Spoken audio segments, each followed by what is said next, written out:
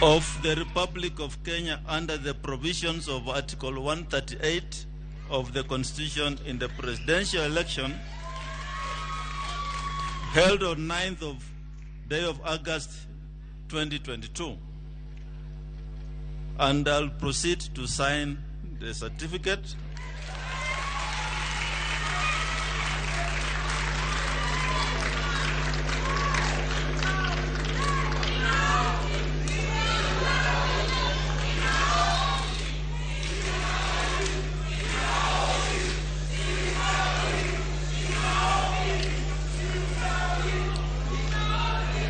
I invite the President-elect to come forward and receive his certificate.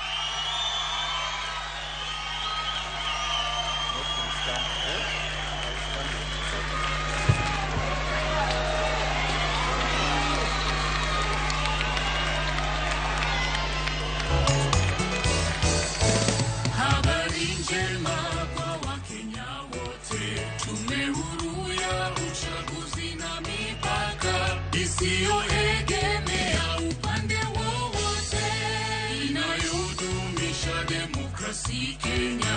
Kura yako ni siku zako za usoni, chagua uongozi utajivunia. IEBC, jihusishe na upige kura.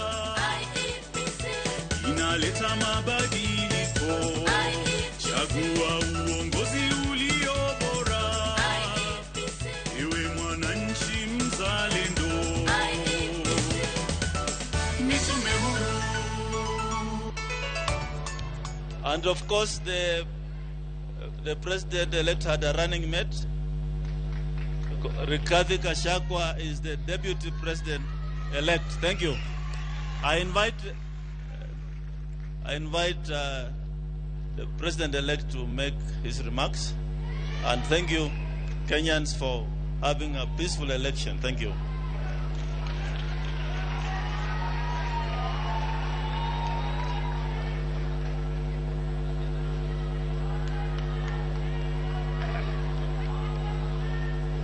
Thank you.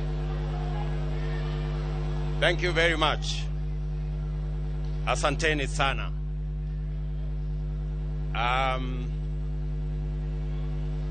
Your Excellencies, Ambassadors, and High Commissioners present, Your Lordships, the Bishops, and members of the clergy in the Republic of Kenya, my good Deputy, Rigathi Gachagua,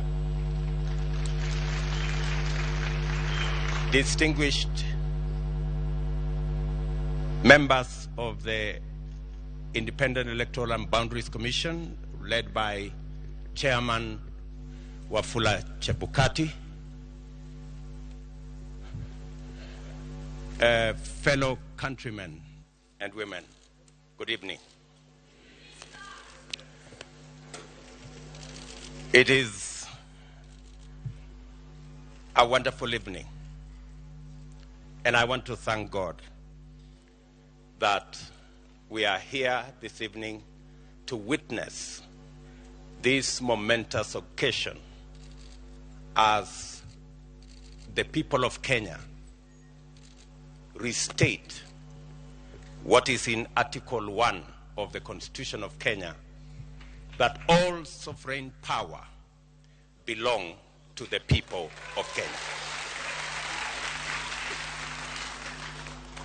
I want to thank God for getting us to this point. I want to thank God that today we have concluded this election. I know that there were predictions that I won't get to the ballot. There were predictions that we won't get here. But because there is a God in heaven, we are here. And I want to, in a very special way, say and confess that without God, we wouldn't have been here. My gratitude also goes to the people of Kenya, the millions who listened to us, the millions who participated in our campaigns peacefully, the millions who turned up to vote for us on 9th of August, and the millions who have waited patiently until this announcement has been made. Specifically, I want to thank my fellow countrymen and women because we have raised the bar in this election. Jointly, we have raised the bar. This election was much about the issues than the ethnic configurations that have always informed our elections. Gratitude goes to the millions of Kenyans who refused to be boxed into tribal cocoons. I am a very proud Kenyan this evening that the people of Kenya have raised the bar on us who are seeking leadership in our country. Not to sell our ethnicities, but to sell our programs, our manifestos, our agenda, and our plan. Let me also say right at the start that in here and in this election, there are no losers. The people of Kenya have won because we have raised the political bar. I want to say that the people of Kenya, led by the 14 million who turned up to vote, are the biggest winners. The hero of this election is the IEBC, led by Wafula Chebukati. I say this with conviction that the IEBC amazed all of us. With the results in the public portal, all the servers were open. And everybody, all you needed is a simple calculator, and you would have the results. I want to congratulate the IEBC for raising the bar. And I want to say, without fear of any contradiction, that one Wafula Chebukati is our hero. Soft-spoken, but firm. And I want to tell you, Mr. Chairman, we are very proud that without informing any one of us, you put all the results from all the polling stations on a public portal where any Kenyan could access. That became the game changer in this election.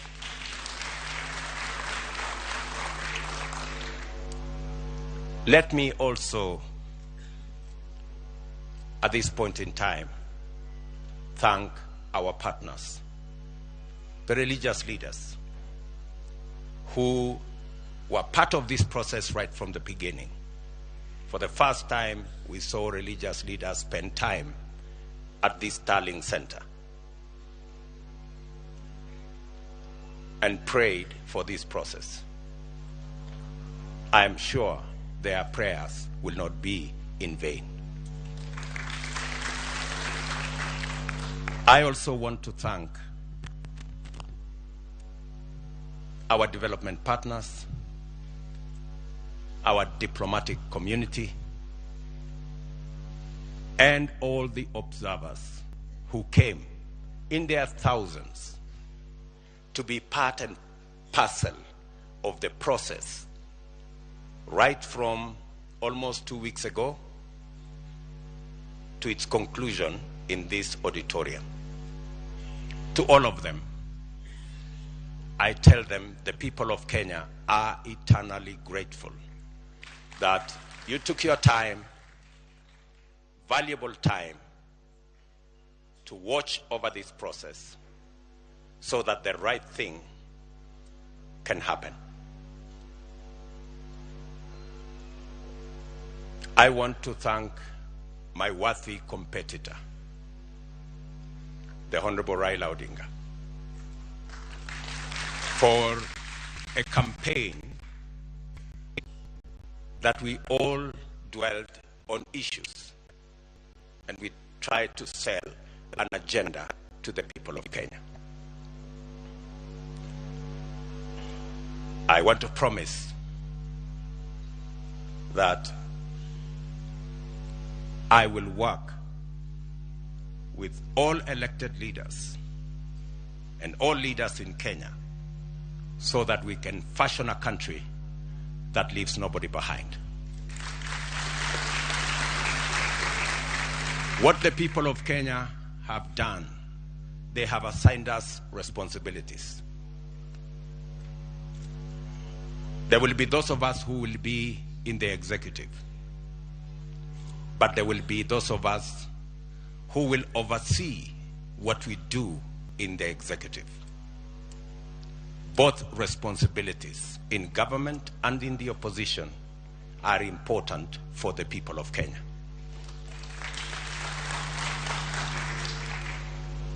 I want to promise the people of Kenya that I will run a transparent, open, democratic government. And I will work with the opposition to the extent that they provide oversight over my administration.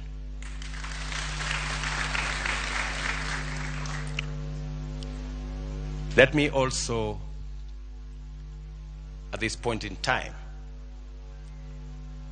acknowledge my boss, the President of the Republic of Kenya. His Excellency Uhuru Kenyatta, who has worked with me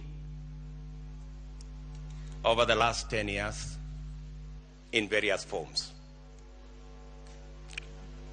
And I want to commit to the people of Kenya that I will build on the foundation that President Kenyatta and I put together and take this country to the next level. I want to promise all the people of Kenya, whichever way they voted, that this will be their government.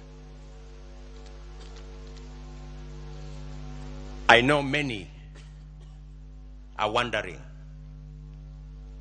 especially those who have done many things against us. I want to tell them that they have nothing to fear.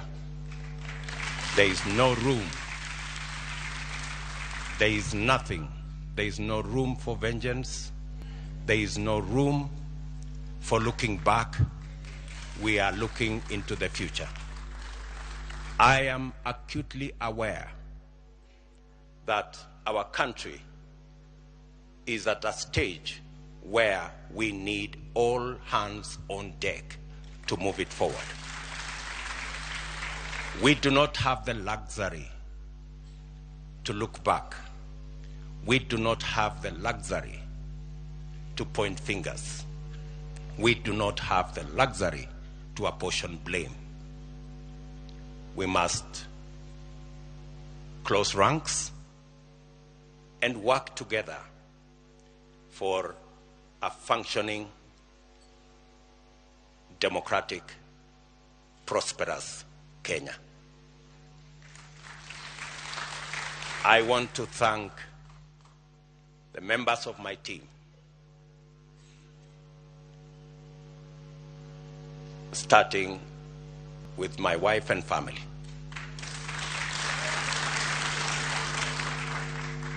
And many other prayer warriors in Kenya. And I want to confess that I have been prayed into victory. It is not our effort. And my team knows.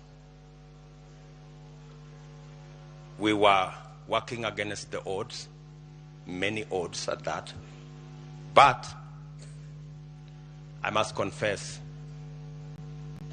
that it is God who brought us this victory. I do not want to mention the many people, many friends who have been part and parcel of this journey. Many people have paid huge sacrifices for us to get here. I want to promise them that their sacrifice will not be in vain. I and my team and I will work very hard to make sure that we don't let the sacrifices made by many Kenyans, we don't let them down. I am very confident that this country will come together and we can move forward as one united, democratic, and prosperous country. I want to ask our religious leaders from across Kenya to pray for us and to pray for the unity and prosperity of our country. I will not want to say more than that because I will be making other statements in the course of time. But let me say to all of you, thank you very much for being here this evening to witness this very historic, democratic occasion that moves our country to the next level. And let me thank my very able deputy, Rigathi Gachagua, for the sacrifice and the commitment he has demonstrated and the hard work he has put in, together with all our teams, Musalia Mudavadi, Moses Otangula, JB Muturi, Mr. Mutua, Amazon Kingi, and all. Let me not go down that route because I will disappoint some people, because that list is very long, especially the men and women, members of parliament who were elected with us in Jubilee. And they have paid a heavy price for us to get here. Ladies and gentlemen, waheshimiwa, let me say, I owe you. You are great people. The sacrifices you made, withstanding the many incidences of blackmail and threats, I want to tell you, you have earned your place in the history of Kenya, because today we're going to form a government together to serve the people of Kenya. So with those many remarks, let me say to all the people of Kenya, I give you my word that I will work hard to make sure that this nation moves to the next level. is united and is prosperous. Asanteni sana.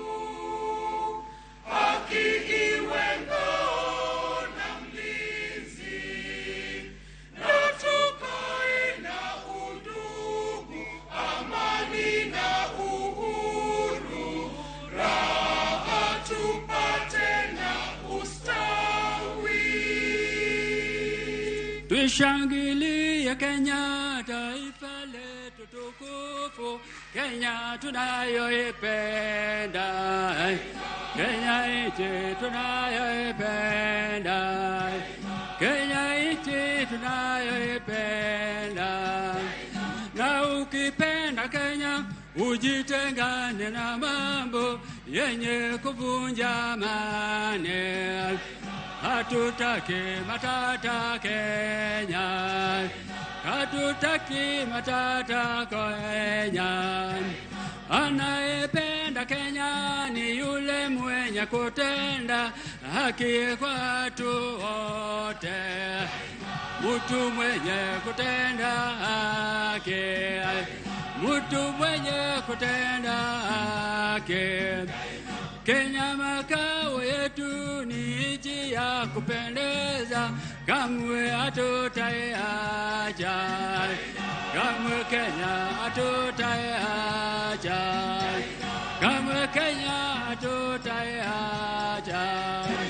Twajivunia sana tukijiita wa Kenya, nchi yenye baraka, Kenya nchi yenye baraka, Kenya nchi yenye baraka.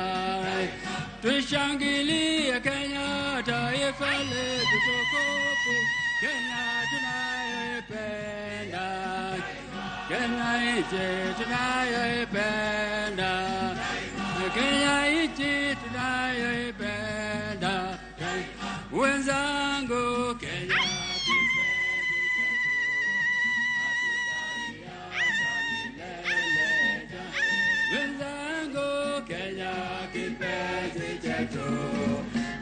hatutaiacha milele.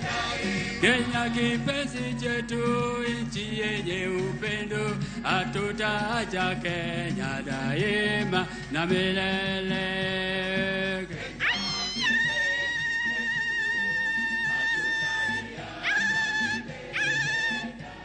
Wenzangu Kenya kipenzi chetu, hatutaiacha milele. Tumeapa sote wananchi wa Kenya kutumikia Kenya daima na milele.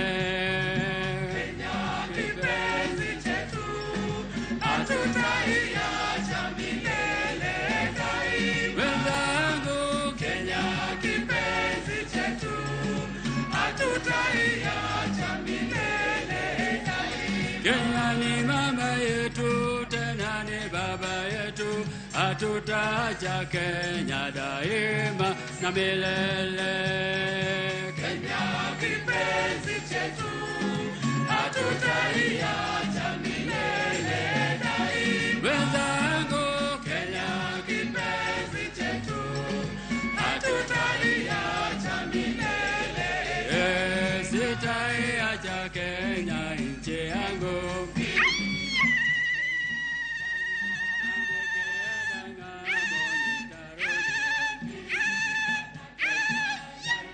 Sitadanganywa kamwe na wageni. Mimi ni mwana Kenya daima, wala sitapotoshwa na wabaya.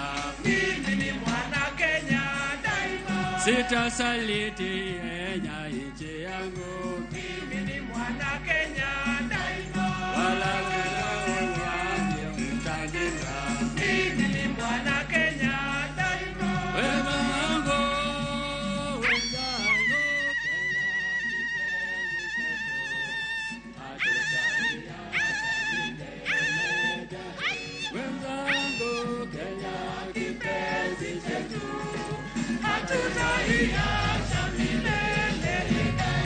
Tushangilie Kenya, taifa letu tukufu, Kenya taifa letu tunayoipenda, nchi tunayoipenda. Anayependa Kenya ni yule mwenye kutenda haki kwa watu wote, mtu mwenye kutenda haki, mtu mwenye kutenda haki. Na ukipenda Kenya ujitengane na mambo yenye kuvunja amani. Hatutaki matata Kenya, hatutaki matata Kenya daima.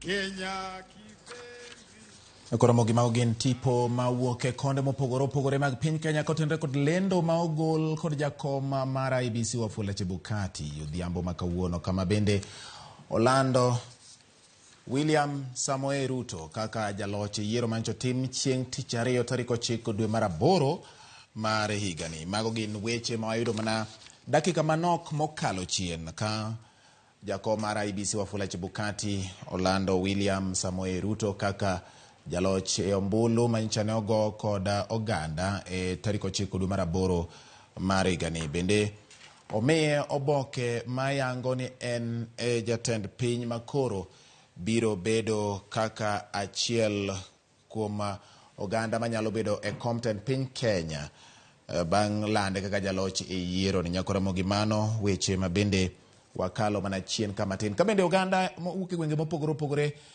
moko medo nyiso mor margi kaluwore kod lendo no, kamoko bende nitiere kod paro mopogore kaluwore kod lendo no. Ramogi obiro koloni mago matimore gwenge mopogore opogore kotenre kod weche mag ombulu ma Orlando duoko margi midhiambo makawuono kod Wafula Chebukati ma en jakom kendo jalando duoko maduong' kaluwore kod twak mar wachien ne owach ni en kod teko machiko miye mar lando duoko mar ombulu mar jatend piny, kendo timo mano mana dakika manok mokalo. Bang'e Ruto bende loso kod oganda jo Kenya bang' miyo oboke ma yange kaka jaloch yiero manchano tim chieng' tich ariyo mar juma mokalo, kowacho ni obiro tiyo oganda jo Kenya duto kendo obing'iyo chien wang'e ng'iyo mbele mar goyo gi Kenya ondamo mopogore opogore. Mago gin weche manitie Ramogi ka otenre kod duoko ma IEBC Orlando midhiambo ma kawuono e ombulu kotenre gi duoko mar ombulu ma nyocha ne otimore. Ramogi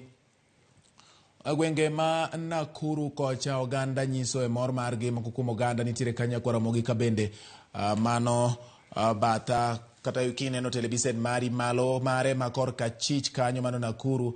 Ka wang'iyo bathe korka cham Ramogi kaka ineno pog TV mari nyading'wen bathe korka cham pinye kanyo buoka mondik ni Bomas of Kenya mani luongo ni Kapsabet ma oganda fwadhe gik machalo kaka suka. Bende ka bathe korka chich Ramogi mano oganda ma gwenge mag boma ma Eldoret ma bende nyiso mor margi bang' Wafula Chebukati chwalo lendo mare kaluwore kod duoko mar ombulu manyocha ne ogo kod oganda jo Kenya tich ariyo tarik 9 dwe mar 8 mar higani. Weche nitiere mathoth Ramogi kotenre kod mago, kendo bende wamedo luoni ka bende wabro miyi koda sigana mag jotelo mopogore opogore mag piny Kenya kod wuodhgi e weche mag siasa nyaka kuma koro gichope gie sani, kama oting'o William Samoei Arap Ruto. Nyalo paro ni William Ruto en achiel kuom jotelogo ma bende ne odonjo e piny owacho mamalo ma iluongo ni executive yiero mag 2013 bang' kane Uhuru Kenyatta ogwele kaka jalupne e kinde ma bende ne gin kod buche motenre kod weche mag doho mane omakogi e doho mar ICC. Bang'e no noyiergi kendo ne gidonjo e telo mar piny Kenya. Nyaka gie sani William Ruto ema jakom mar IEBC ma bende oyiene kod chike lando duoko mag ombulu ahinya to e tend piny Kenya oyango ni en ema oyudo ombulu mathothie moloyo, kendo oyudo ombulu ma oluwore kod dwaro mar chik mondo mi yange kaka jaloch e yiero ma nyocha tim e higani. Magi gin weche Ramogi ma medo biro ni achiel kachiel kokalo e Ramogi TV e kona ma opogore opogore mag televisen magi. Nitiere kanyo jok ma bende nyiso mor margi kaluwore kod lendo mar Wafula Chebukati kendo gin mago ma bende wamedo tang'o ni achiel kachiel kaluwore kod duoko mar ombulu no Ramogi. Weche nitiere kuonde mopogore opogore.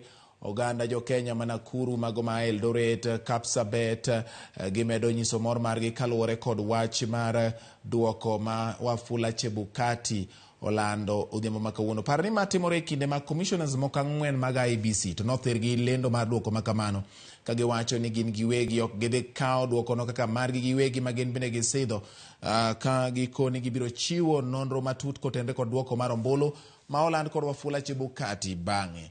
Oganda jo Kenya bende pod medo rito mar ng'eyo ni to gin ang'o gini ma gin godo ma giwacho ni ne ogeng'ore ne gima nok ging'eyo e kinde riwo ombulu no. Chebukati owuon to chamo nyadhi kowacho ni ma en yiero ma otimo kaluwore kod dwaro mar chike mag piny Kenya, kendo wacho ni ma yiero mogik motimo kaka jakom mar duol mochung' ne weche mag yiero kod kiewe pacho ka IEBC. Mago gin achiel kachiel nyakwa Ramogi weche ma bende pod wamedo nyisi kotenre kod duoko mar ombulu molandi mana thuolo ma chuok mokalo chien. Bomas of Kenya bende pod wende dhi e nyime nyakwa Ramogi ka sigalagala gi miel bende otimonewa moko kuom bombe ma thurka kotenre gi weche mag duoko mar ombulu moland kod Wafula Chebukati.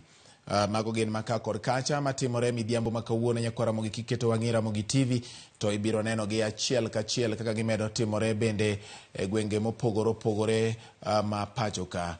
Nyakwa Ramogi jomoko ting'o bandera mag piny Kenya, jomoko bende ting'o tamba, jomoko bende ng'iyo kaka weche dhi nyime gi ewi gorofa kaachiel kod weche manitiere nyakwa Ramogi Nakuru, gwenge mag Eldoret, gwenge mag Kapsabet kaachiel kod gwenge mamoko bende jogo mane mawacho ni kata neno ni ombulu ni duoko mar dok korka korgi medo goyo otenga ka gi chikore kendo giwer gi miel e apeyni mag bombe mopogore opogore mag piny Kenya ka gi bende gichiwo ranyisi mar mor margi kod ilo margi kaluwore kaka lendo ochopo negi midhiambo ma kawuono gi Wafula Chebukati. Mago gin weche nyakwa Ramogi ma wamedo kelo ni achiel kachiel kokalo e Ramogi TV. Gin weche ma bende biro ni nyakwa Ramogi midhiambo ni mar mondo in bende ibed kod ng'eyo kuom gik matimore odhiambo ma kawuono e alwora mari kaachiel kod gwenge ma bende boyo kotenre kod duoko mar ombulu mar jatend piny Kenya ma oland kod Wafula Chebukati. Kaluwore kod Wafula Chebukati nyakwa Ramogi en William Ruto ma bende nochung' kod otiko mar UDA kaluwore kod duol mar IEBC oyudo ombulu 1,176,141. Raila Odinga manochung' kod duond bura mar Azimio la Umoja One Kenya kaluwore kod lendo mar IEBC oyudo ombulu 6,942,930 manyisa atamalo 48.85 kama Ruto nyiso atamalo 50.94. Kendo bende owacho ni kwan ombulu mag 1,176,141 mag Ruto go oyudo bende nyiso ni nyaka gesa ni owacho ni Ruto oyudo kwan mar ombulu ma ok tin ne 25 atamalo 25 e counties maromo 39. Raila Odinga ma bende oyudo kwan ombulu 6,942,930 oyudo kwan ombulu ma ok tin ne atamalo 25 e counties maromo 34. Yango ni Ruto ochopo dwaro duto mag chike kendo en owuon ma Wafula Chebukati oyange kendo miyo oboke mapuodhe kaka jatend piny ma oyier gi sani makoro rito mondo mi chenro mag chamo muma obi otimre. Par ni nitiere okenge bende moketi ma ng'ata manigi ng'ur mowinjo bed ni dhi e doho ni kod ndalo ma chik omiye mar dhi e doho mondo mi okwed duoko ma kamano. Mano kapok jatend piny ma oyiero chamo muma. To poni onge ng'ama odhi e doho nyakwa Ramogi koro chenro mag neno ni jotelogo ma olandi gi IEBC kaka jaloch biro chako chenro mag chamo muma mondo koro gichak tich ayanga kaka jatend piny kaachiel kod jalupne kochako yango kaka piny owacho mare ibiro riembe. Magi gin weche nyakwa Ramogi ma bende wamedo koloni ka wabiro miyi sigana mag jotelogi kaka gisebedo ka giwuotho e wuodhe mag siasa kaka Wafula Chebukati bende wacho kotenre koda weche mago ma otenre gi chike mathurka. Tipo mineno go nyakwa Ramogi ntiere jogin jo pikipiki ma bende nyiso mor margi e konde mopogore opogore gwenge ma Nakuru, gwenge ma Kapsabet, Eldoret kaachiel kod gwenge mamoko mag piny Kenya ma bende gitemo nyiso e mor margi kotenre kod weche mag mor gi lendo ma oyudore midhiambo ma kawuono e wi duoko mar ombulu mar jatend piny. Nyakwa Ramogi achiel kachiel kowuok e studio marwa mar Ramogi TV, kendo kaka ineno gi konde mopogore opogore mago mana oganda ma bende gin reporters magwa ma oketie konde mopogore opogore mar mondo ging'inwa ne ni to weche chalo nade, chenro mag nyasi go chalo nade Ramogi e konde mopogore opogore mag bombe moko ma Thurka. Obiro medo koloni paro ma bende oganda biro golo kaachiel koda bende keto wang'wa e ng'iyo ni to commissioners ang'wen mano wacho ni gin kod wach ma gibiro yango n'oganda jo Kenya gibiro gole e yo machalo nade.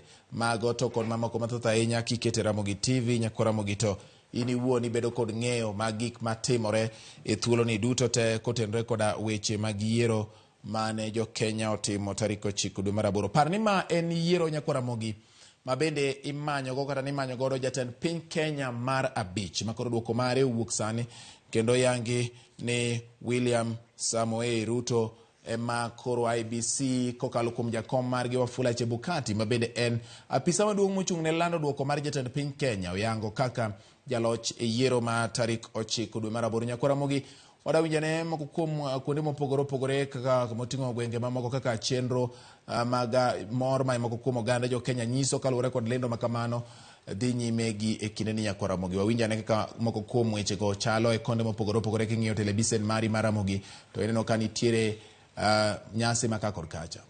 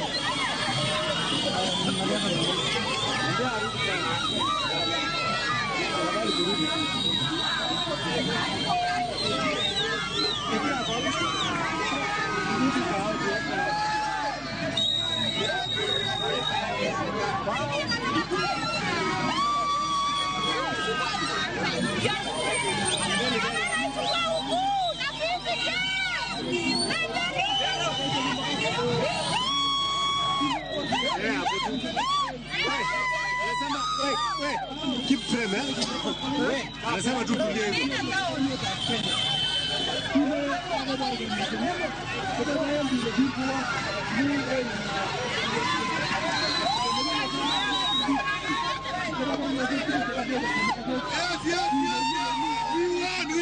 We won.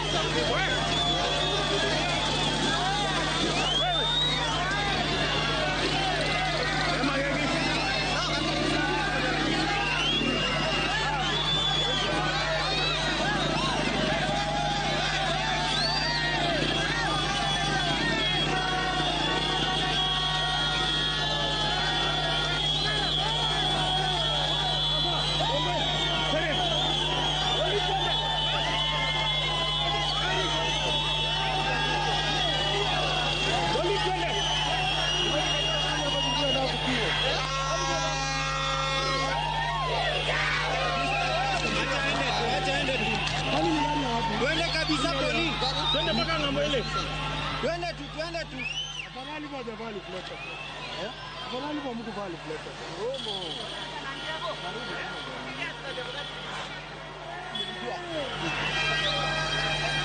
Sidhani kama kuna picha nyingine mnahifadhi kuliko. Twende kidogo mpaka mbele. Twende kidogo mpaka mbele. Mwambie pande.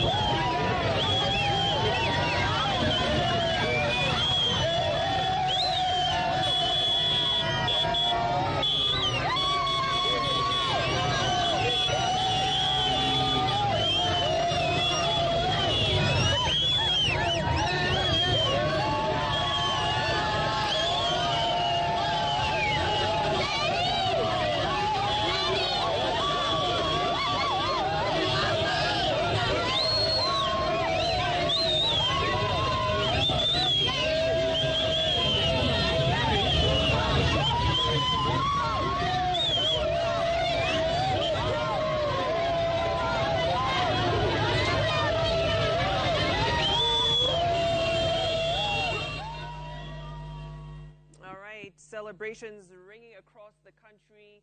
Those are live pictures. Ramogi mago gin tipo machiel kachiel kaka iwinjo kata kaka ineno gino ka wuok e gwenge ma jogo ma orwako gi sironyo lendo motim kawuono kod Wafula Chebukati medo dhi nyime kod nyiso mor margi maka kod kacha ka bende joma bende riembo pikipiki bende ni kanyo moko teini kachiel kod moko bende kalo kanyo ka riembo nyamburko nyakwa Ramogi joko moko bende oting'o moko kuom otese ma ogo e picha mag Ruto ka gichikore kendo ginyiso mor margi e gwenge mamoko ma pacho ka nyakwa Ramogi. Pod wabiro medo luwo ni kaka gwenge mamoko bende chalo gi sani mondo wanyisi gik matimore ka kod kacha kotenre kod weche mag lendo ma ogol kod Wafula Chebukati. Ma endi en ombulu nyakwa Ramogi mane imanyo godo jatend piny Kenya mar 5 midhiambo ma kawuono. Wafula Chebukati kaka jalo machiko miyo teko mar lando duoko mar ombulu mar jatend piny Orlando William Ruto kaka jaloch ka owacho ni oyudo kwando ombulu maromo milion 7,176,141 ma en atamalo 50.49 kendo oyudo ma ok tin atamalo 25 e counties maromo 39 ma pacho ka nyiso no kalo nus mar kwando ombulu mane oganda jo Kenya goyo kachiel kod kwando ombulu mar atamalo 25 e counties ma ok tin ne nus magin counties 24 magi duto biro ni achiel kachiel kokalo e Ramogi TV nyakwa Ramogi odhiambo makawuono kendo waikore mar mondo mi wakelni weche motenore kod duoko mar ombulu no ahinya to sigana kata nonro mag jotelo ma owal kata ma olandi kaka joloch e yiero ni koting'o William Ruto, Rigathi Gachagua, bende wabro yudo pacho ganda mawuok e gwenge mag Sugoi kuonde ma kama dala Ruto nitiere mondo ginyis oganda ni gin to giparo nade kata gikawo nade lendo ma kama weche gi biro ni achiel kachiel kokalo e Ramogi TV nyakwa Ramogi kendo kaka ne wasingo no biro bedo wangi kata mano dichieng' ma kawuono pod wamedo nyisi gik matimore mondo mi bed gi ng'eyo ni magi e hie matimore konde ma opogore e pacho ka mago biro ni achiel kachiel kokalo e Ramogi TV nyakwa Ramogi. Lendo mogol kod Wafula Chebukati odhiambo ma kawuono oyango ni IEBC bang' timo medruok mar ombulu kata medo ombulu duto te ma ogo e kom jatend piny gilando William Samoei Ruto kaka jaloch kendo miye oboke kata certificate mayange kaka jaloch e kom mar bedo jatend piny Kenya mar 5 kaluwore gi ombulu manchogo tarik 9 dwe mar 8. Bende anyisi ni William Ruto kaluwore kod duoko ma ogol gi jakom mar IEBC Wafula Chebukati yudo ombulu maromo milion 7,176,141. Raila Odinga kaluwore kod duoko mar IEBC owacho ni oyudo milion 6,942,930 manyiso atamalo 48.85 kendo bende oyudo ma ok tin ne kwan ombulu atamalo 25 e counties maromo 34. Gin weche ma bende biro ni kokalo Ramogi TV nyakwa Ramogi wamedo nono ni weche ma opogore nyaka gi sani nyakwa Ramogi wanda ni wawuoye kod wenda ma bende wan go e studio ka ging'iswa ni to gineno ka yiero ni obedo kendo duoko koro landi ma gima wasebedo ne chakre okinyi mondo wang'e ni to nyaka gi kama koro chope ni oganda jo Kenya rito mochopo nyaka saa madhi 12 kama ka Wafula Chebukati kor ka golo duoko mare ma otenore gi duoko mar ombulu ni. Ne watemo wuoyo kotenre gi weche mag gima no gol kod commissioners 4 against gima kata kuom gima commissioners 3 mabendo telnegi kod Wafula Chebukati ogolo. Wafula Chebukati machiko yiene mar timo gimotimo kawuono kaluwore gi pend chik mar piny Kenya. Mang'ama pono ni nigi ng'ur moro amora to nyalo mana chwalo ng'ur ma kama e doho mondo luwre gi lai mag chike. Kaka gik motimore Bomas waneno gi gik mowachi motelo no wache gi agent maduong' mar Azimio la Umoja mokungo wuoyo gi jofwambo bang'e to commissioners 4 bende odhienyore oko ka giwacho ni nitiere gimoro mane oloko bedo ne gimudho nitiere mudho moro mano imo chenro ne kendo giwacho ni gibiro golo nonro matut ahinya kotenre gi wach makama.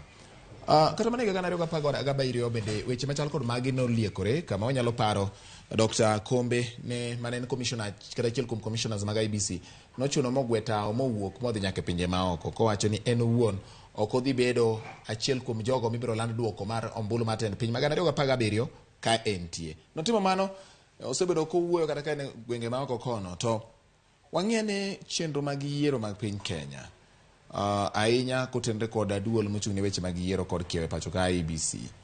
Nitie ndalo moko ma bende nawacho motelo ni ne gin kod kwan manok mag commissioners ma kado bedo ni nowach ni kaka ne gin nokowinjo bed ni gitayo chenro mag yiero, to nitiere yiero matindo kata yiero adundo miluongo ni by elections mane gitimo ma bende nodhi adhiya ma bang'e kago yud commissioners mamoko mopong'o dwaro mar chik mar commissioners 7 e duol mar IEBC.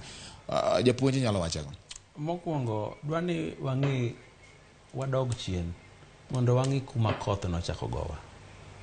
Na nyisi ni chandruok wanowuok kama nwachako wache ni mondo Chebukati owuogi kata waweyo kowuok. Ne wanyise pala to waduoko pala. Mar ariyo, adwa ni mondo ing'e ni bedo ni kura ni ne dhi marach kata ne ok wageno no nyalo dhi kama. Nyicha neno e ng'wech moro manoringore dakika mogik modhi e court of appeal ni ok nyal tigi manual register. Kesa ne koro luongi ni dhi e court ting'o manual register ni mage joma nogo kura, mae kalatas ma ondiki, mae kako med gi teto giwuok. To jogi ne dwaro system. Iwinjo ka jalup ker ka wuoyo, to kar ni gigi ne nie portal no nuoyo kabisa. Nikech yie ne duto nie portal kanyo. Nikech portal kanyo eno ema gige ka gitimo. Kendo kone ji ning'e ni portal no ka ng'ato dhi niyo to dwaro ma calculator kende to kawo to medo. Portal ni ema wach nitie. Kech ene ma kosekaw gik ma correct kama onyume iye. To rudo to kelo duoko mak chalo gi program mondike e portal no to duogo. Onge sami biro nene list moting'o polling centers te kata constituency te kondike bond go kaeto medi kaeto nyisi ka. Inyisi ni kaw gi e portal libed mondigisi. So nonego wapenjre sama nodong' seche 24 to ji dhi e yiero. To jogi pod dhi e court ni ok nyal tigi manual register e wi Kemskate. Mano nen wach mane. Nikech ing'e ni kikaw agents gi kata 4 iore polling station in agents na. Gima agent nyalo neno en list mondike nying jago kura gi kama go e kura gi namba kipande. Gima ni e Kemskate cha kata ng'i ma rwaka ngolo to konyal neno. Gicha kikete lweti to nyisi mena nyingi gi picha ni tigo kura tidhi.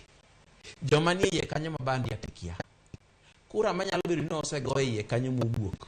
Mabro dhi wuok mbele kuchiki. Ai ninge mana munyume e ufukuni. Koro mar ariyo nitie timwa moro kama wajatimo. Ni agents okwa ket mwanyalo luongo duogo ka bang' yiero wuok. Ondiki ni in agent, idhi bedo agent ka tich oserumo. To onge kumidhi nikech ne ok ochuli, ne ok omiyi allowance ni wuothogo, imbe ka gino oserumo to iwuok idhi dala. Jomoko wigi wil kata kuma form 34A noweye. Okay. Koro magi weche ma joka nong'eyo motiyo wago. To gima duong' gi duoko man kani to thedhi. Kaluwore gi in, to nyalo bedo ni kaluwore gi japuonj Owidi. Bemo mi atiyo gi language mar othedhi no nikech othedhi no en gima kata kaka oruchoma ng'ato winjo othedhi nang'o. In jalony e weche mag nonro mag statistics. Mano kaluwore kod chung' mar Owidi kowacho wach mar duoko no.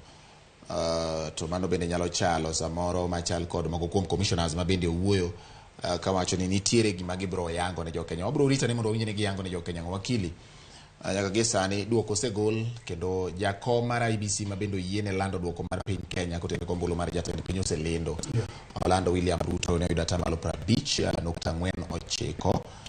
Ka Raila Odinga oyudo atamalo 48.85. Maendi in kaka ing'iye chenro ni mar goyo riwo kwan nikech kombe mamoko ka aparo ni kom manaro kende mane odwa kelo liet mabende nyodugo lando Bomas of Kenya. Nyaka gi sani inyalo wacho ngo kaluwore kod chenro mag duoko ma Orlando.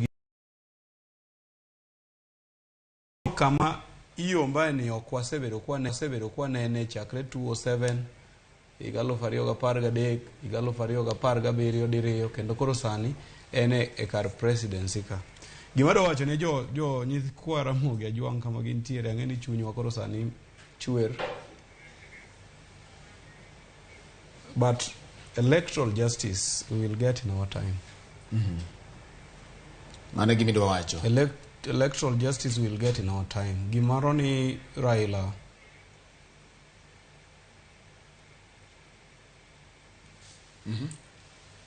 he has insisted ni okobikwalo mbulu. It's a Russia's position. We stand with it. Okay. All right. Ramogi mane kaka wakili owache ni ratiro mar ombulu ibiro yudo e seche ma owinjore kendo owacho ni bedo ni achiel kuom jotelo mag piny Kenya wacho ni ok onyal chung' e dwaro mar oganda jo Kenya kata timo tim moro mar miganga. En gino ma bende wakili wacho ni nyalo bedo achiel kuom gino ma bende loso sigana e piny Kenya kod pinje mamoko malibamba. Gie sani wamedo dhi nyime achiel kachiel kokalo e Ramogi TV kendo weche medo biro ni achiel kachiel. Ramogi nyawadwa Jay Lieta oseikore kendo obiro donjo ka mondo mi okaw ting' mar dhi nyime gi bedo kodwa ka omedo koloni mago matimore e lo wenda ma bende wabedo godo kanya kwa Ramogi. Erokamano in mikete Ramogi TV kuom thuolono duto te kane warito nyaka koro sani ochopo sama oseland duoko.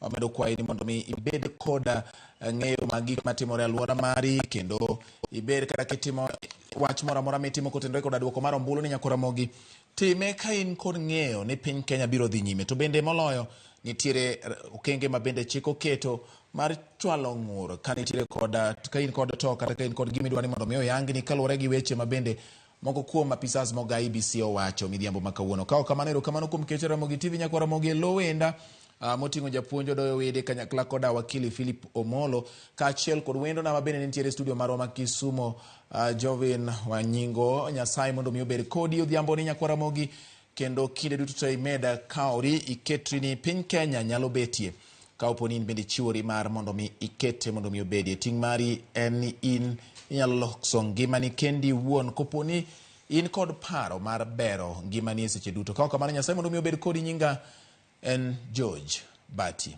Oriti Masani.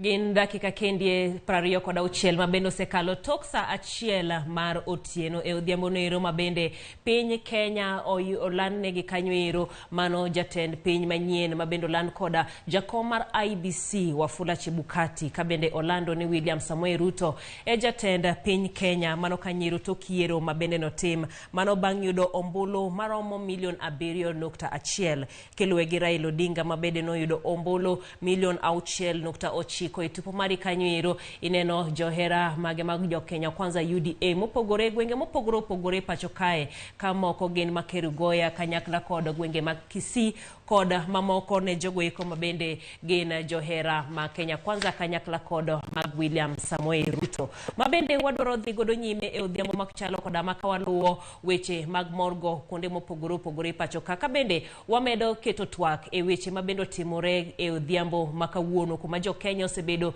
karito lendo no chakre gokinyi en kanyero duoko mabende IBC mokwongo kata motelo no wacho ni gidhi lando saa 9 mar odiechieng' bang'o chako chore nyaka saa 10 to en lendo mabende no biro tok saa 11 mano mar odhiambo wabong'iane weche go eko duto te mabende timore e odiechieng' makawuono machiegni mayiero Kenya higa 2022 iluonga ni Jai Lieta to kan kenda antiere kod okil Eriko Molo mabende wadwaro mondo watwa godo e studio dhiambo makawuono imore.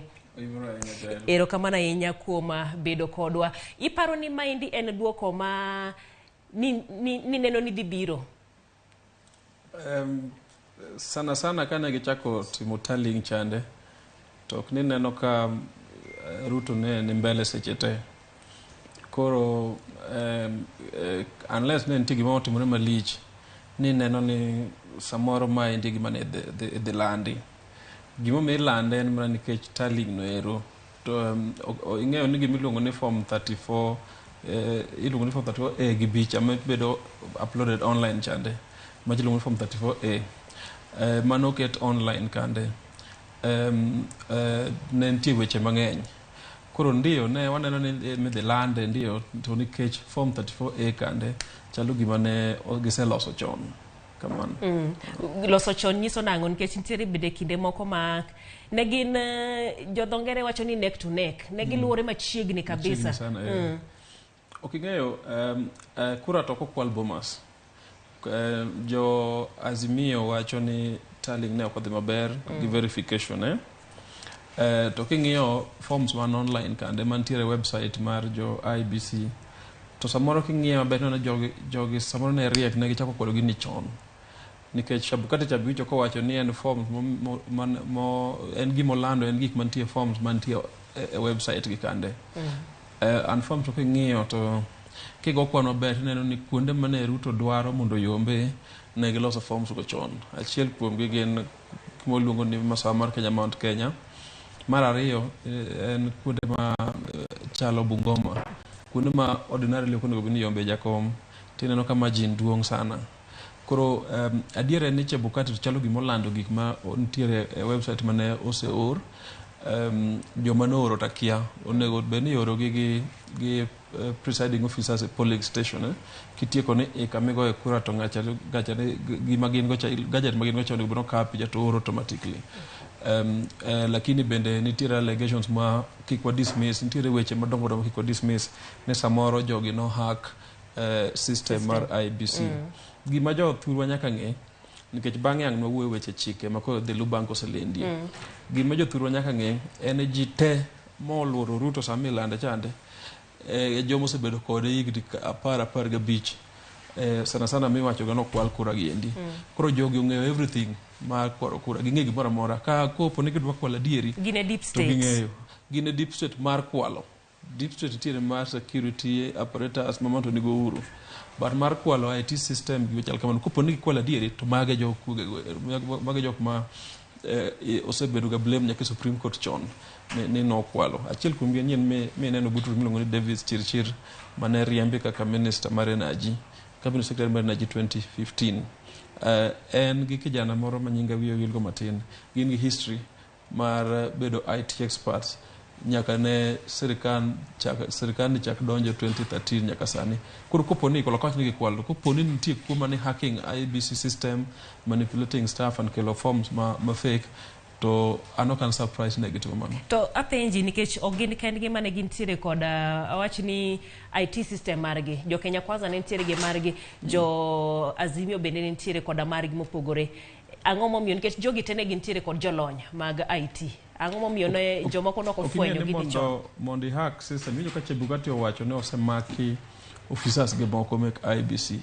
Mondi hack system chane nyaka bed ng'ato mosiepni e IBC mami details kaka hack, nyaka bed gi code, nyaka bed gi superior technology mamiyo ka joka oro to gin ka presiding officers oro to gin giweni gi oro to madonjo koni opogore. Koro en a very sophisticated system ma okinya wacho ni jok Azimio ne nyalo bedo go. Remember jo Azimio gin ga gi record mar wacho ni kur jokwal, but gima gitimo en ni gitimo tali gi pomigi, ok gi alter forms ma kel mopogore. Iwinjo? Yes, koro poka wacho no kwal kura, but gima temo wacho ka en ni king'iyo jok man gi knowledge, kizungu luongo ni institutional knowledge, and man go sipe motegno ma nitie IBC ma nyalo kwalo kura, to gin jo Kenya Kwanza. Kidwa ng'eyo, nitiere wadwa manenegi 2017 chande, iluongo ni Msando. Msando no achiel kuom gimomiyo iwacho no nege en mano oblock, en mano cooperate 2017 matene ene mane en barrier matene nikech ok en kende manotelo ne IT IBC donge nitie jok moko en kata en deputy to nitie joge manotelo. Koro nyaka bedi ni joma nodong' giendi gin jok ma generally gin jok ma osiep jo Kenya Kwanza, nikech jok mane wacho mane Supreme Court nullify election 2017 cha mane wacho ni nokwalo kura e jok mananeno ka anang'e ng'enygi magintie kanyo giduto naneno ka giluoro Ruto. To ingenia iwacho ni Azimio ne enjoy government piny owacho, sir mar piny owacho. Ere kaka jo Kenya Kwanza odhi moloyo okata Raila kende, to awachi ni oloyo gik moko duto te mane piny owacho oketo mondo okonye Raila Odinga yud telo? Sirikal nitie tieng' diriyo.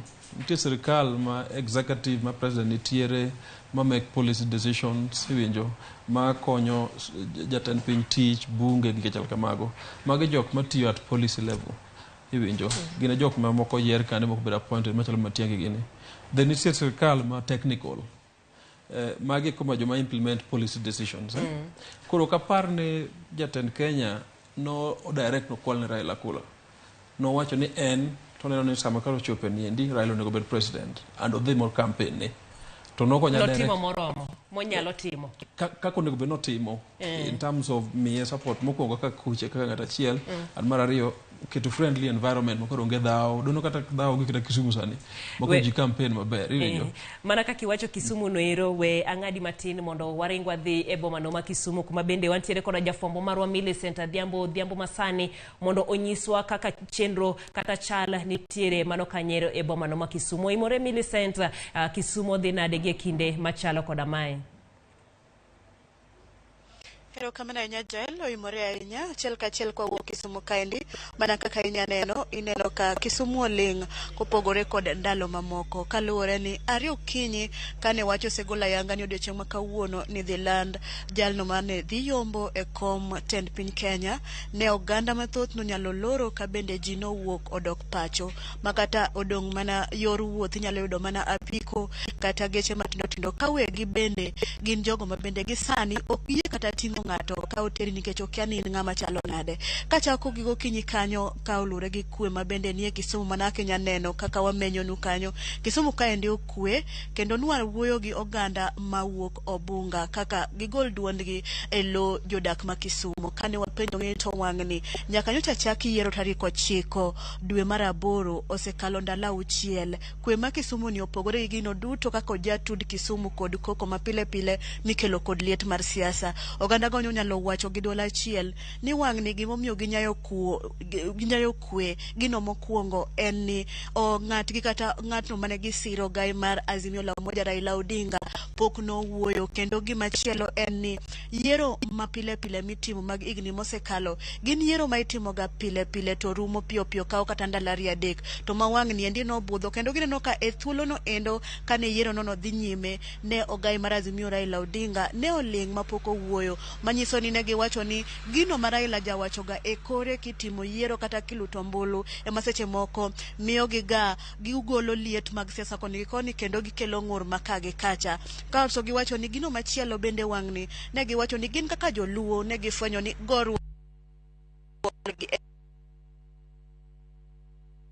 tulo to oganda magigore negi to dong koda kuonde mabeyo beyo ngima gidhi nyime. Kane ging'iyo wachno matut ne gitude kod wach nengo mar ngima masani oidho, ka giwacho ni sani ng'ama nyalo gore onge, kaluwore ni nengo idho, idhi gori sani kidok e ot idhi chamang'o, nguvu ma itiyogo kigori nogono ok idhi go mbele tim godo ohala. Mage moko kuom weche mane jowa no nyalo wacho kawuono gokinyi kane walimogi, kendo ne giwacho gi dwol achiel ni wang'ni duoko mobiro wuok gibiro kawo kod dwol achiel. Kata kamano e seche go eko ne pod walimo kar dak mopogore opogore, e seche ma midhiambo nwa nyalo limo kar dak ma Kondele kama bende ne odong' nyiriri matin, to ni iwacho ni seche go eko ne irito duoko no endi ayanga mane owinjore oland sa 9 mar odhiambo.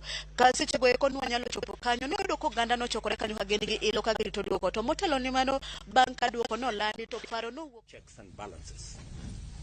When you have a government that does not have the opposition, you run the very high risk of having a government that is not accountable. Precisely what we have seen over the last 4 years, that we have had a situation where people who are supposed to be in the opposition are actually running matters in the executive. And that is why the people of Kenya voted for me and my team. They want a government that has checks and balances, and they want a government that is accountable. They do not want a mongrel of a government that nobody knows who is in the executive, who is in the opposition, who is doing what. I think the people of Kenya want clarity because we are Democrats. And for the record, in this election, just to answer what you have said, if you look at our TV screens, the celebration is across Kenya, because I got 25% in 39 counties out of 47 counties. That tells you that our support base and the people who voted for us are across Kenya. So there will not be any part of Kenya that will be left behind in our administration, because we believe in an inclusive, democratic, progressive government. And that is what we intend to assemble. Mr. President, have you had any conversation? Relax, don't relax. I'm here. I'm not. Yeah. Yeah. A quick one. You talked about the support that the president has given you in the last 10 years. Has he commented to you about your victory? And number two, what is going to be your immediate assignment now that you've been given that mandate? I haven't talked to Uhuru Kenyatta, our outgoing president, but I am sure there will be a conversation, because now I am the president-elect, and there has to be a transition. And in that transition, I am sure there will be a discussion between the current president and myself, either at the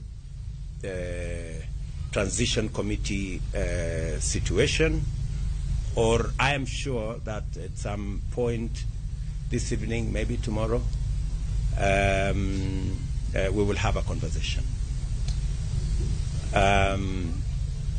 Again, as a Democrat, maybe I should disclose that this morning I called my competitor, the Honorable Raila Odinga, and I had a discussion with him.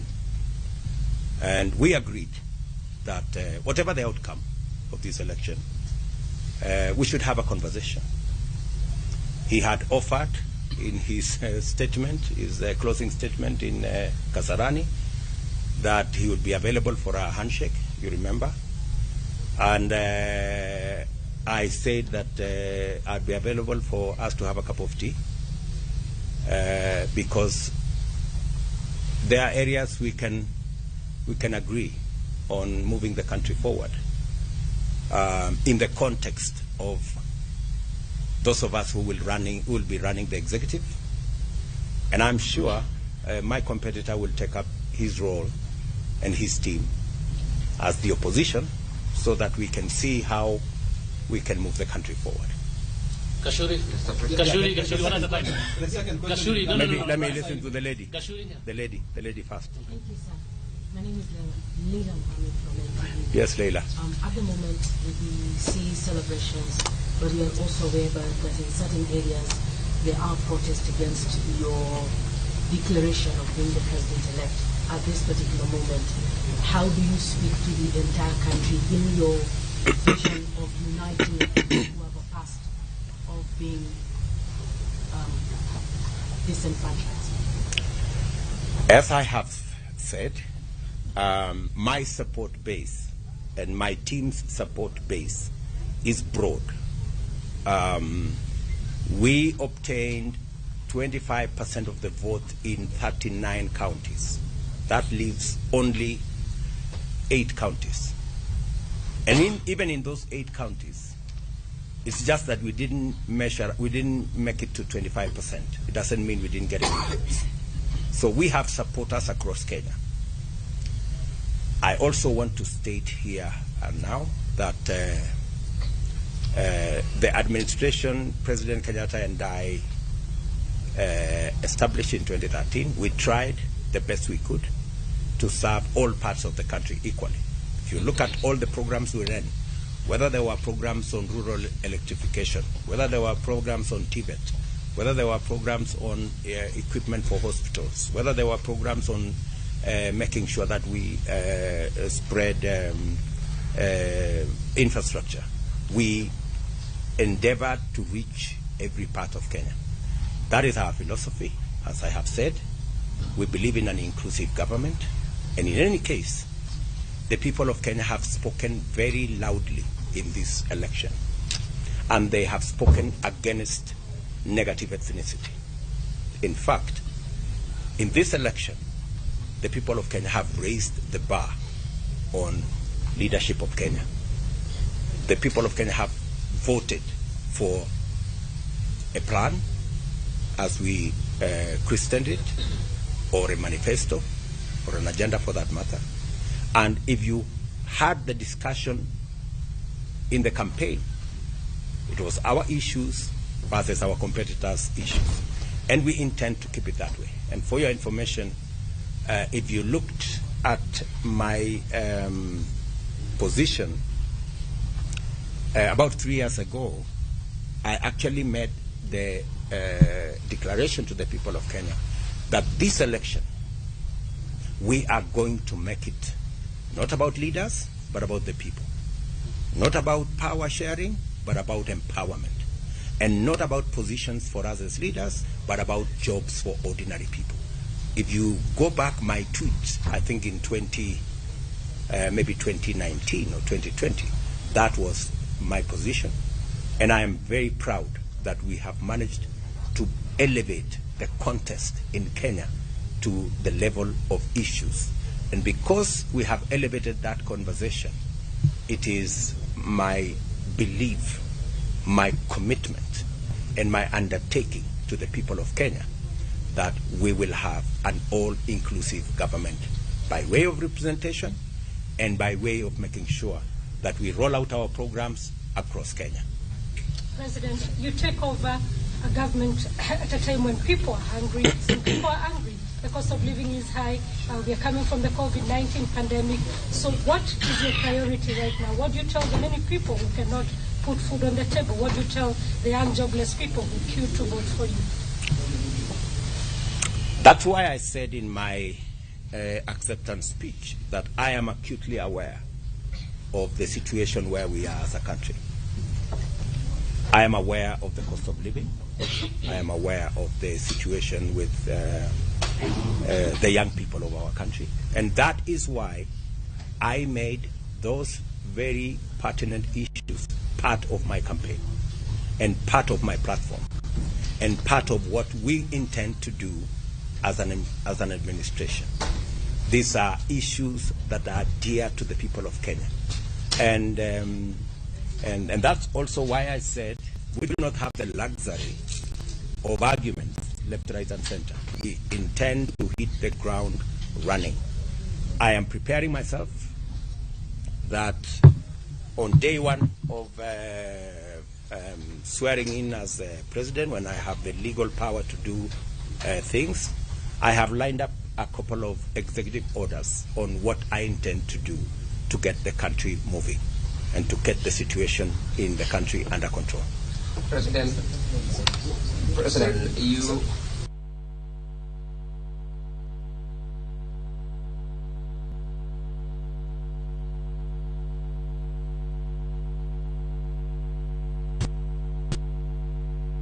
Should your competitor move to court, are you in any ruling that maybe a run or repeat of elections, democratically, will you respect such a move, such a decision? Should it come your way? I'm a Democrat. I believe in the rule of law. I respect all our institutions. That's why our team, as you observed in Bomas here, wanted to give the IEBC as an institution the opportunity to discharge their mandate. Our competitors, I don't know whether they share with us that kind of belief. But as a Democrat, we will respect, just the same way we have respected the wishes of the people of Kenya in this election, we will respect every other decision of any institution because we are believers in building our institutions. And we are strong believers that it's only the rule of law that can take this country forward. Yes, Gashuri? Yeah, congratulations. What would, in your opinion, be the highlight of the campaigns that you've conducted? And to Kenyans, millions of them who have witnessed the scenes that you saw at Bomas just before your declaration as president-elect, and maybe they are anxious tonight, what would be your message to them?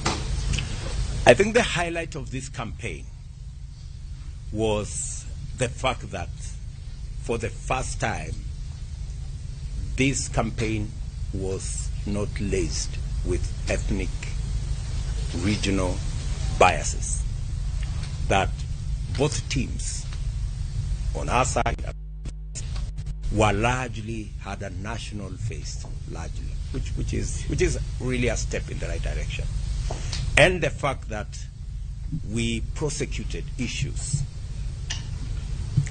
that I am convinced that the reason why the people of Kenya voted for me and my team is because they identify with the issues that we prosecuted. What happened this evening is an unfortunate situation.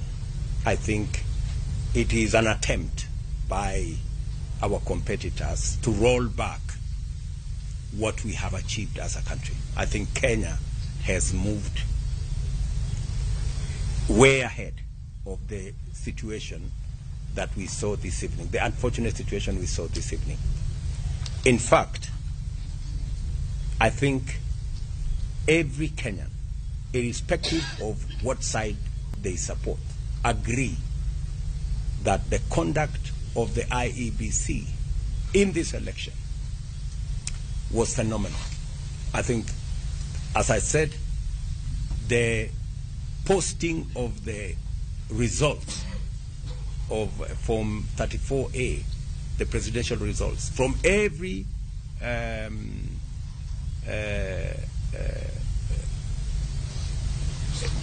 place, every polling station, every polling station, the posting of those results from every polling station was a stroke of a genius.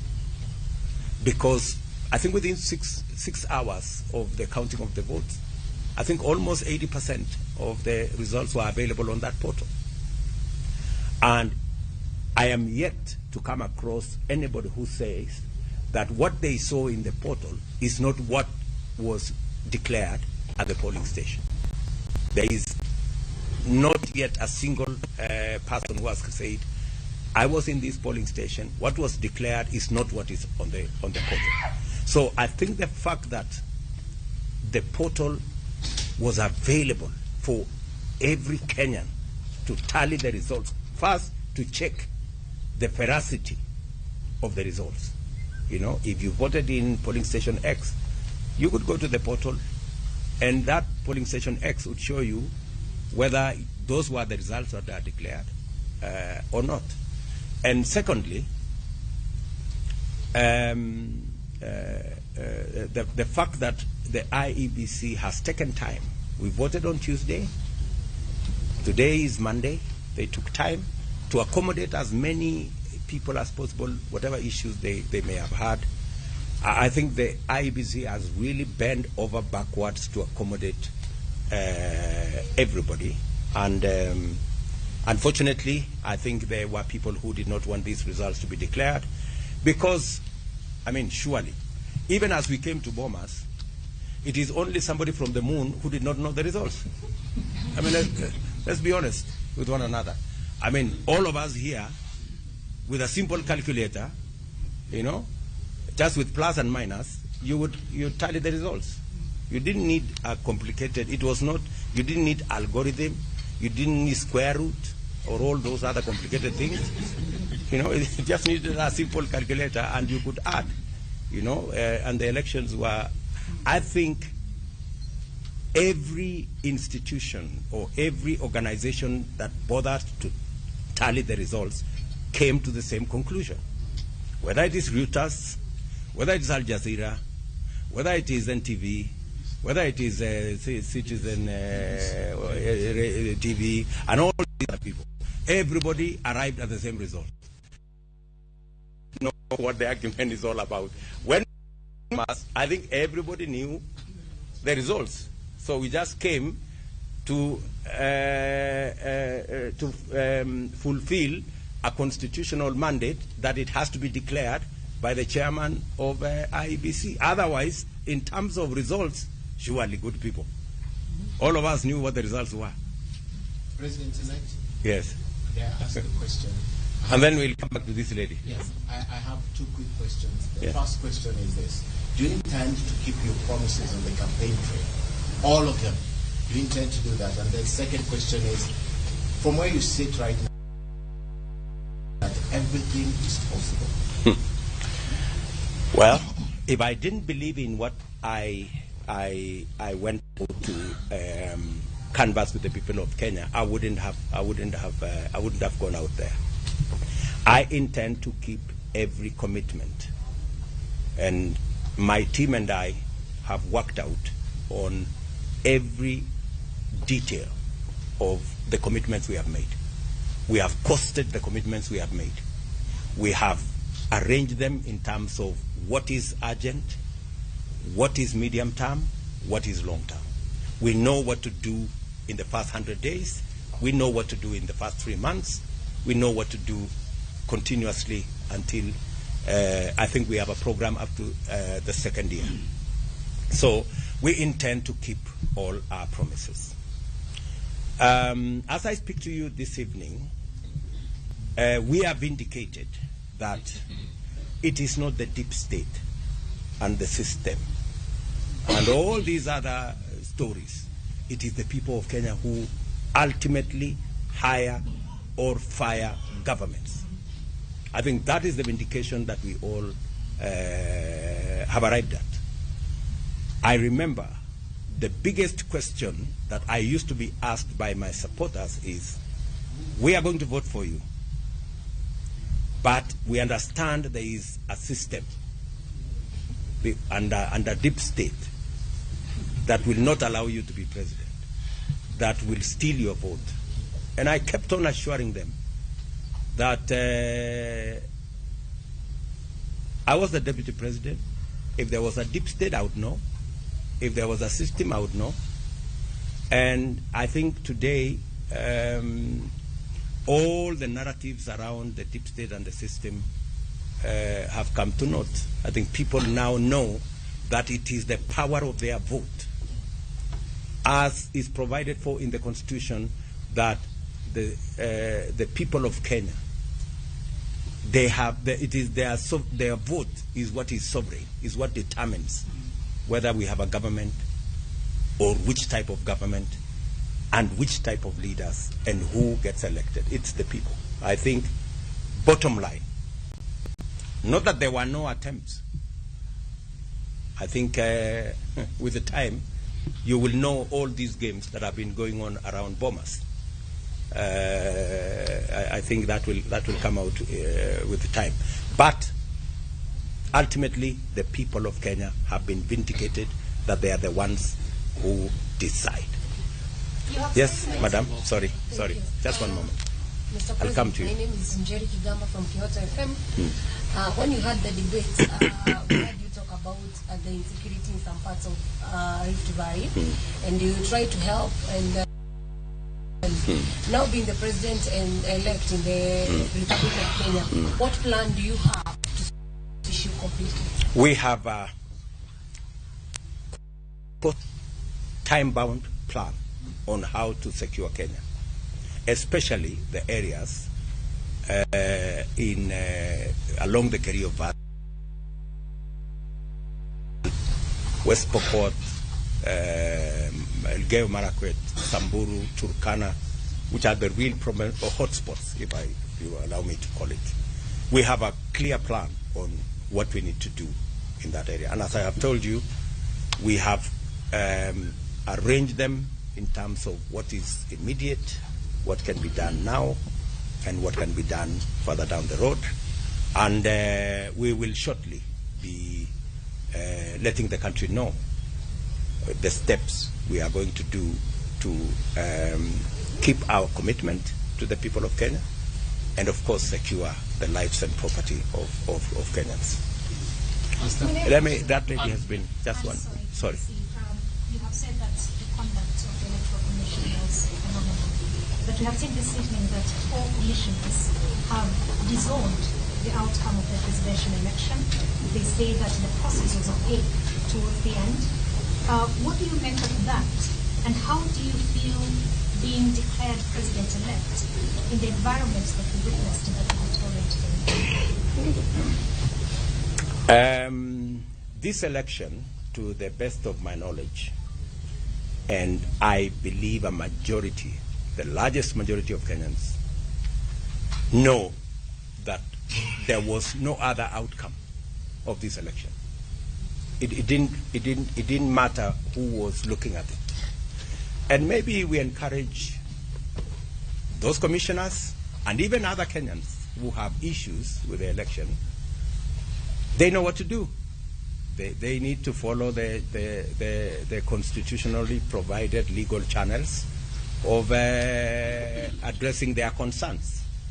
So what I am very happy about is that this election was the most transparent ever conducted in the Republic of Kenya. And I believe majority of Kenyans share those views with me. I think even, as I said, even as we came to Bomas, I mean, everybody knew what the result was. You know, maybe the people who are disappointed this evening is the people who erroneously believed in the deep state or the so-called system, and they erroneously believe that the results could be changed. It's not possible to change the results, and it's not possible to change the will of the people of Kenya. Okay. Just to follow on that and with the New York Times, statement by these 4 election commissioners who form a majority of the IEBC, do you think that places any legal question mark on your declaration as President-elect? And you mentioned that you think that the scenes of chaos we saw this evening were designed to roll back your victory. Can you explain to us how do you think, what do you think the intention of those scenes were that they might force you to roll? No, I said that the scenes you saw this evening, not a rollback of my victory, because my victory is in the public domain. I think to roll back our progress as a country, since we slipped in 2007, we have made a lot of progress. In 2017, in 2022, I think we made huge strides in the right direction. And so I think it was an attempt to try and take us back to where we came from. The people of Kenya made a commitment that we won't go back. And I am persuaded that we will not go back. We will go forwards from where we are today. The 4 commissioners, when you say they are a majority, the people of Kenya voted. The commissioners are not supposed to vote. They're just supposed to declare the results. And it's not the commissioners to declare the results. It is the returning officer. So legally, constitutionally, the 4 commissioners pose no threat at all to the legality of the declaration, because the Constitution is very clear. The returning officer declares the results. The returning officer this evening, Wafula Chebukati, declared the results in accordance with the Constitution, in accordance with the law. Any other thing is a sideshow. As a message to something about the economy. Maybe I can listen to this lady one.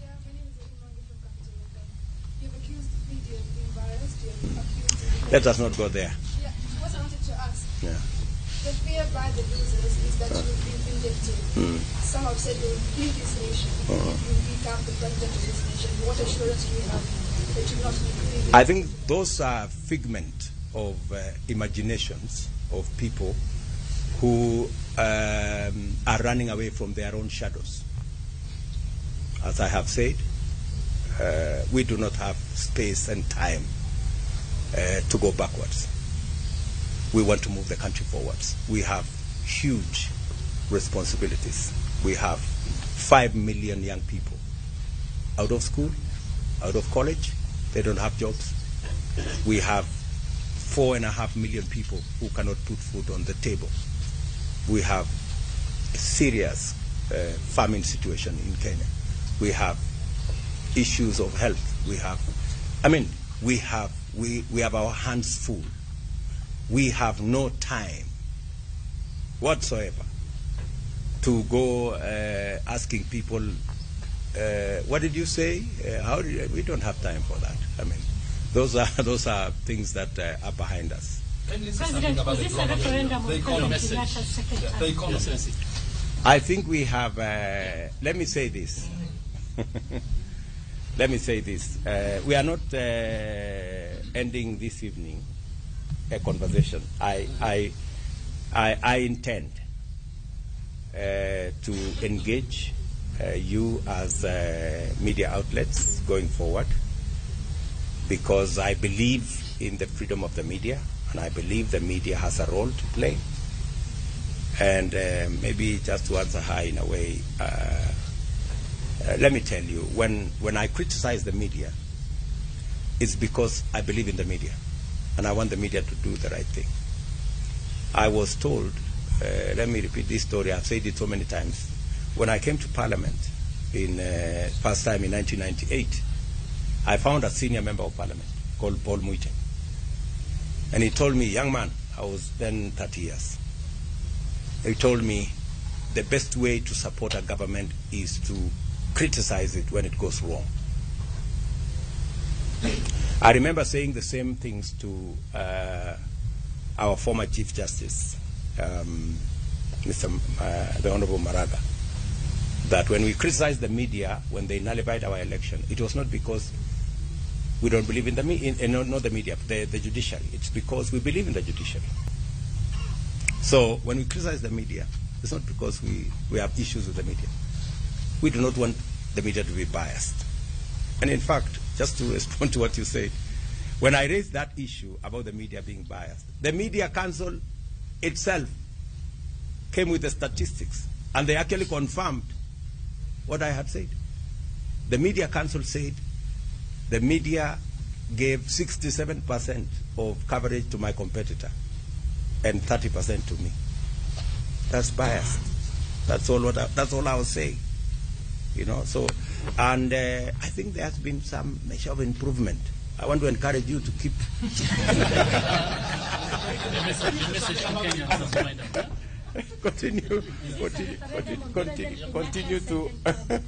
Continue to be even.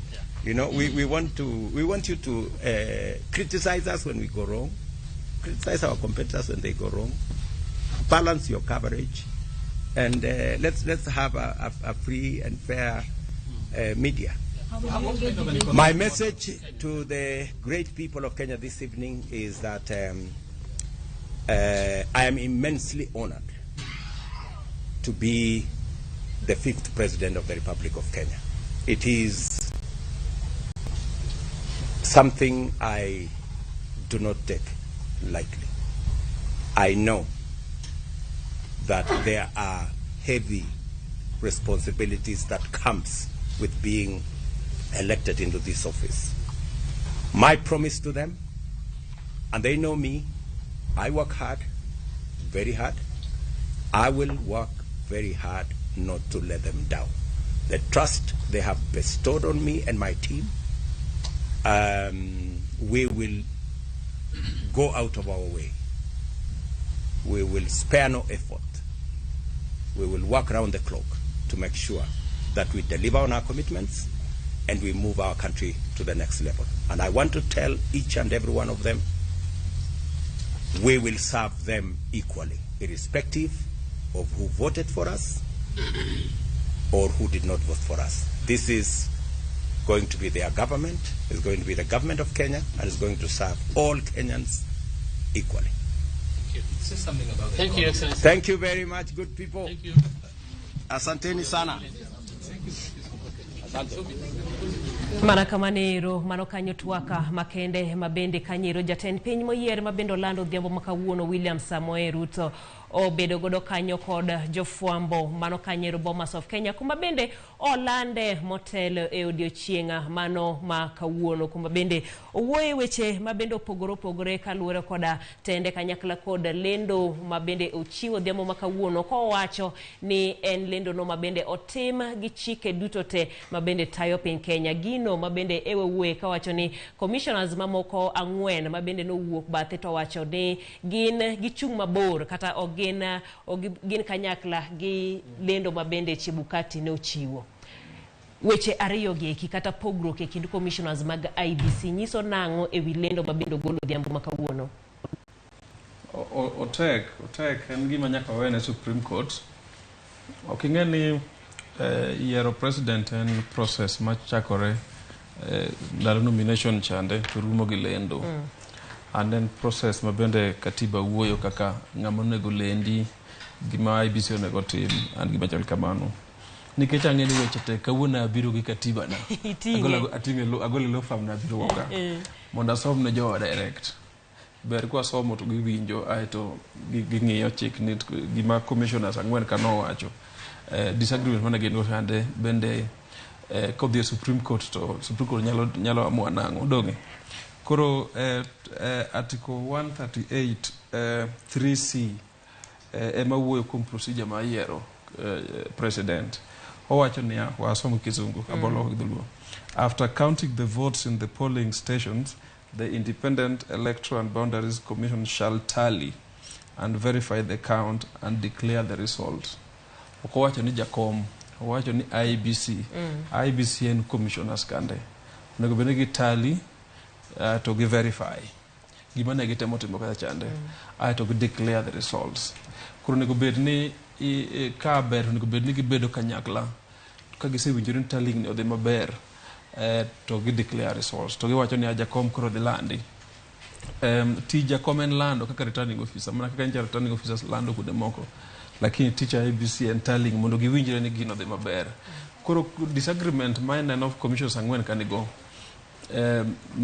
ang'eno dhi bedo point e court nyalo miyo samoro ipenjori ni bende tallying gi verifying no dhi maber nikech gino wuon ne giwacho ni koro nogo maber.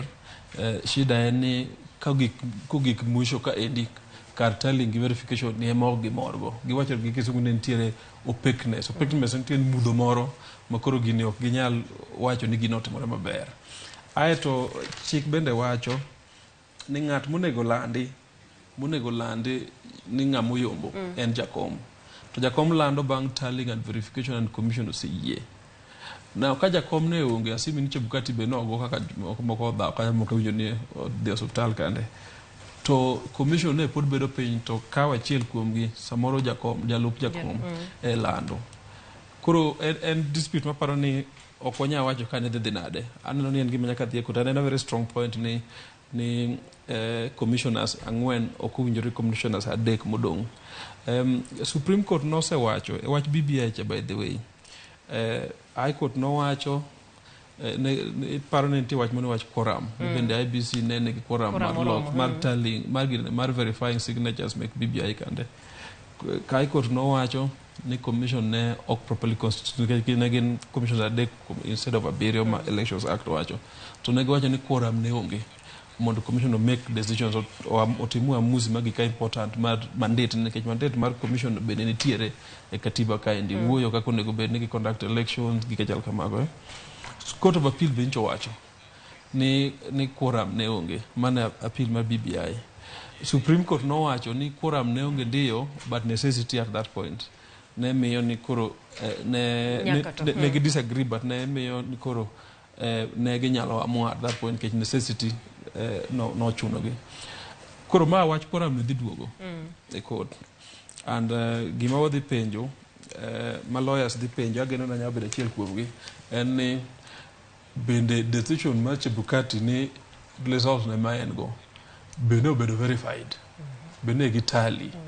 Chebukati owuon samoro no usore kawuono, owacho ni en results molando ni emantie portal iwinjo, emantie public portal mantie public portal ok obedo verified. I-verify kendo physically verification of ni ande samoro ng'ato biro mano okete portal ne ok obedo signed to machielo no obedo signed tini wacho ni chiwo moko obedo signed cha to in owuon wacho nwa ni milando en mane ni e portal mineno ka Ruto bende emphasize ni mane results iwinjo. Koro Chebukati samoro no usore, but wariti ang'e ni magi to dhi bedo live issues ma medhe wache Supreme Court man gadiere ni bang' ndalo 21 to wabro ng'eyo. Tingeni sani iwacho Supreme Court jite wacho ni koro ji dhi e court kuma koro chopo kaindie ng'ama bende kao kang' ma bende dhi ndiko do kata chwalo wachni nyaka Supreme Court. Ng'ata nyalo petition, kata an kata in wanyalo petition lakini itarajia ni gini dwaro pesa mang'eny, gini bedwaro organization mondo ng'ato collect evidence. Ok idwa dhi petition gi gik mi kizungu wacho ni frivolous suits, case maonge tiende. Koro ng'ato nyalo dhi e court according to katiba marwa, lakini chutho mapani article 159 kadhi mbele, but katiba but reality en nyaka jo Azimio kotelne gi Raila Odinga gi Martha Karua oket strong team mar okinde, strong team mar technical experts, anyaka ket pesa be piny nikech gine dwaro a lot of manyo evidence, those form 34A duto mantiere Kenya kaendi mondo giket case ma kidhigo to en case ma clear miwacho ni nikech ma koro chalo gimidhi ipasued lakini pasued wanyanga kidhuluo ipasued Justice Abiro kande mek Supreme Court mondo yie kodi. Koro yes, aparo ni mondo gino dhi an magi ma kikijogo magi ma en about future ma Kenya and rule of law and ensuring ni weche yiero gi endi oktugo. Koro nyaka giketa very solid team ma dhi Supreme Court, and chik wacho ne gidhi bang' ndalo 7 koa chieng' ma declaration timo molendi. Koro kochakre kawuono wachako kwano kiny. Chako kwano kiny. Bang' ndalo 7 nyaka gidhi, mano koro wuoyo around Jumapil. mabiro donc kabun wuok tich buna about Jumapil kanyo nyaka giter midnight Jumapil then procedure nitie kanyo ma elaborate bang dala 14 bang Jumapil bang dala biro no nyaka Supreme Court chiw duoko okuchur nyaka gigol ginane okuchur nyaka gigol extensive judgment but gichiwo duoko ni based on evidence man kani wayie ni Ruto no yier kata Ruto no oyier kamili kaga wacho Ruto no yier to bang dala 14 bang dala 7 odhi chamo muma to bedo president to wachno rumo ka giyie ni Ruto no oyier maber to wadok e yiero bang dala 60 and yiero koro chakore afresh to mana mar content piny e kind ji ariyo koro kidhi e polling station kumigoye kura to en mana mar president okay erokamano ahinya ka bende kawawe wabuduoge wach mar court kata dok e Supreme Court nindie we ong'iane twak ma jatend piny ma bende oyier molando odhiambo ma kawuono obedo koda twak kanyo ero to ipani odwa wuoyo mapiyo ahinya koso speech ne mo loso mokwongo kinde ma bende no yudo certificate Bomas machano romo koso mar ariyo ni bende niani akare mano koro dwaro joge mag jo PR mamaj ne PR gi diplomacy ipani no temo timango aparo gima kizungu temo wacho kiwache kizungu tamanyo legitimacy otemo dwaro ni koro en ker moyier ando nego be no winjo duonde but gik mo wacho ma important ka en mokwongo pok romo go uru pok wuoyo go uru pok gone simu to uru vice versa to uru no emono be ni andova iwinjo mar ariyo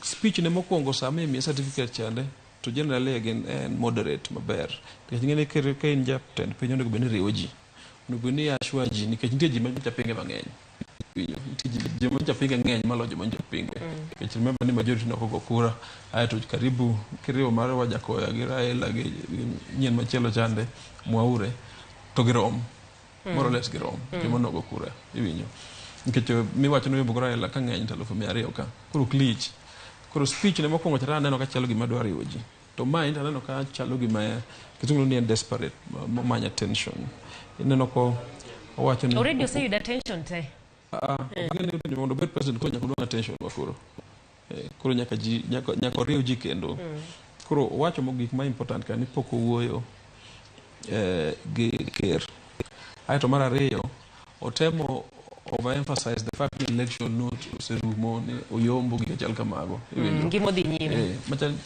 ng'at mang'iye motegno chal gima othiano iwinjo and ing'eyo ni gimiluongo deep state ni ok ing'eyo ni joma japinge to joma ni sirkal bi iwinjo and joge ma hold instruments of power mar miye and jogi endi biro miye through a procedure miluongo assumption of office and all that don't koro nyaka bed system kata ka wadhi challenge gine petition nyaka bed system ma otemo kelo ji kanyakla koro ka anen koro kata ka ane team ne ta onge to gimo wacho press conference mar ariyo ne te onge tiende onego oweya kamano owe joge ma joerane o celebrate kaka ne gitemo timo chande jok ma ok joge bende ng'eny machalo wan gin walinga wariti the next statement ma statements ariyo ma important ka mokwongo madhiya kuom commissioners ang'wen ka nikech giwacho ni mondo koro gilernwa matut donge mano watarajia ni gitim by kiny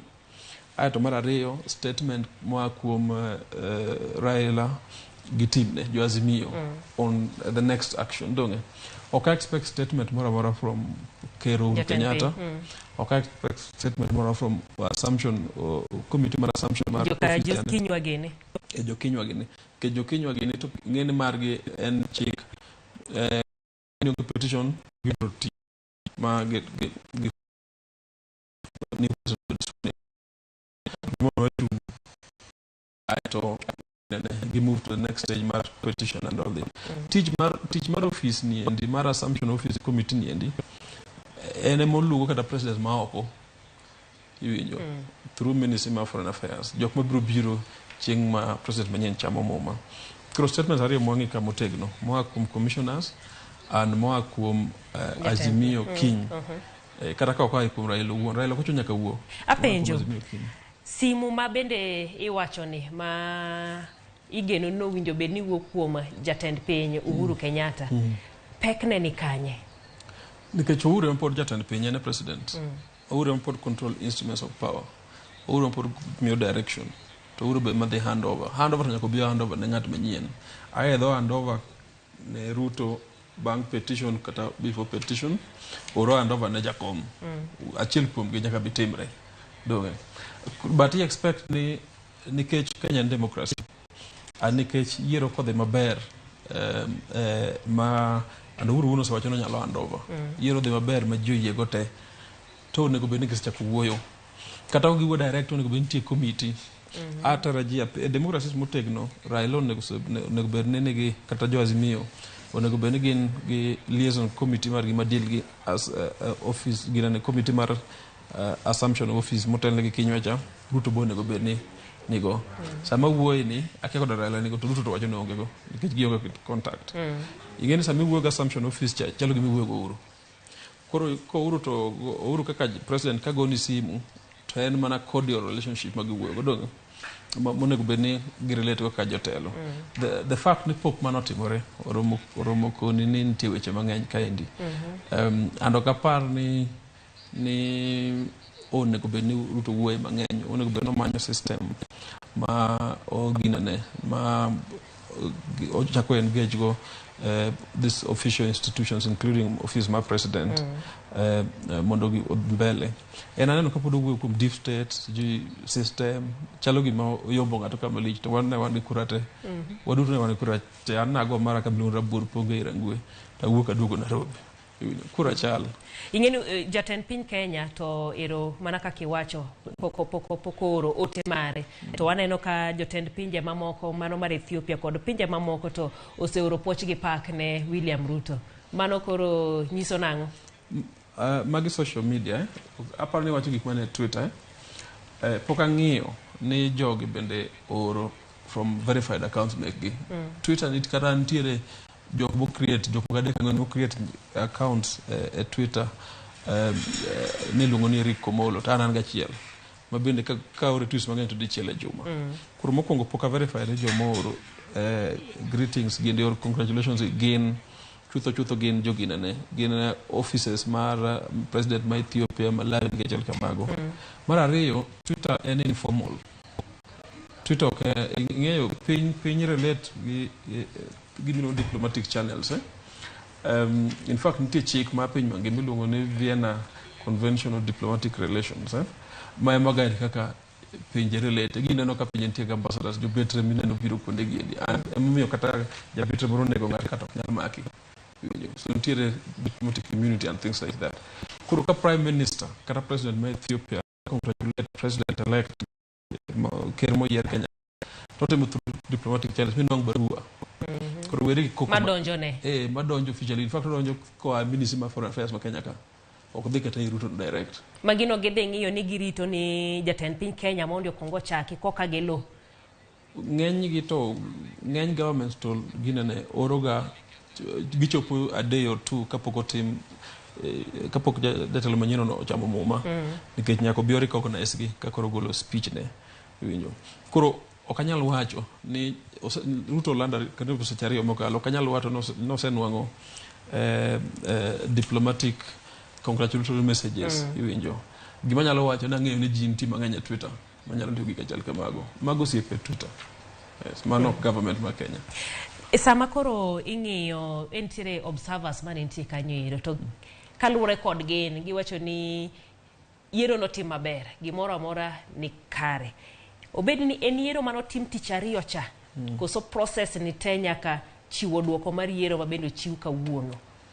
Aparo ni ng'ato mane nitie Kenya kaendi to ng'eni yiero kiwacho yiero nego kura mane dhi goka kata nago chande to notimore maber. Mane dhi keto koki to lweti to picha ni wuok igelo list moro mar voters makata cross timi gi kauchil tego achiel maber. Macha maparo ni an ng'enyne kwene nitie kuonde mane antiere ne an rangwen chieng'no ng'enyne na winjo incidences ka ng'eny 4-5 mar dhaw to ng'eny gin dhaw ma jok mochungie ma pressure mar election. Ingeni jomo chungi bewega ni samoro piny rumo gi yiero no. So jomo chungi ma samoro inside ji. Occasionally ananeno ka bende chalo gima jo chiefs moko na romo ga adek morwako uniform chieng' yiero mano konego bene rwako. Ma kidhi e court malongo gi wacho to mano to voter intimidation. To mano koda donje. Koro king'iyo gindi broadly to yiero no maber. Iwinjo. Kuma kishido bede kaendi. In fact kata kweno to a large extent not maber.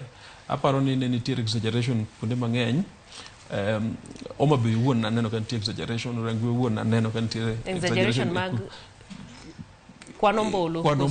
Environment mag kwanombulu. Kidwa ng'eyo ni kwanombulu ok timore maber to kochopo sa 11 nikech ma ok gojo duono kura mokwongo kochopo sa 11 medhi kwan kura to nego bed ni jok ma nitiere kanyo te ok yienegi e room lakini ginyalo pip ginyalo ng'iyo. Gima notimore ng'enyo mabei Rangwe tange notimore adieri en noriembi ng'ata ma nitie compound idong gi agents it dong gi presiding officer dong no wach ni Lutombuchi the ot wach mor marito manok democracy manok democracy nikech wambo odan no wate wijo kata an minena ni endi noriemba kamaro meni wijo koro manto opora donje gima oda temo choka ni environment mar go kura to ne ber generally speaking sasa na kiwe kwa presidential shida kaendi obiro makata commissioners gi wacho shida ka obiro verification and tallying ging'iyo ne bedi bagina dieri ateriwo kwan pra pani mane ma observers temo wacho ni ok no de marach chutho. By the way, observers go nyaka president machon na neno president ngachiro ne NS by Koroma mane president ma Sierra Leone na neno gikanyo gibene ginti samane dawo chakore gine bombas kacha chat kuro I'm very sure ngi big they wacho tell it to ne ok ber to go kura to ne no di maber ero kabana inya mendi iluongo ni Eric Omolo kirma bende wantiere go e studio ka bende wanono gik motimore gi e odiochienga makawuono ma bende oland Kanyero William Samoei Ruto kaka Kanyero jatend piny ma bendo yier ka wang'iyo kaka koro ng'ur ma bendo osewuok kuom jo Azimio awaneno kata motelo kapok ochiw yiero no ero seche ma bende podi rito mondo ji obed piny obed mose Bomas of Kenya to gisewuok oko orengo gi no wuok oko kendo wuoyo gi jofwambo ka gichako ywak margi to kapok wadhi nyime we wawinjore Kanyero nitiere jadolo ma bende chiwo twak gi e kinde machalo kodama.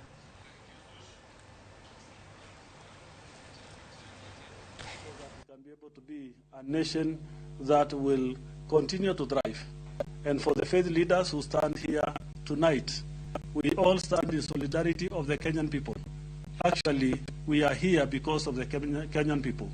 The children, born and unborn, those vulnerable in every community, those who need their services, and that's why we normally, as faith organization, complement government effort to ensure that services are rendered to the Kenyan people the best way we can. We want to continue to commit that our services will continue, and ours is for the Kenyan people to win. And I think today, what we urge every Kenyan is that you count yourself as a winner when we maintain peace, because it is in peace that we can grow and thrive together. May God bless Kenya. May God bless all of us together. Asanteni sana. Thank you, Your Grace, Olasapit, those remarks, and also encouraging us to make the bold step of not being sidelined, especially in the area of peace and cohesion. Archbishop Muheria was able to invite us to reflect again in terms of where are we going? Where do we want to go? And how do we go there? Dear Kenyans, our dear leaders, we stand here in representing all the religious leaders who would have wished to be here. We want to call on all the religious leaders across the country to raise their hands in prayer, to place this nation in prayer. We want to ask every one of us who believes in God, all of us believe in God, all of us have a conscience, that our grandchildren and those who come after expect a legacy and we do not want to give them a dented patrimony. Therefore, as my brothers and sisters have said, I will add no more, but to say, dear Kenyan, keep peace. Let us keep peace. Amen. Dear Kenyan, peace to you. Amen. All these leaders send you peace. Amen. In your woundedness, we give you peace. Amen. Our dear candidate who did not come out victorious for the presidency, we give you peace. Amen. We ask you to receive that peace in your heart and give it back to our nation. Amen. Our dear President-elect, we give you peace, but also give peace to us and give peace to your contenders. It is this that is our prayer today, and with the permission of our chair, we'll conclude with just a prayer that invites all religious leaders, wherever you are, and we here, to raise our hands to God. And you who believe, raise your heart to God. Let this country be placed in His hands. And we place it in His hands because you and I will give each other the great gift of peace. Heavenly Father, you who has given us such a wonderful nation. Heavenly Father, who have given us such a wonderful population of different tribes, of different talents. A people who normally work and live together. Heavenly Father, you've given us great hospitality and love. And in this nation, you have guided us up to now in great prosperity. We want to bring this nation in these moments in your hands. The nation is each and every one of the Kenyans here present. A Kenyan who voted in one way or voted in the other. A Kenyan who now may be celebrating, a Kenyan who may be feeling disappointed. We bring them all to your hands, and we want to ask you that you may give them the graces to calm their emotions, to lift their heart to you, and so give a legacy for our nation, and give a legacy to those who come, our grandchildren and great-grandchildren. Do appease those troubled hearts, especially of those who have lost the vote count and at this moment feel that they didn't achieve. Show them that they have not lost, but rather they have contributed to our nation and have contributed to the witness. Of all those troubled members of our population, dear Lord, we ask, give them peace. May peace rest in them, in their hearts, and in their families. Amen. Heavenly Father, we know we still have a long way for our nation. We ask you now, open the way for this nation. Open the way that is the greatness of the Kenya we desire. With the baby steps that we make, may we follow the legal systems that we've been told for any redress. But above all, may we love our country and worth it and hold it in worth, knowing it's worth everything, and it is not worth losing our country for any reason. When there are ways we can solve it, may you bring us together as a nation. May you hold us in unity. May you hold us as brothers and sisters, and may you guide us that we defending our nation not from outside but from our own selves by giving each other peace. God bless our nation. God bless all our leaders. God bless all those who feel disappointed and those who rejoice. But we, the religious leaders, wish to be there for every single one of our Kenyans.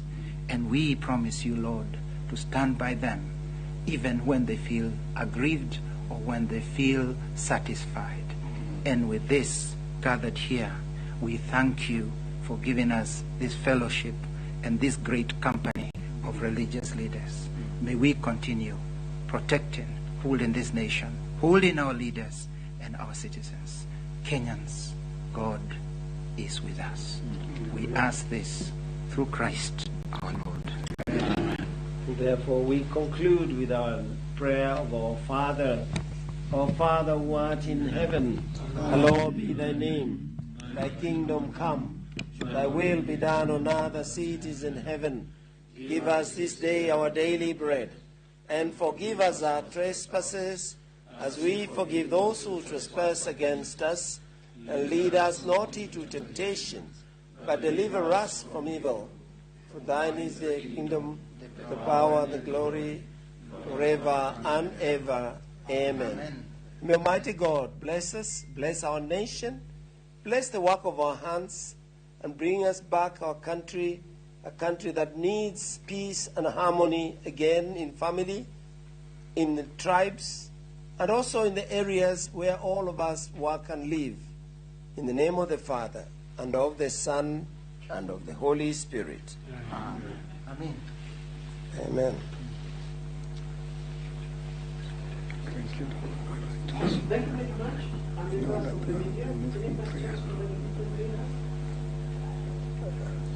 Thank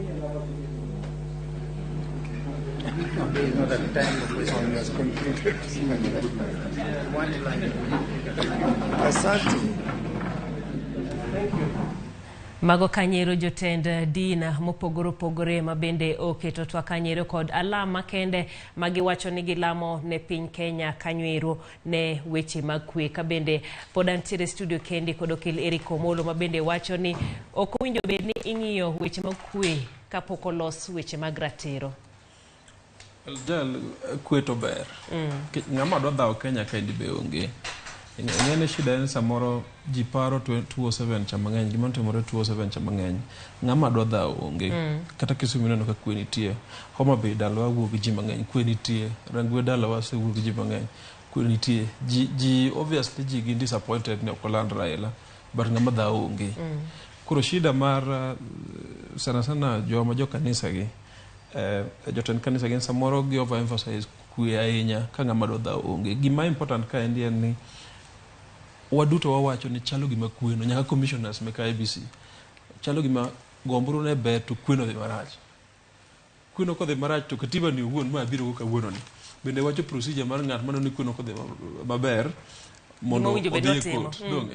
In fact ugolo nyaka timeline chieng' monego dhiye, judges onego bed ni mi directions karang'o, judges onego bed decide karang'o, to decision onego bed ni giloso mane donge.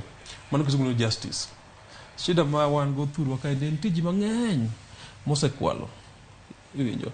To ka gidonjo sirkal to gichako wuo mamit to koro wacho ni mano osetimo mosekalo go wawe. To kuom mikwalo Kenya kani ni corruption man Kenya kani emomiyo wan gi ji slums. Emomiyo wan gi jok ma landless mino ko sikidhawo every 5 years or so. Emomiyo wan gi kijende mang'eny mi onge tije. Nikech pesa monego bed ni tiyogo mar loso infrastructure mondo jonwang' tich, mar miyo ji loans mondo gichak go ohendgi emikwalogi. Iwinjo. Jojo makwilogi bema dhogi mitimo gik in terms of communicating ni gin magdo timo A, B, C, D.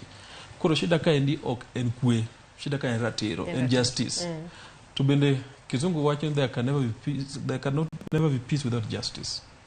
Koro gima nyaka watim kaka jo Azimio nego tim ka endi nyaka gidhi kata jo mobedo aggrieved nyaka gidhi e court ma Supreme Court ngi gini endi objectively kodwang' ni jo Kenya kwanza oyombo gadieri to wene giti. Kodwang' ni nitie weche mang'eny IBC no kuti maber to result of been nullified wadog election. Mane justice. En ga procedure. Koro jogo gitimo maber gi lama but kitim makosa mar overemphasizing peace instead of justice. Winja kanyo maber. Yes. And remember stakeholders to ber te. Church gin stakeholders, NGOs gin stakeholders, sirkal be stakeholder. Mabini ngeni kinde ni be gidwa wuok ok ahinya nikech ka nyaparo yiero moro mokalo ni wacho ni to kanisa uling to Kenya wang, uling to weche kethre. Koro gie kinde ni yiero ma higa ni waneno gi kinde ka kinde giwuok oko ka giloso gi wacho weche mag keto kwe. En ni koro gibede gikawa tingi koso. Aparo ne gikawo tingi but gima tarajia onego gibed gi gima kisugulo multi stakeholder forum. Nitiere jo kanisa ka, nitiere jo civil society ka, nitiere jo professional bodies ka, winjo, and nitiere representative of group pogore ka endi. Aito jogi ke issue statement more objective. Sani ng'eyo gi kanyo tinyalo weni gi support Ruto. No so yier wach no dhi mbele. wach no orum kamano ero Kenya bed gi kwe. Donge samoro mamoko kuom gi bene ne ntiere e nyasi no Bomas. And in fact negitimo makosa sana bedo tok Chebukati ke lando Ruto gichalo gi partisan. To chutho kapar ni ngama chalo mohere giseng'e ng'ama dhi land mondo gibed kanyo kosa paro ni gide gibedo kanyo ne ng'at ma dhi land. Dong gino wuon giwacho ni gisebedo kanyo nyaka ne process mar telling bedi. An gino wuon ne samoro chak dhaw cha ne gintie samoro ariyo be ne gintie gineno ka Ruto biro bedo butgi kanyo ero. Na expect ne gi reach out to Jakom gi jomodong to Wajakoya at least Mwaura cha no se consider to Wajakoya Jakom Raudi. I expect ne gichopo ir jogi to kawach ni gin partisan. Gimata mo wachen samoro inyalo wach kweni ma samoro lose objective momiyo intiere kaka religious leader. Korana nono gi ket multi stakeholder forum ema koro engage engage in a non partisan way. Nikech wuon kisebedo e tok ng'amelano ma okonego bedo kanyo that podium molo jande ti bedo ma kamo commissioner samo nego bede isebedo kanyo mokwongo. Ato mar ariyo bang' seche 3-4 ibiro lando kwe to justice wachi konwa ne wadhi e court and things like that. Ibiro lamo no konyo lamo rach but ibiro lamo ma king'iye maber uniko wach ni oserumo wadhi kamano and things like that. To nus mar Kenya tok mor ji ok dhi nindo kata kawuono and kata king'iyo celebrations ma ni Ruto yomoni inene mana Eldoret, Nairobi ka ok inene Eldoret, inene Central Kerugoya, ineno pocket Kisii, kuonde modongo ok inene. Koro kuonde modongo ikono kwe nang'o. Do ikono gino timore to waneno ka dispute ni kaendi wafuatilia katiba jok man gi wacho dhi e court wane wacho timo maber. And then gitime bang' ka ng'at molandi disputed elections ni osewuoyo iwinjo bang' Ruto kosewuoyo kachalo gima thiano iwinjo ok wacho no thiano but chalo na gima thiano wuoyo arrogantly kisungu wacho kamano. Koro I don't know an aneno ni kigichak gi press conference giling giwe Supreme Court process of taking ang'o makoro waket wang'wa ne chakre odiochieng' makiny kata otieno ma kawuono ok wanyal ng'eyo wacho ni otieno pod tin otieno pod nyango donge gima neno ka wa focus on kaendi motegno waket wang'wa gima commissioners 4 kadhi wacho nyaka gimiwa details ok inyal wacho ni process opek ka ok imiwa details ni to no timore nang'o ang'o miyo un ji 4 gi nowuok to this arena. Koro nyaka gimiwa details sana kweno sana tell end gimachal kamano kodhi maber.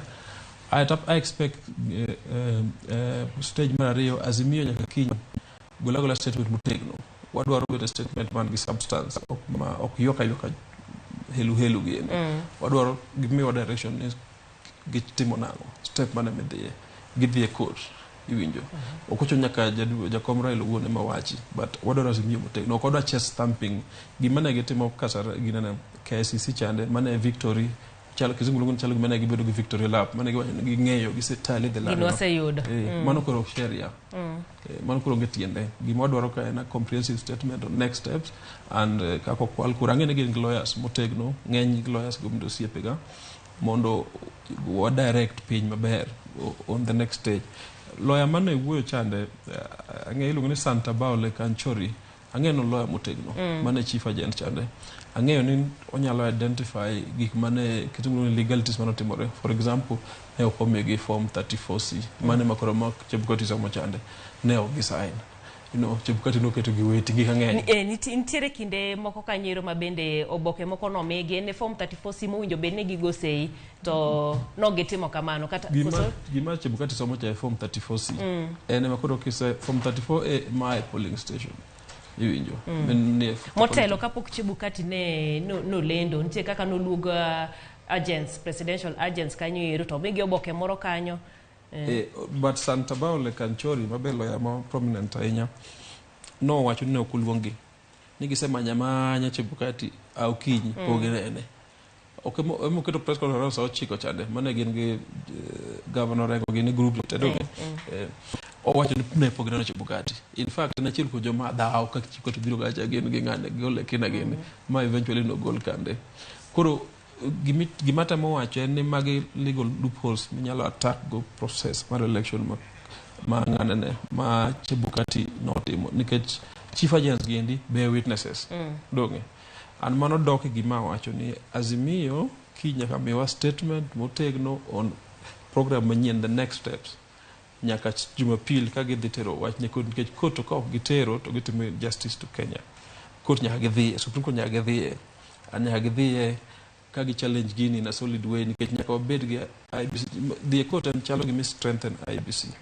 Nyaka wadhi court mondo wa challenge process mondo elections be transparent mondo kata ka koyombo ma to wadwa yo manyien.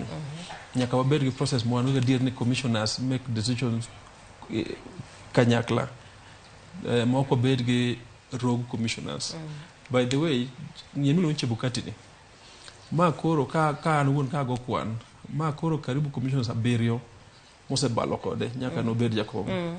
Remember ni mano kongo balo kode na kombe. Yes, Rosalie na kombe. Then mano balo kode mara ariyo ne gin commissioners adek mane resign kande bang presidential petitions ubedo mang'eny kande. Mane ndalo mane dwane gi wuok te kande miyo mane deputy nature gi nyen mar ambassador Kenya ngoa Uhuru Nvejo loketo gi deputy ambassadors kamoro mongo dana ngwen then mochako balo kode koro ji angwen manyicha yer giendi ko ikaw commissioner Nyang'aya gi ni Cherera I think Piny luongo ni Masita to machielo ni endi luongo na nyinga wiye wilgo ka but angwen gi kimedo angwen plus adek plus achiel mano commissioners aboro mose balo kode out of commissioners apaga chiel mosebedo nyaka ne kete manyiso ni gionge kode gi geno matira ni en gi leadership problem ka in the principal to jopuonj balabala kod sechete otini in gi shida mar telo commissioner ariyo poko balo kode gin mino odongo kata kawuono magi no gidonjo go pok no balo kode Majan gi Abdi ok Majan en CEO and Abdi Professor Gulie and somebody chelo gin joria ariyo poko balo kode ang'omiyo nyaki chak kod dig history ang'omiyo jogi te jomariek machalo Justice Nyang'aya gino balo gi nyenendi to modongo poko balo kode nyaki chak penjo those questions nyaka bedni ok apani independent ahinya yo mol make good decisions makawuono kande kodi ni ng'ani independent nyoka wacho ni decision mo crash but ka itele dala to nyithindi balo kodi te ka in jakom to jo commission sik balabala kodi te an gi balo kodi juncture ma ka okitang to piny nyalo wang mano ero bende iwacho ni process ma bende gi kawo ne gi thuolo ma bende gi kawo nono mbulu timo verification ni ahinya ne gitime kaluwore koda kes ma bende nitiere e od bura kinde mokalo ma giwacho ni ogidwa ni gima kamendie onuore kaito wecho chako timore sani ma bende nyiso ni kuma ji ochomo kendo en mana Supreme Court ang'o en remane wach ni noko paro koso koro en nang'o ana para ni okojatelo motegno ka en jakom motelo kata wan nitiere kuonde mwatele nyaka tim gima kizungu ni consultation nyaka iwuo gi ji ka joko balo ji ang'wen kande to gibalo ka poko som yiero duoko moa polling station constituency apani 30 modong 30 or 38 gimone gitim ka in independent to kibedo influenced gimone go tim ka en omanyo jogi including Jatend kanisa gi to gibedo piny to giwacho shida en ang'o kae modhi marach kae modhi maber kae modhi marach wakorekna nikech gin gi nyaka kiny yiero pod gin gi seche ma kathinda 12 mondo gilandi results te gipango maber to gidhi through nikech ng'eny ji wacho ni ng'ama nonwang'o atamalo 50 kadhi mbele onge Raila ne ok onwang'o nyini Ruto ne ok onwang'o mane common talk iwinjo and samoro mana dier samoro miriambo gima important ka en mondo jogi wachi ni gini ne nitiere mudho moro gima be wanyalo neno ni mondo gitimnwa ginyiswa ni gima nowinjo bed ni ilando en ma mondo gitang'nwa gimiwa evidence kata gionge go to mudho ma giketo ma giwacho ni nitie niendi koro gi explain ni for example results mar polling station mar constituencies 38 okolandi onego giwach ni process mar verifying gi tallying ni nitiere errors e forms giendi mane wadwano loki to okoloki nikech Chebukati wuon owacho ni en oleto ka koluwore gi forms mane nitiere website an owuon asekawo patik madhi e website na chako gi mar Baringo e website mar IBC king'iyo to moko bedo signed adieri moko go bedo signed moko chalo gi ginene tallying ok odhi maber adieri king'iyo gi yes kwan ok odonjo ahinya kaka tallying ok odonjo maber kwan ok donji winjo na timo mana counties ariyo winjo chako gi Baringo eta partner they was in Gishu winjo nikech kuonde ga mana suspect ahinya koro kaka atime kenda computer na e officer just imagine ka koro itime gi IBC gi jok mano bedo kate do nyaka bed errors mogo koro errors gi ende maparo ni commission kotelne gi jakom nego bed ni address conclusive nikech yiero mi iloyo kura achiel era achiel kendo nego bed ni question manyiso ni nyako bed atamalo 100% correct onge margin mar error mowinjo bedi onego bed ni nitiere winjruok ni errors nyaka bedi make human beings make dhano jakoso donge to error go enonego bed ni ka in jatelo tuwinjo ni error yotimre kama walok gi kama ka nitiere moko motami nikech moko samoro ginyalo loko kendgi gionge samo gionge pos maloko result tiwacho ni mae gimotimore watu koro walando ne nigedi ok gin accurate watergi Supreme Court kech Supreme Court nigi power mar loko yiero iwinjo mar lando different results iwinjo aparo ni Chebukati nigi shida mar telo and iwinjo ko wacho ni en adier ni mae tam yiero ne mogik gitiyo igni auchiel to no chako 2017 kucho koro tam ne apane rumo ka ok dwe mar 10 ni to dwe mar 1 iga manyiso ni kapo ni ji dok e yiero to pod odhi tayo en ma pod odhi tayo yiero no koso okan gadieri okadwa riambo gima ng'eyo ni no bed appointed 2016 around January kanyo 2017 January kanyo onego bed ni otiyo igni auchiel iga mar 6 rumo ka ok rum dwe mar 11 iga ni to dwe mar 1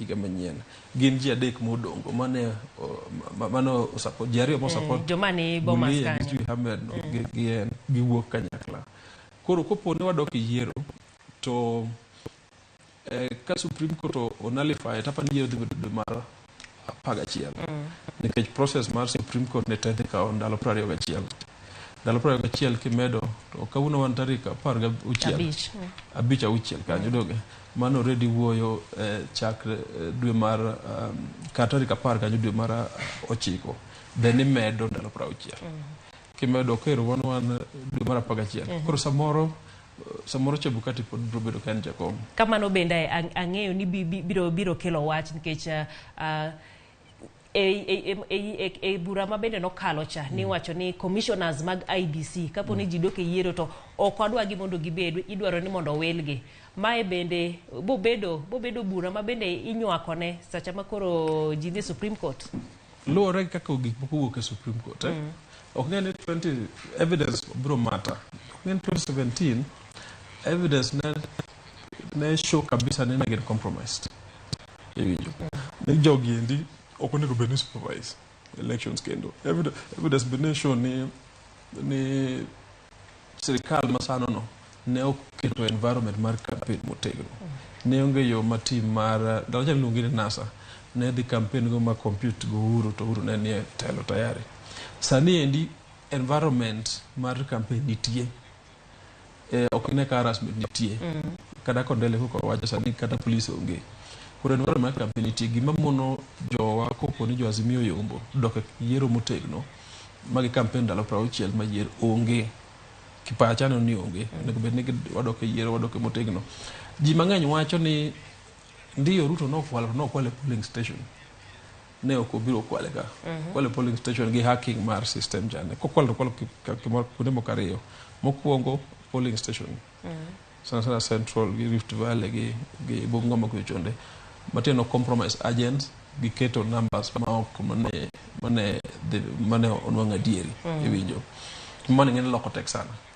ato mar ariyo gi hack kito forms ma fake koro kwa doke yiero mar ariyo dwe mar 11 to koro gimazimio nyaka tim nyaka gibra gi agents ma strong nikech koro ni yiero mar president kende nyaka biro gi agents motegno Central gi Rift Valley gi Bungoma kuonde ma ntiere kuma bende ni gima Azimio koro wete kao joma loyal kendo koro gikawo experts mong'eyo gima gitimo, tich ma gitimo.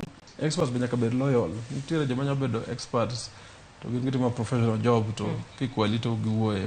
Nyaka ikaw joma loyal ma ywak adieri ne Raila onego bed president to onego bed a fair process. Ato nyaka gibed jok mok jokech. Achiel kuom shida mar agents mano kata naseneno in kech ng'eny thurwa. Inyiewogi. Chunygi to ok ni ng'iewo. Ok anyal wacho ni ng'ato wuok dala dhi ng'iewe. But kech ng'eny. Situation koro okete. Koro ki intimidate, keto ne pressure. Wadok timo gini kama na ng'eni mago setemore kuonde moko. In koro nyaka iling to wamiyi 2,000. Mago notimore kuonde mageyo. Nyaka iling wago dhogi bor 3,000. To koro ng'eni ng'ani endi ito kaka in candidate dhi miyi 1,000 kata 2,000. Koro ng'ani mokwongo bedo intimidated. An ma ng'eni nyalo timore kuonde ma strongholds. Aito mar ariyo omiye pesa matin mobe gadieri. Neno. Koro in the process aito mar adek iwacho ni ka wach no wuok tinege. Ng'eni ji osene Kenya kaendi. Then ineno ka en environment ma election bedo compromise. Koro nyaka ibed gi agent ma category adek. Nyaka ibed mokwongo gi ng'at ma loyal adieri ma supportani. Aito mar ariyo nyaka ibed gi ng'at man gi system mar golo resource no kaka land no tumi iwinjo. Nyaka ng'ano bed gi capacity iwinjo maber. Nyaka ibed ng'at man gi capacity motegno madhi ginane madhi defend giri kanyo donge. Aito nyaka ibed gi agents ma insist ni process mar counting obed open. Gima nyo timore kuonde mang'eny nyaka Homa Bay marwa. Anang'e no timore kuonde moko bende. Mar riembo ji polling station ni koro jomodong kanyo en jomiluongo ni observers to wang'e maber ni gin supporters be ng'at moro. Aito gi clerks. Gi clerks gi ginene. Clerks mang'eny gin students mek university ma bende ng'eny gi thagore. Onge kata help. Aito gi presiding officers ng'eny gin jopuonje gweng' kanyo wang'egi. Aito gi agents ng'eny mang'eny gi shida. Koro ng'eyo ka gi insist gima notimore kuonde ma stronghold wagi notimore Rift Valley, Central kata Rift Valley, dhi manongo jo root room kanyo. To kiyawo the process mar counting obedo transparent ma jok madwa ng'iyo be ng'iyo oko, ng'iyo gi driza kama ng'ani ok donjo iye. Then chako reduce possibilities mar jogi kwalowa ginene. Dibed ni luoro ma bende gintiere godo ni sama koro ji opong'o kanyo, jok ma ng'icho go, jok ma dwaro neno kaka process dhi, nyalo mono gitiyo. Mono tiyo nade. Polling station ka polling station nigi dhano ka ng'eny to 700. Iketo ji kaka room ni, iketo ji kando kaya chande tikwano. And then ballot box achiel mar president. Magato ne auchiel. En luoro mano. Kikwano tineno ni ma adira ilo nongo 200, Ruto nongo 200. Fair and square. Aito agent ni report immediately. To gi upload gino kwa neno. Timiyo gi copy mar miluongo ni form 34A ni endi. Mane yo kene medhi yombo go jogi endi. Or at least kati ok yombo gi to ibiro akanyo ni process ni en free and fair. Nikech wabiro ng'iyo a fresh petition, wabiro ng'iyo form 34A moa polling station gi te gin 46,000 gi wiye. Mane yo kene mitigo gi nikech kiweyo kamano to pod kuom otimore sani dhi matimore. Erokamano ahinya Komolo kuom paro go eko duto te. Wabodhi nyime mar ng'iyo kaponi koro Supreme Court dibed ni ong'ado ni ji dok e yiero riran. Ka ombulu masani kwan ji ma bende nowuok Lutomboli wacho ni nene piny. Kaponi koro oland wach mar nuoyo yiero no ero. Ipani jo Kenya bo wuok oko ka rom gi mano mar Lutombolo mopogore gi mano paro madwani mondo ibed godo ogodugo obong'ie bang' kinde machuok. En chenro mano kanyiero ma pod wadhi godo nyime ka bende gi kinde machalo koda mendi wabiro yudo weche mopogore opogore ma bende otimore e gwengewa e odiochieng' mano ma kawuono. Kamana inyakoma medo mana kete kendie. Jakom IBC Wafula Chebukati oyango ni William Ruto e jaloch gi ombulu milion 7.1 ka Raila luwe gi milion 6.9. Chebukati mane olendo gi commissioners mage 4 mano kanyiero chenro ma bende pod wabiro ng'iyo bang' kinde machuok.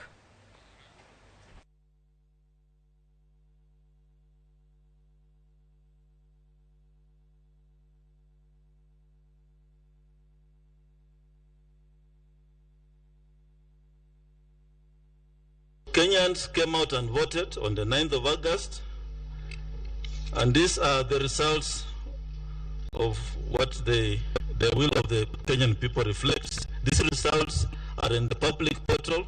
The same results which I'm reading here are the ones in the public portal.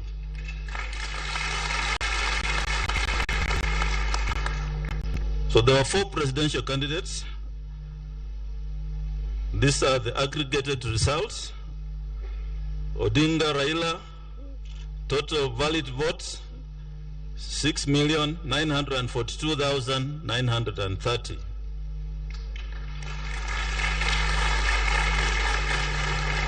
And this represents 48.85%.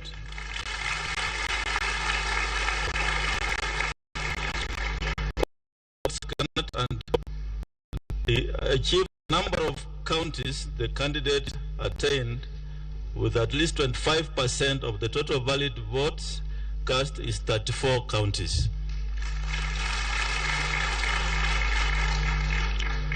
Ruto William Samoei, number of valid votes, 7 million.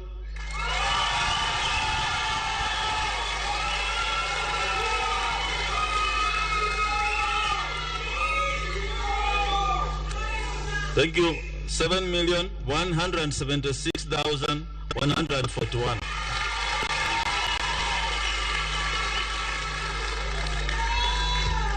This represents 50.49%.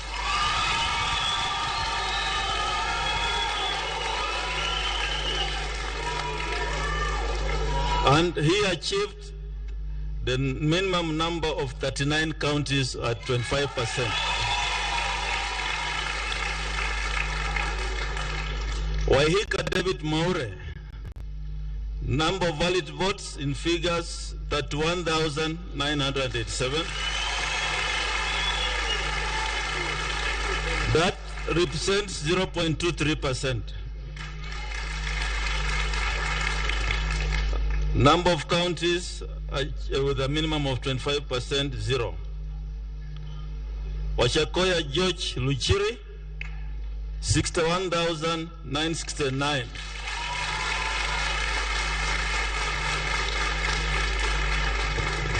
Those are valid votes. Percentage of votes cast 0.44%, and the number of counties with a minimum of 25% attained 0. So, in accordance with the law, the Constitution and the law, I, Wafula Chebukati, Chairperson of the Independent Electoral and Boundaries Commission, hereby declares that Ruto William Samoei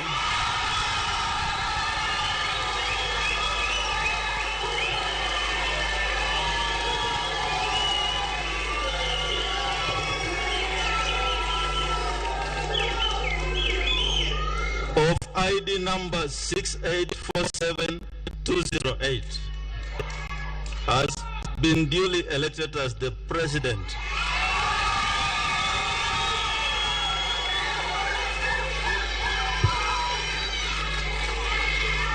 of the Republic of Kenya under the provisions of Article 138 of the Constitution in the presidential election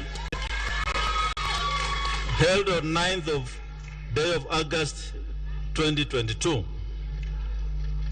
And I'll proceed to sign the certificate.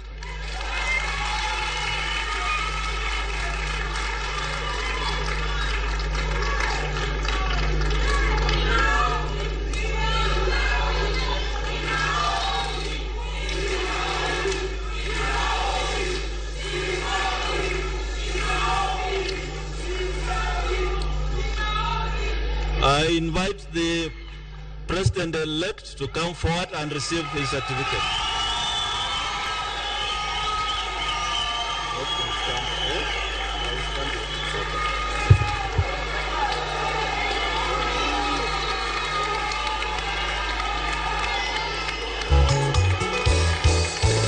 Habari njema kwa Wakenya wote.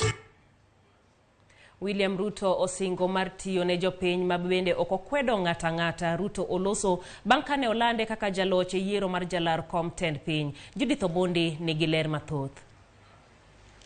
Maoyiere kaka jatend piny Kenya William Ruto duoko erokamano ne oganda jo Kenya kuom yiere kaka jatelo mabiro tayo gi kuom thuolo mar higni 5 mabiro.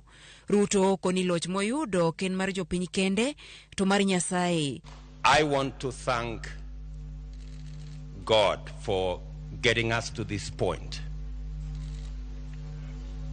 I want to thank God that today we have concluded this election.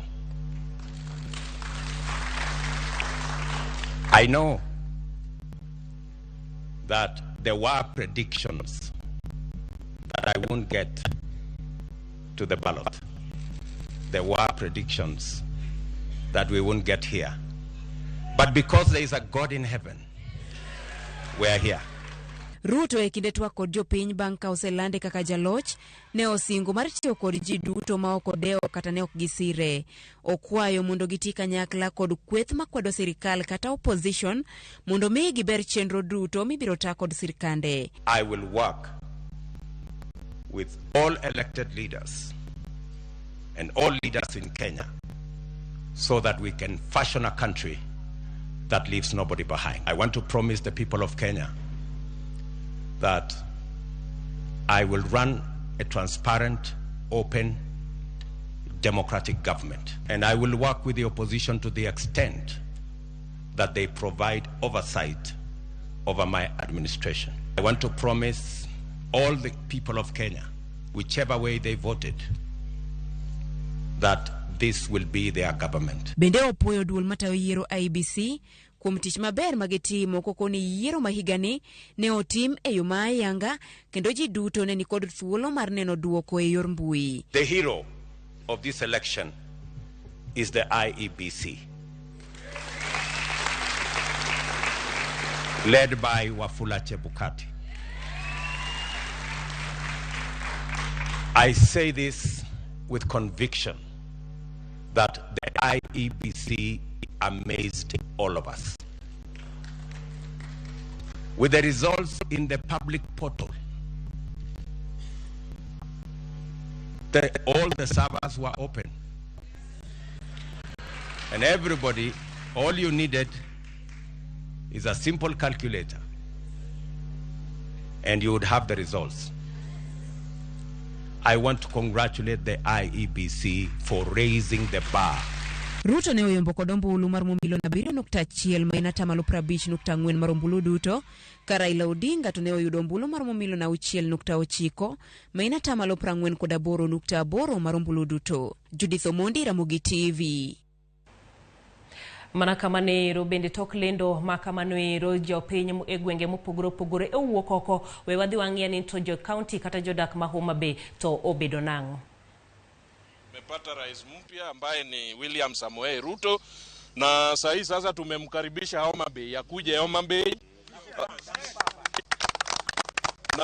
Na sisi kama vijana tunamuomba ili atushughulikie kama watu wa Homa Bay pia, akigawana cabinet secretary ape watu wa Homa Bay.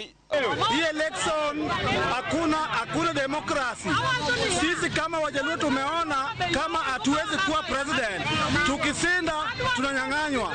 Tunasema kwamba Raila ajana na president, akuje watu wasimame wakae chini, Ruto atawale, kwa sababu sisi Wajaluo tunasinda kila siku, tunanyang'anywa.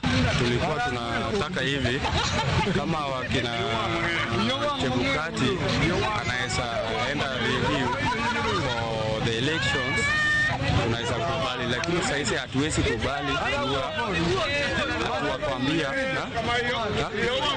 tuende wapi, lakini walikuwa watu wangapi na watu wangapi walikuwa ile session. Manoka nyero pach moko kuom jodak ma Homa Bay ka bende gisani we wadhi ane e gwenge ma Naivasha bende wawinja wach magintiere go. Na siku ya leo nimefurahia sana kwa sababu ile siku ambayo nilikuwa nimegojea ya kuapishwa kwa president wetu ambaye alimcha Mungu mpaka akaweza kupata to the point. Mimi nimefurahia sana. Ni furaha kwa Mungu ametujalia kiongozi mcha Mungu ambaye tulikuwa tunamtarajia, na niombee ndugu wenzangu kwamba tutafanya kazi nao na tutawapenda na hakutakuwa na maneno ya vurugu. Sisi ni wamcha Mungu. Ameweza kung'oa ile mizizi ya kusema ya kwamba matajiri tu ndio wanaweza kuwa president. Hata mtu wa hali ya chini anaweza kuwa president. Kwa sababu tumeshukuru sana na Mungu abariki, abariki William Ruto na azidi kutuongoza na ainue vijana wetu. Nao pia waweze kupata makazi na vile alituahidi mambo ya bottom up basi tusahau. William Ruto emo landi kaka jaloche yiero mar jatend piny Kenya jakom IBC Wafula Chebukati oyango ni Ruto yombo bang' yudo ombulu milion 7.1 kilwe gi Raila Odinga moyudo milion 6.9. Wuodh Ruto osewuok maber, sigande to chalo nade. William Samoei Arap Ruto ne onyuol tarik 21 dwe mar 12 e higa mar 1966 e gwenge mag Kamagut e kaunti ma Uasin Gishu. Ne osomo e skund primar ma Kerotet kod skund sekondar mag Wareng kod Kapsabet Boys. Bang' tieko sombe mar sekondar, Ruto ne oriwore kod mbalariany ma Nairobi kama ne oyudo osimbo mar degree, masters kod PhD e lony mar nonro mag le kod kit mwandu mati e lo. E weche mag siasa, William Ruto ne ochako bang' kane orwake kweth mar YK92 kod jaod bura machon ma Lugari, Cyrus Jirongo.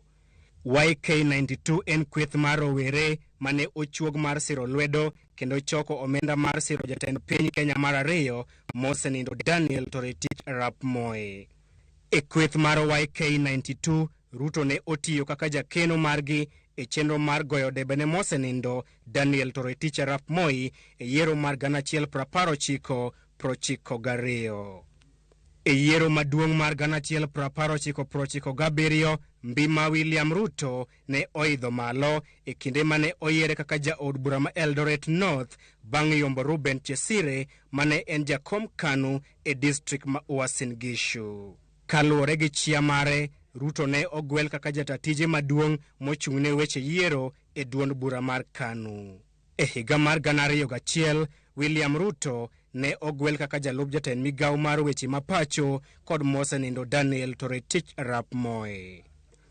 Ruto ne omed lemo kendo kaka jatend migawo bang' ogai mar ODM Raila Odinga telo ne moko kuom josiasa mapacho kae e wuok e duond bura mar KANU kendo loso riwruok mar siasa mar NAK motelo ne yiero maduong' mar 2002.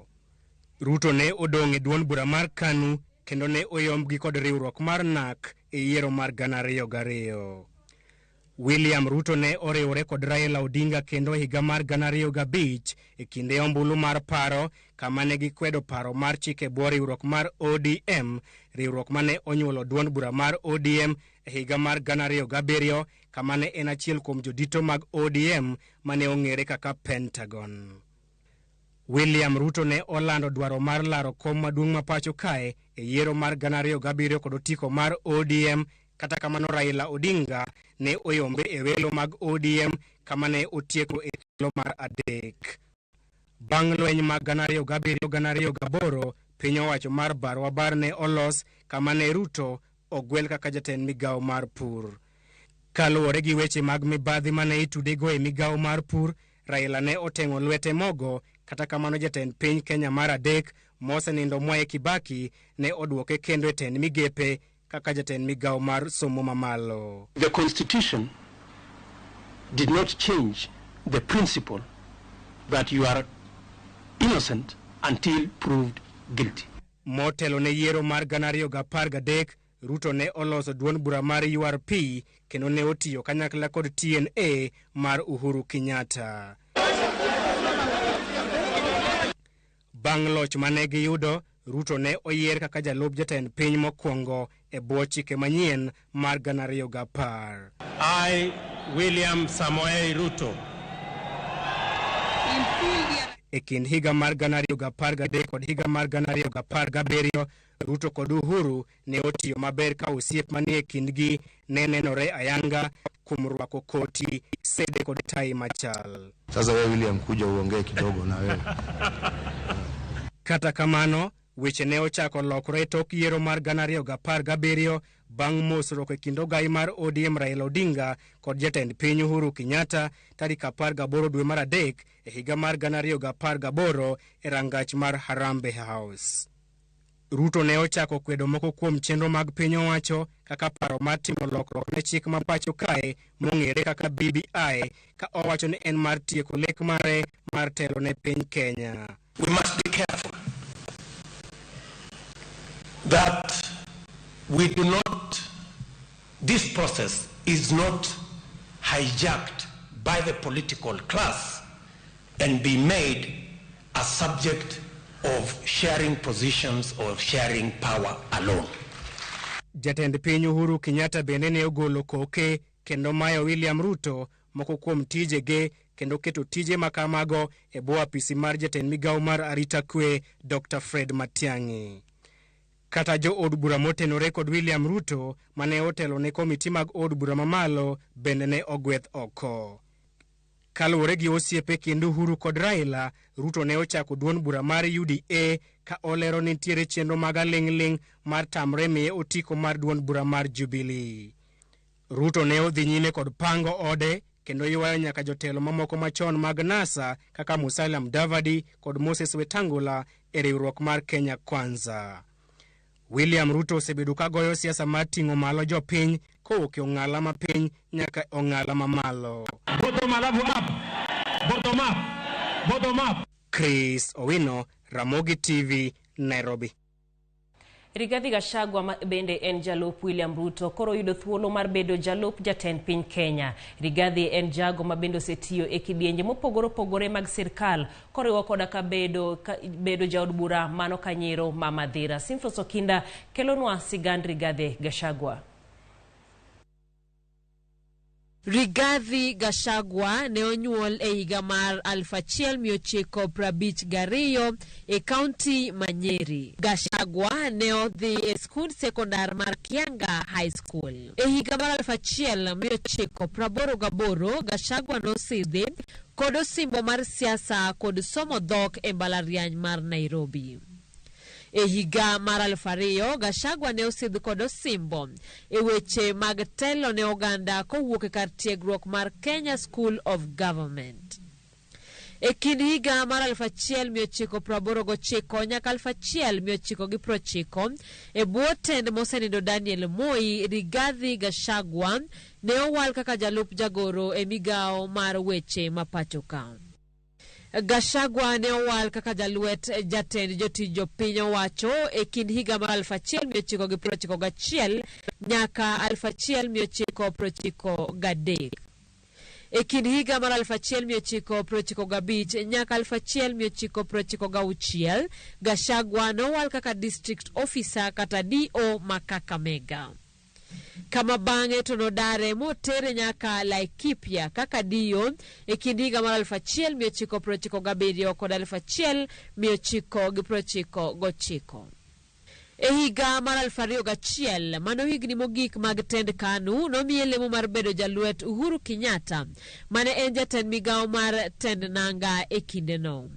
Bang'e ne gibalo e winjruok kod Uhuru e higa mar 2006 kaito ne odar ma odhi tiyo kod wadgi mosenindo Nderutu Gachagua mane en jaod bura Mamadhira e kindego.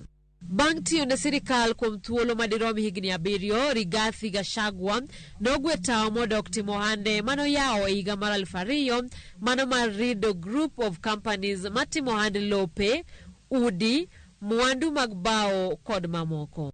Huma mar Rigathi Gachagua nojiwore higa mar 2017 bang' tho wadgi Nderutu Gachagua mane en gavana Manyeri. Bang'e ne okawo tend siasa e anyuola mare ka otemo yudo komb gavana Manyeri. Kata kamano noduogo loko pache molaro kom mar kar chung'od bura Mamadhira e bwo tiko mar Jubilee kendo noyudo loch kod ombulu 94,628. Nyaka ne yiere kaka jaod bura, Gachagua osebedo siep jalup jatend piny William Ruto Mangita. Kendo osesiro Ruto ka okwedo jatende machon Uhuru Kenyatta. Rigathi Gachagua osebedo kalando sera mag William Ruto.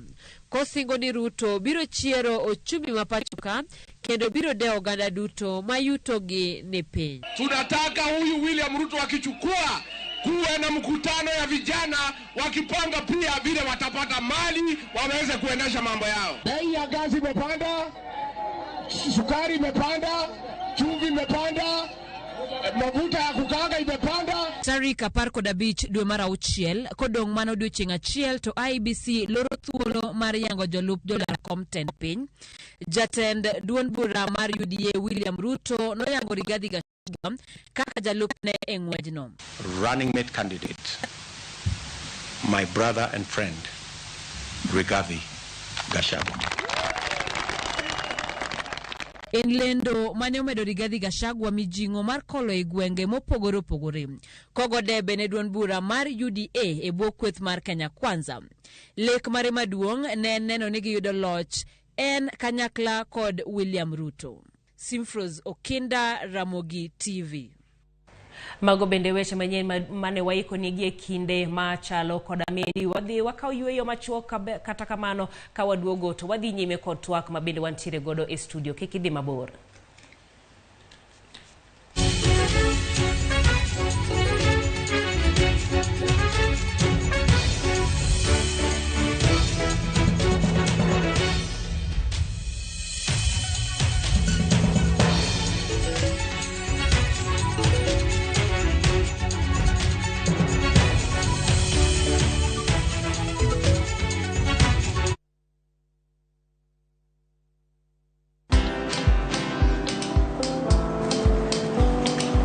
Niaje? Ni kama unashangaa kwa nini naangalia simu with so much focus eh? Usishangae sana. Nimekuwa ndani ya story kabisa. Ni kama ile hali ya juzi. Ni kama nilikuwa hapo iki happen. And when this new market was being opened, ni kama nilikuwa hapo tu. Hata vile local tourists for a special rate at the coast, I was there. And when this new road was being commissioned, I was right there. Na hata wewe, unaweza kuwa ndani ya story wherever you are. Just download Citizen Digital. Stay informed on all the news and events as they happen across the country, the continent, and the world at large. Download Citizen Digital, Kenya's #1 news app.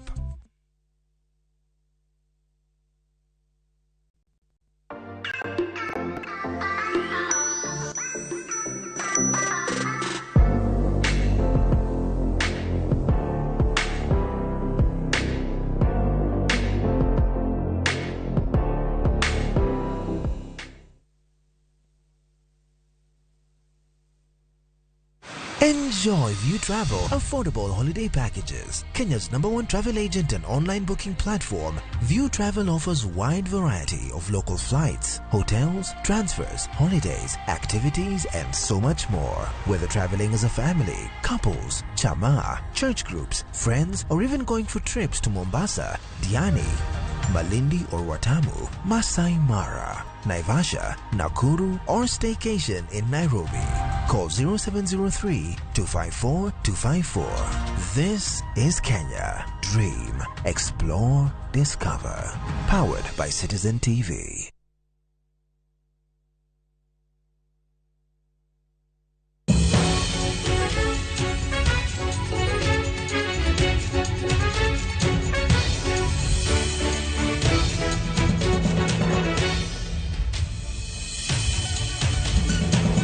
Ero kamana inya kumedo marakete yiero Kenya higa 2022 kod ariyo kuma bende pod wamedo luwo weche mabende otimore gi odiochieng' makawuono kuma jakom mar IBC Wafula Chebukati Orlando William Samoei Ruto kaka jalocha yiero mano mar kom tend piny odhiambo makawuono lendo no ero mabende kapok otime entiere kod weche kata yuaruok ma ka kod kacha Bomas of Kenya mokwongo ne en rito mabor kochakre saa 9 ochore nyaka saa 10 obiro bang'e en ang'o mabende ne warito ne ni yuaruok ang'o matimore kanyo Chutho rakia lakini as I could not doubt leadership skills pek Chebukati managing team ne and kata communicating ngene mokwongo ne giwacho saa 9 then giwacho saa 10 to bang' mano koro en rita madhaw dwa wuoke o build tension matin ne oketo structure IBC ma timo public communication maber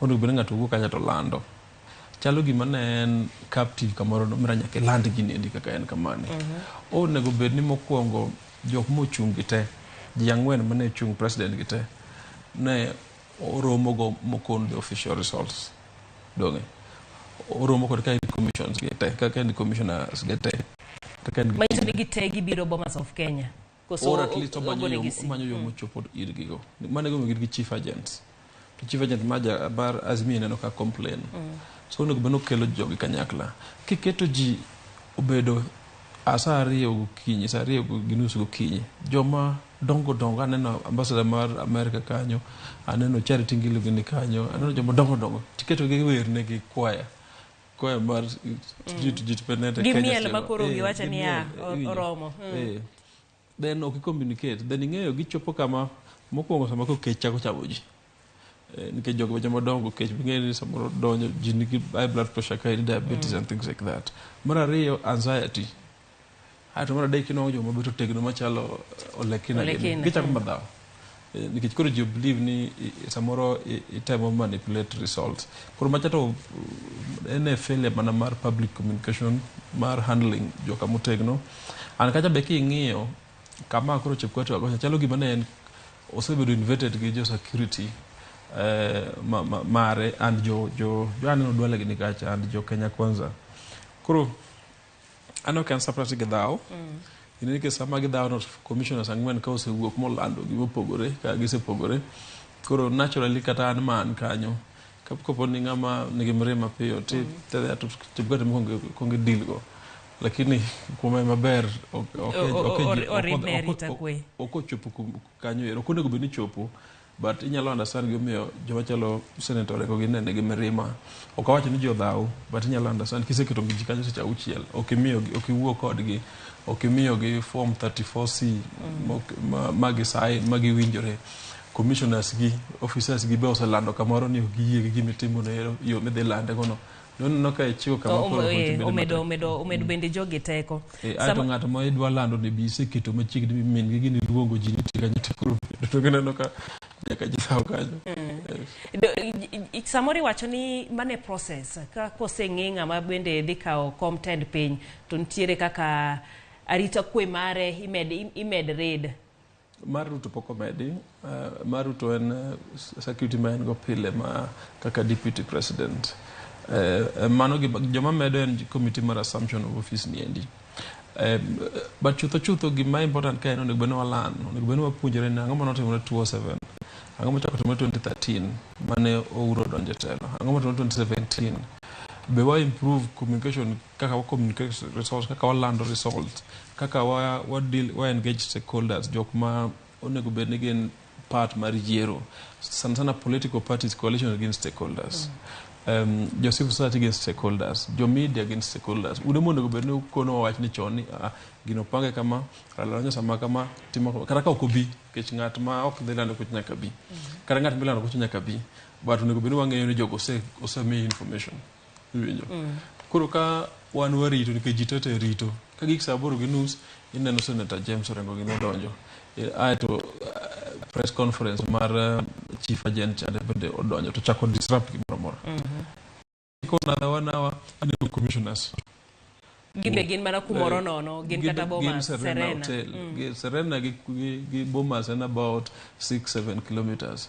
gimbe giwacho the exact opposite kapo gijonyo ka gichako wuoyo to Chebukati bi neno ka wuok dwa ginene dwa lando results dono ka dawo chako wuok kanyo koro kelo confusion mano ko nego benel timore anda geno ni kwadoke fresh elections ma looks like what they do okay koro nyaka koro gi handle communication maber kikwa we Chebukati ni chal nyasach wa Kenya ka endi wabed gi commission ma engage ji ma engage commission nikech commissioner chairman en manage kura chiele commission kuro nego beni commissioner mo decision magi make en majority but also decision moluwo chik winjo ok ni commissioner ngiewo moluwo chik mo wacho ni nyaka wa very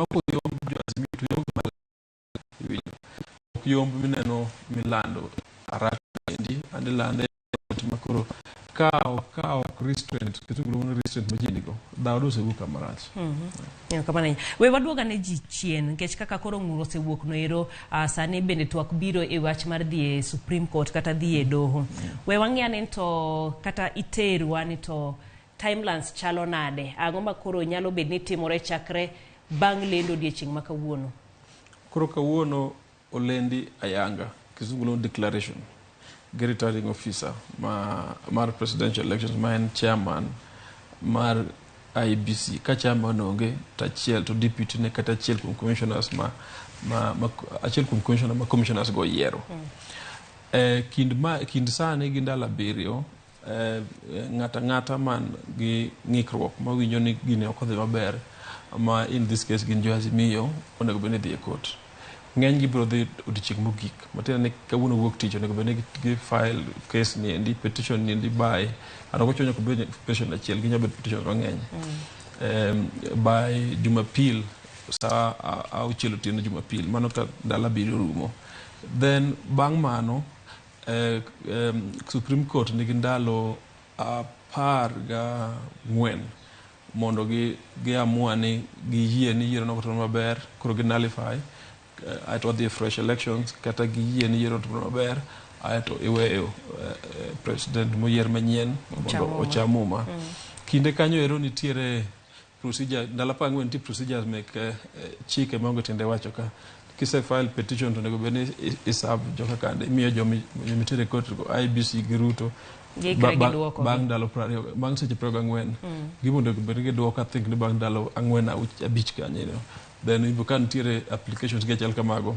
process mar changing pleadings rumo gi ndalo 8 then bang' ndalo 8 ko Supreme Court timo gimiluongo ni pre-trial conference meneno ka gidhi imiyo sani un petitioners biro bedo gi seche 4 un respondents seche 4 jomodong' miluongo ni osiepe court wamiyo seche 2 gi chal kamago kelu written submission gi chal kamago to ng'eny Supreme Court biro kawo by ndalo mar 10 kanyo Supreme Court biro kawo ndalo 1-2 to ka giwinjo the actual hearing meneno ji ketore TV mang'eny neno chande to bang' ndalo mar 14 mano bang' Jumapil manyien kichako Jumapil manyien to koro nyaka Supreme Court miwa duoko kata en mana Jumapil kata en mana Sabato nyaka gisom duoko nero magin gionge ni official working day wuok tich nyaka tich abich maraga dono kana jan duento ne puru bira Sabato go dhia ma giwinjo ji donge koro ma endi timeline ma strict ma nyaka gitim kopo ni Supreme Court to wacho ni ruto yier kare to bang' ndalo 7 obiro chamo muma matiende ni imedo ndalo 7 koro en dwe achiel gi bathe okalo obiro chamo muma ka Supreme Court owacho ni fresh elections wadhie to nyaka koro bang' ndalo 14 mar ruling ni endi nyaka koro bang' ndalo 60 nyaka koro IBC team election manyien and then swearing in to koro tie katiba ka ende procedure no koro give or take kopo no dhi yiero manyien ten en kar katikati ma dwe ma 11 koka gik moko nyalo dhi makare ng'eni nitie thoth jo Kenya ma bede koro chuny go twere giwacho ni ai gik moko ok dhi dok makare kata kamanero an kipacha en ni ng'ato doge tije magi bendo dhia nyime wawe wa chike ni ma tije lawyers wawe wa chike ni jikinyo dede puthegi wawe wa chike gi oran is course wawe wa Supreme Court oti kama kanira ila nigi agazimio ni evidence motegno aeto kwa doke yiero to campaign dhi timore kurba to campaign mayot watim campaign mar presidential election wa focus on azimio Kenya kwanza mato koro ginyalo kele kata professionals mondo koro wabel na gi case ngeni part of problem of campaign mang'eny ni ncha gigo ji mang'eny at the same time kidhaw gi ji mang'eny mara independent nini sani koro focus on the real issues aeto ji odhi yier winjo aeto wabro neno kaka timore koro ng'ato kik dhaw ng'ato dogore gi puothe kijapuonj dogore gi skul owene jolony koro tim tijgi mano koro kuma koro gimoro nie gik moko nie mesu koro wene wan kiko weno gini wabro tiyo tijni ang'o ma nyalo miyo bura ma jo Azimio wang'eni koro gibo dhie doho en ang'o mabiro miyo doho wito oko burano ero kata rwake to wacho ni gini nokotim makare luore kaka gi ndiko petition gini luore kaka gi build case gi Supreme Court owuon osewacho ni election ok en event ok en gimitimo chieng'no kende chieng' go kurano en process machakore nyaka chak register voters nyaka ibed register motegno ma ok nyal bedo compromise nyaka koro ilandi chieng' miyiere kuonde miyiere nyaka yiene jigo kura man gi thuolo aeto nyaka kwan kurano mi verify maber mi tali kichal kamago koro apani jo Azimio the question process process be lead to outcome kinyalo question bende outcome kaluwore gi form 34As magin go kopo ne gi collect gi ewijo onego bed ni Azimio duong' onego bed ni gin gi agents gikano gi kendo gin kodgi but ginyalo kata question errors ating'e gima koro medo gi jack ka en ni commissioners ang'wen be chalo gima ni kodgi iwinjo aeto bende en obvious ka joka Ruto gini wuoyo joka Kenya Kwanza ni chalo gima gimoro gitimo kaendi magidwa ni wach nyorum piyo mondo wa move on to the next stage koro aparo ni gichalo challenge both quantitative and qualitative quantitative en ni kwano kodhi maber qualitative en ni process kodhi maber to luore ka gi draft igina wacho ki girokni gi petition ni kata Jumamos kata Sabato kae gima wadhi go court wang'e ni gini solid mwang'e ni kata okwa yombe court to wan gi point mang'ata ng'ata dhi neno nikech argument court to wadhi agi ka ji winjo iwinjo metero no gi lawyers bende mok emotional weri gi lawyers ma emotional Raila Odong wadwaro lawyers motegno mawuoyo ni mae chik to mae gimotimore to mae evidence aeti wene Supreme Court justices gin joma riek ng'eny gin gi masters gite aparo gi masters degrees ng'eny gi professors koro gibiro influence gi kathindo gibiro influence gi solid facts and arguments iparo wach mar manual register ma bende do no ng'ado e odiochieng' yiero tiyo kod manual register bende ginyalo nywande e ng'ur ma gintiere godo ni mago te nyaka gina wacho nyaka drafting petition nyaka bed motegno mago te gik ma koro dhi wuok oko dung'eni ka ni dhi go kura an kana dhi go kura dala weluongo rabuor pongi taketo lweta to picha na wuok aeto kamotere kipande na mar ariyo aneno gine moro man gi pichni te to ma nyinga ka chakore gi ke nyinga komolo chakore gi ke aneno ko kiew onego bed ni sama nago koko miya ballot kande onego bed ni sama nagocha onego bed data na nosedhi ni nyieni osego kura donge aeto kimiya kacha bos manya manual koro sekiew register machielo chande koro achiel kuom gimiwacho kaendi poka verify but achiel kuom gimiwacho kaendi kama chalo Mount Kenya joma nogo kura ne president ng'eny maloyo joma nogo kura ne jok modong' giendi MP senator woman rep gi chal kama bero donge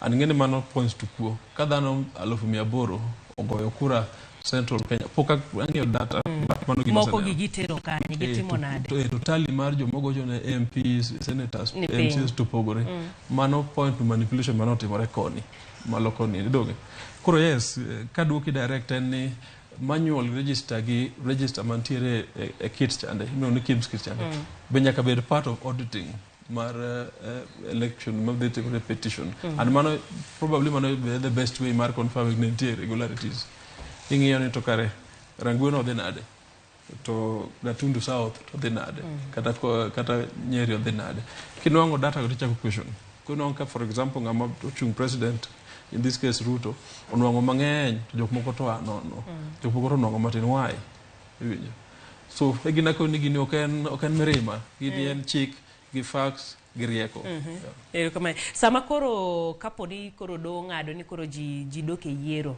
wach maduong' ma bende iywago en kaka jopiny wuok oko mar luto ombulu voter turnout ma bende iywago ni piny kaponi ji doke yiero ang'o mowinjo bed ni timo mondo koro kwan joma wuok oko dhi luto ombulu obed malo kaka dwarore nyaka Azimio reorganize campaign team gi nyaka gikel joma sober joma oa kuonde mopogore opogore, jok ma nyaka ipogi into regions, ng'ato ng'ato nyaka mi tich ka, but nyaka gima neno ka nyalo cost Azimio en ni Kenya Kwanza ni jogi ncho beto riwore malowa.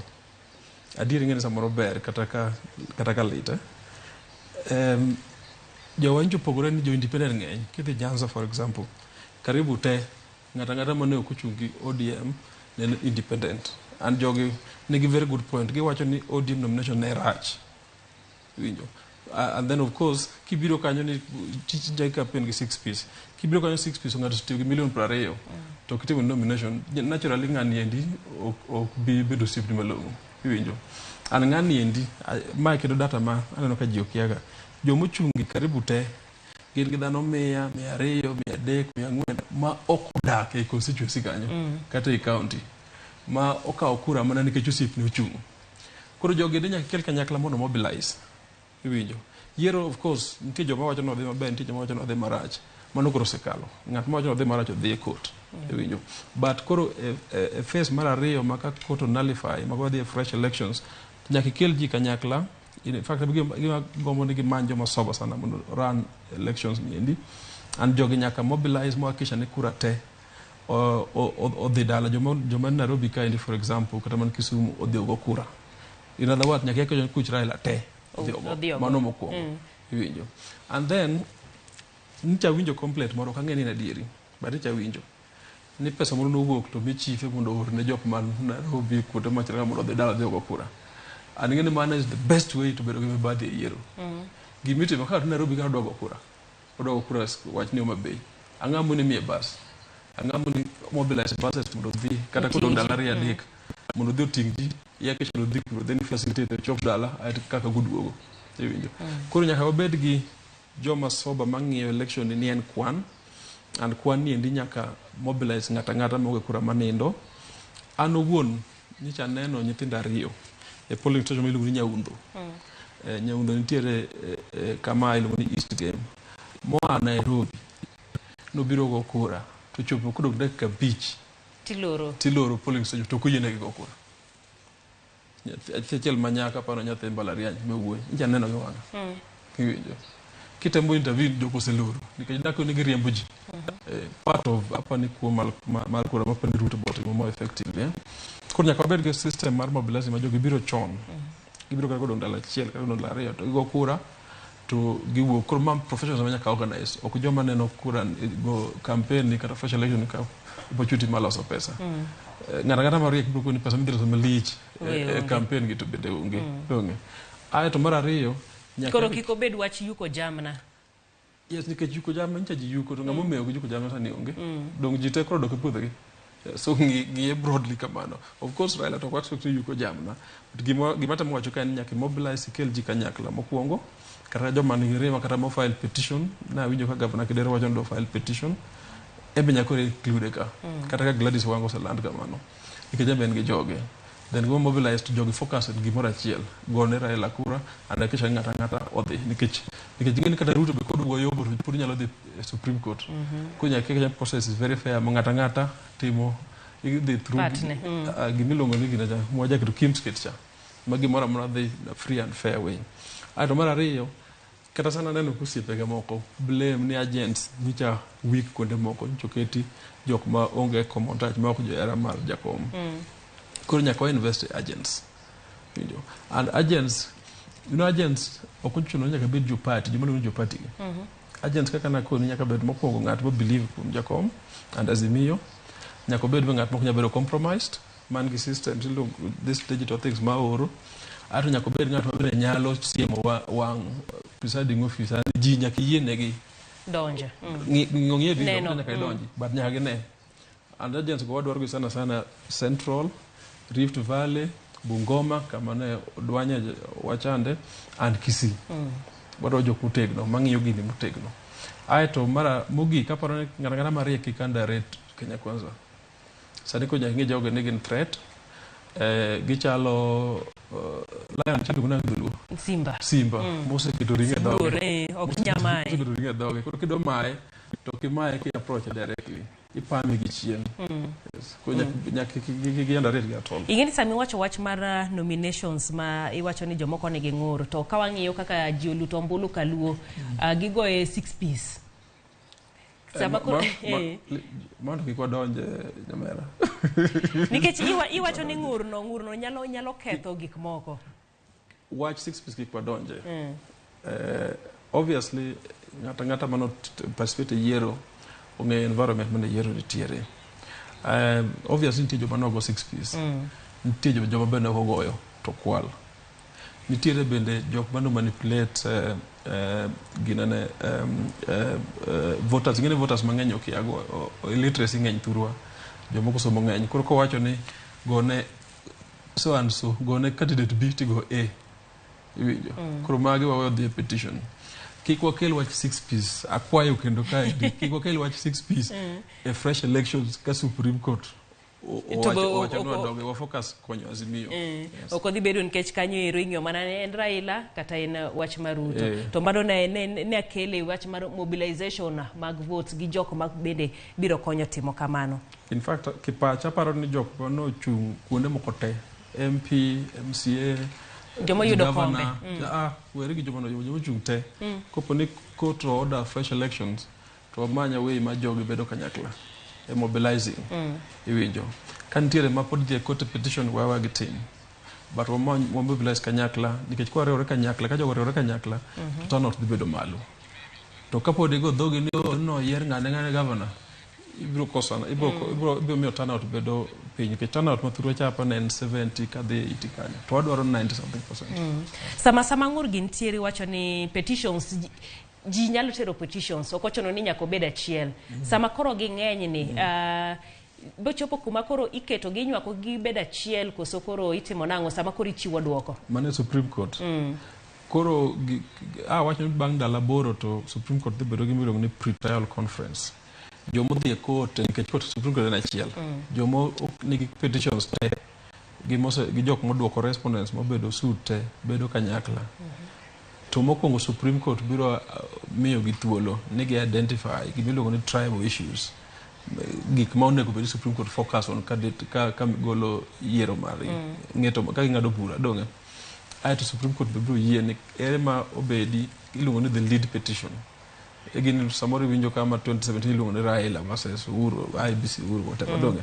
Koro ka Azimio otero through jakom gi to koro wacho ni mane lead petition.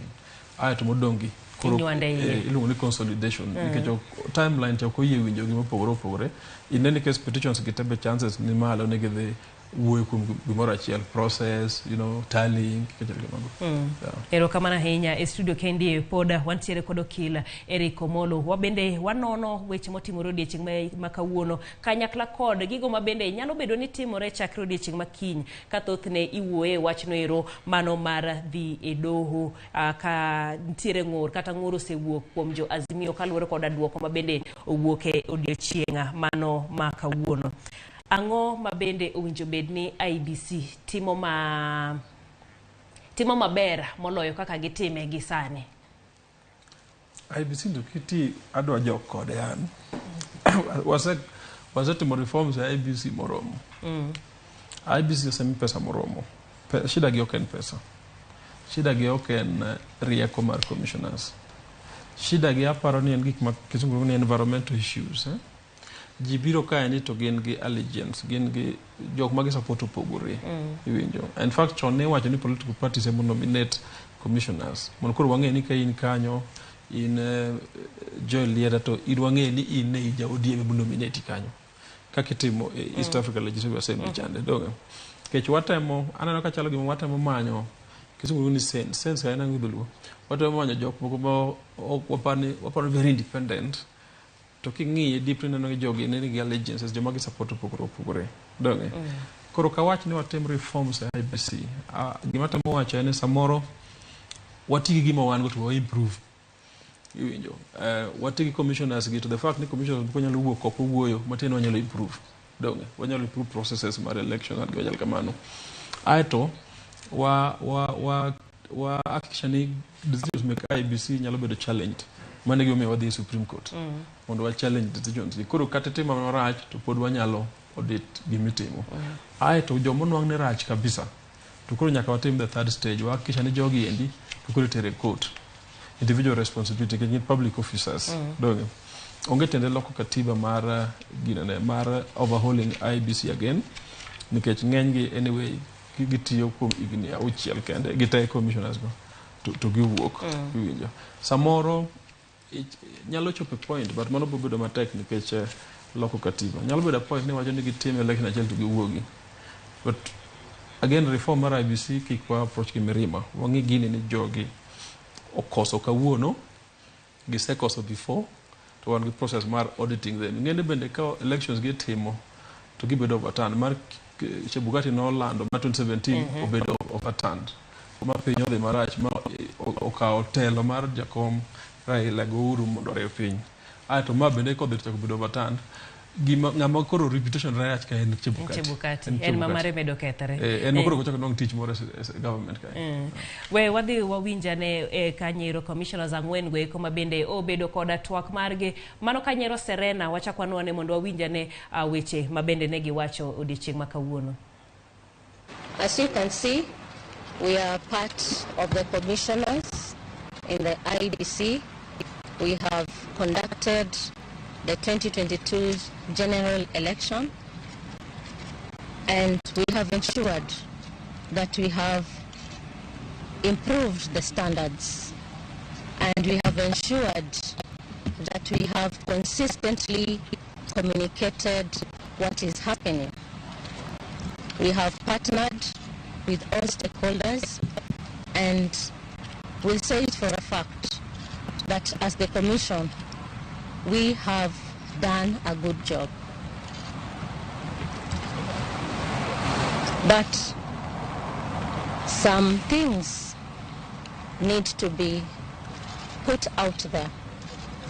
As you can see, the four of us, we are here, not at Bomas of Kenya, where the result is going to be announced, because of the opaque nature of how this phase has been handled. We therefore cannot take ownership on the results that is going to be announced.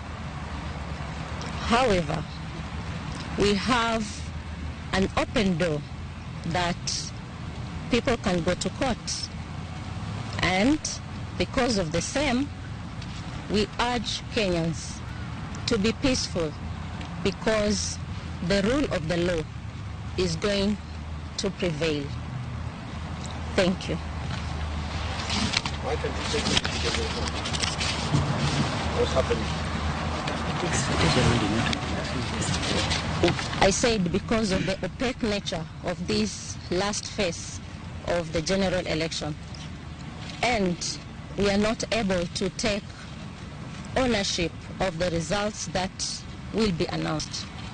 We are going to give a comprehensive statement, but this is from us, the four of us, and again, we urge Kenyans to keep calm. There is an open door that people can go to court, and the rule of law is going to prevail. Thank you. What do you mean by people can go to court? Some of the forms 34A have not been verified by the Azimio. What is not happening? We have said. Have you just come? Commissioner. Yes. Commissioner. A recap, because we are not going to take questions. Agreed? We will give a comprehensive detail of today's. I have said. When is that likely to be? They want a recap. There are people who missed. Yes. We are saying we have upped the standards of election in this country. We have step by step faced the challenges that have been there. At the same time, we have ensured that things are running despite everything else. Now, we are not at Bomas of Kenya because we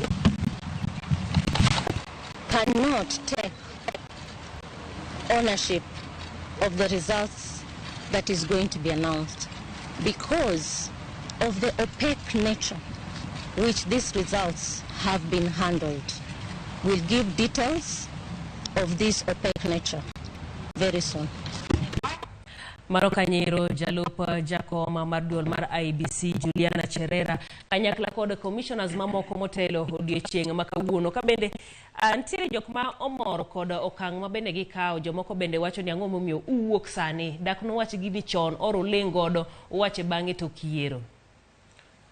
Ing'eyo ni kiwinjo gima giwacho ni yiero dhi maber chakruok ne nyaka kama koro chope kama somoni ni article 138C wacho ni kama commission shall tally and verify.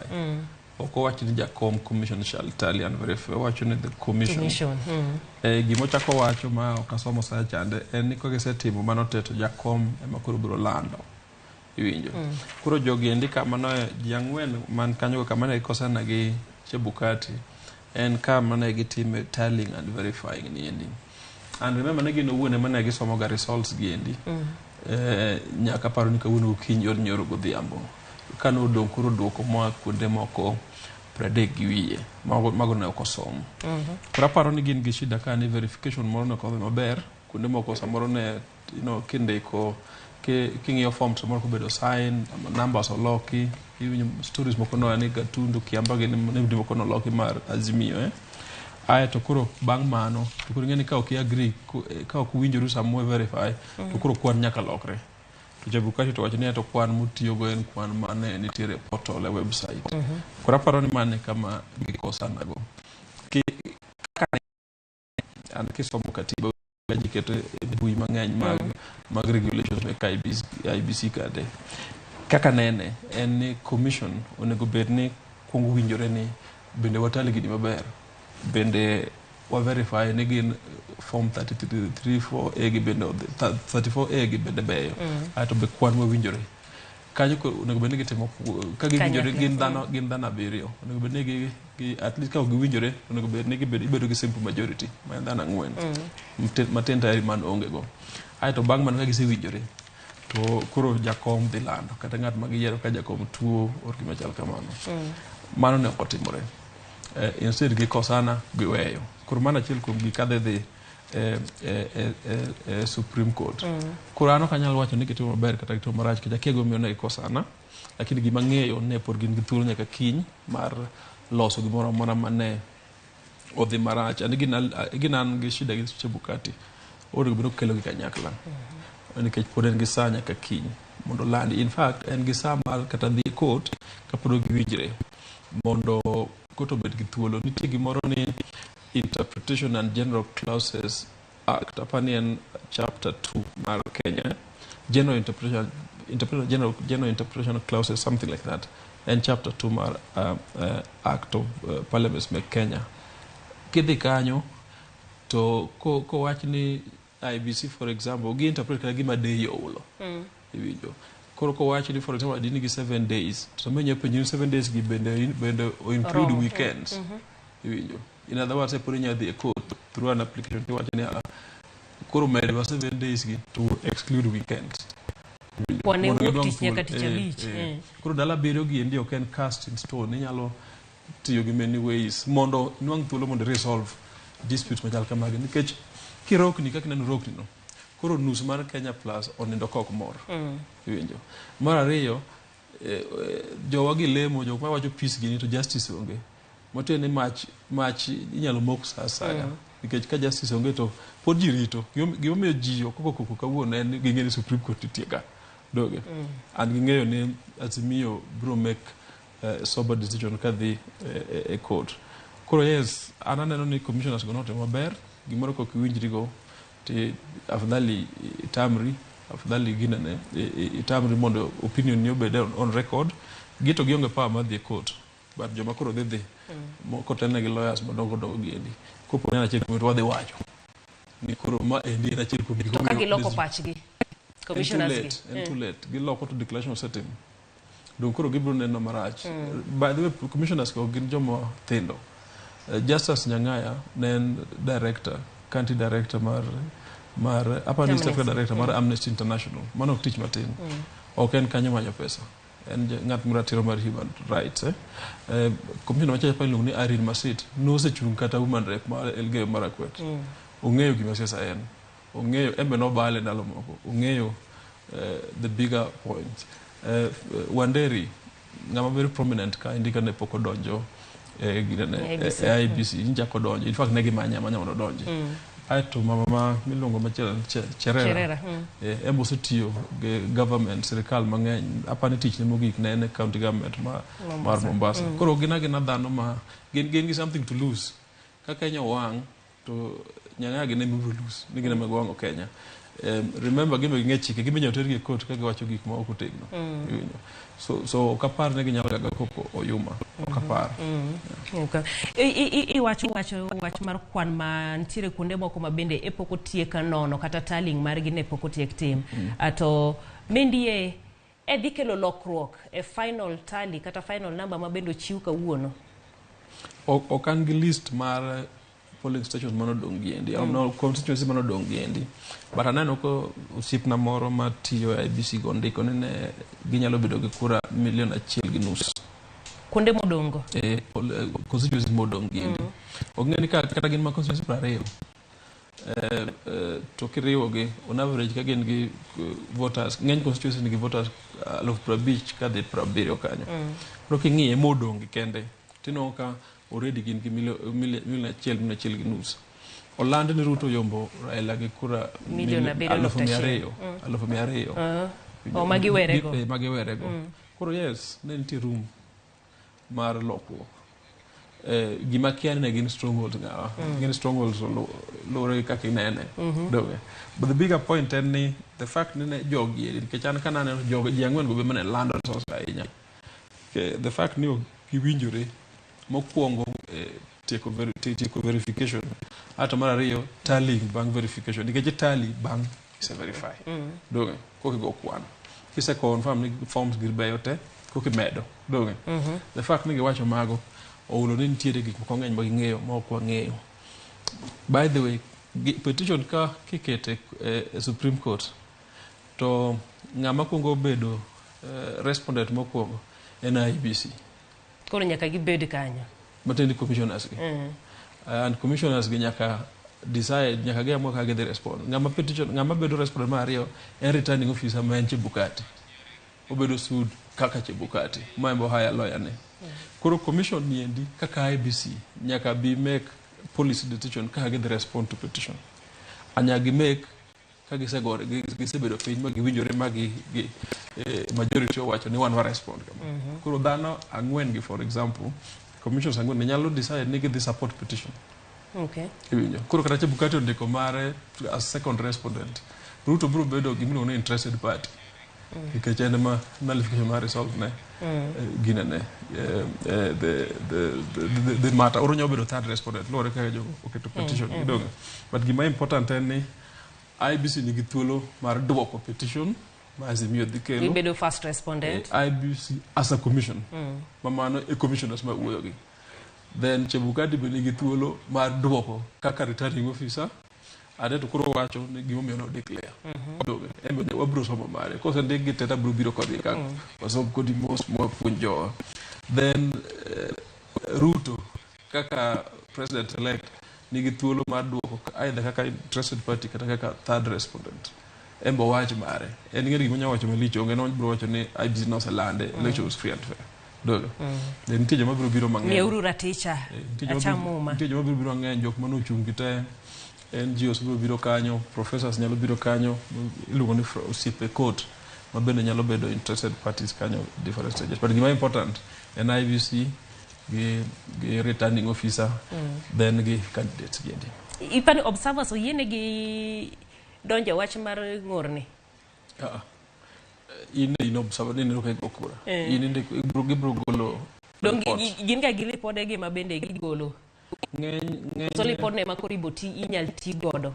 Aneno ka kopo ni gisegolo report gidhi golo interim report which certain kaka segolo internal report nan kama Ruto ni biro jo Kenya Kwanza bro tiyo go to justify to wacho ni election not e morama ber iwinjo report and report jogi endi ng'eny jok mobiro kama chalo jaka Kikwete gini ne gin dhano mang'eny previch to polling stations ma Kenya ka endi gin kathin to 46,000 koro report margi to ena kamano ok en gima nyalo miyi the real picture but ka in lawyer upande mar Kenya Kwanza tingeni en gima ber rely on gin gi some credibility ke chorgi gi organization madongo machalo East Africa Community, African Union and chal kamago.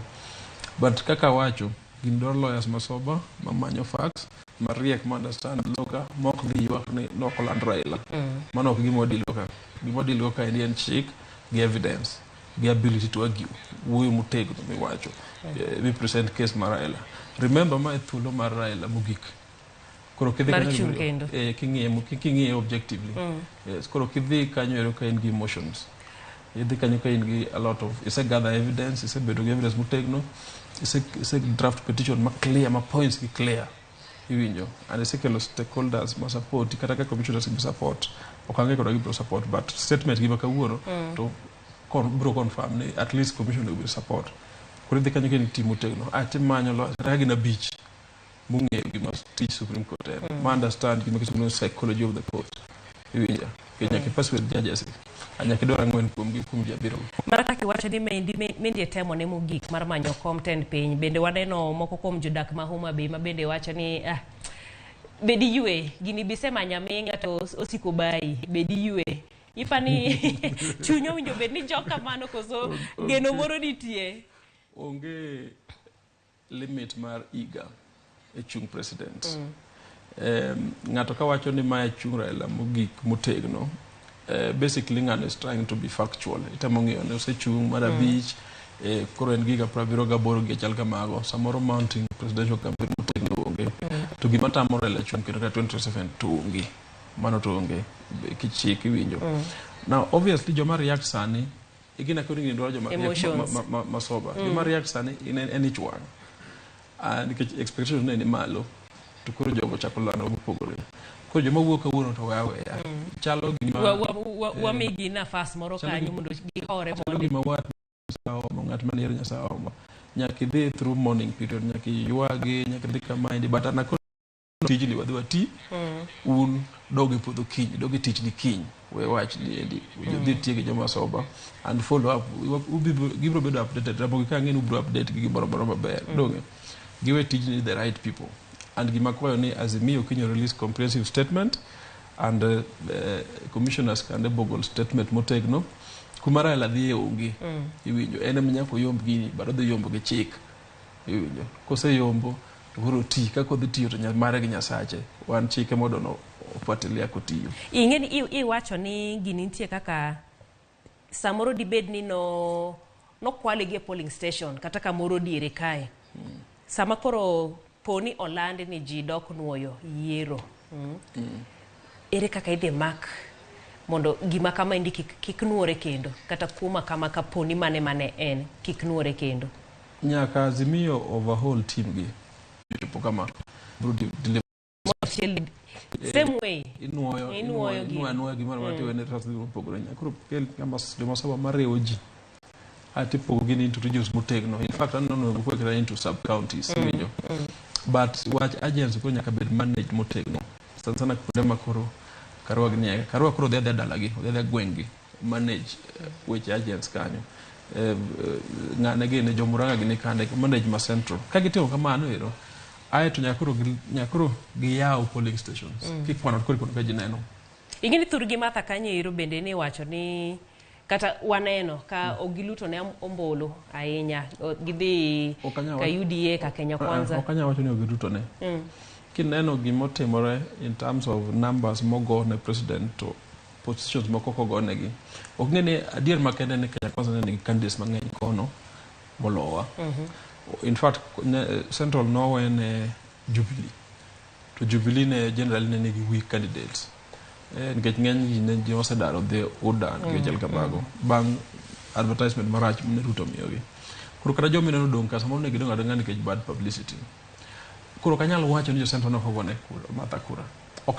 Okaneka mine ma Central moseno kaka Karua osethagore, moseng'e reputation mar Karua ki compare gi Rigathi Gachagua Kenya ka gi internationally. An ng'eny gi riek. In fact, kuonde ma wapuonje mbalariany, nyiri ma Central ge mang'eny e class iwinjo. An gi puonjo nyithindo ma nyiri sana malowo iwinjo. Bende ne giwuok oko ka gitimo ne campaign kabisa. Aggressively. Ok apar ni jokana nyadhi polling station to gone Karua kata atamalo 30. Shida kaendi en kuo. Obala jo Azimio maler. Partly apar ne gi assume ni koro er Martha. Kech ng'ata ong'eyo ni kiketo Martha ka tiketo Rigathi ka unless imanyo pesa. Imanyo dhano mariek manyo timo malong'o to idhi ir Martha. Ng'ata ong'eyo dong. Koro papa ni mobilization gi focus e key groups ok ane yo ma Ruto ne dhi kwalogo kendo kata tamalo nikech kacha to wadwaro tamalo 30-40 kaendi. Anjo kano ng'e ni ka ogino ng'ata malo 80 Central to gibiyo. Koro gikisha gi manipulate gino te. Then nyaka koro gien geja IBC e wach ndeko presiding officers. Nyaka man joma tie neutral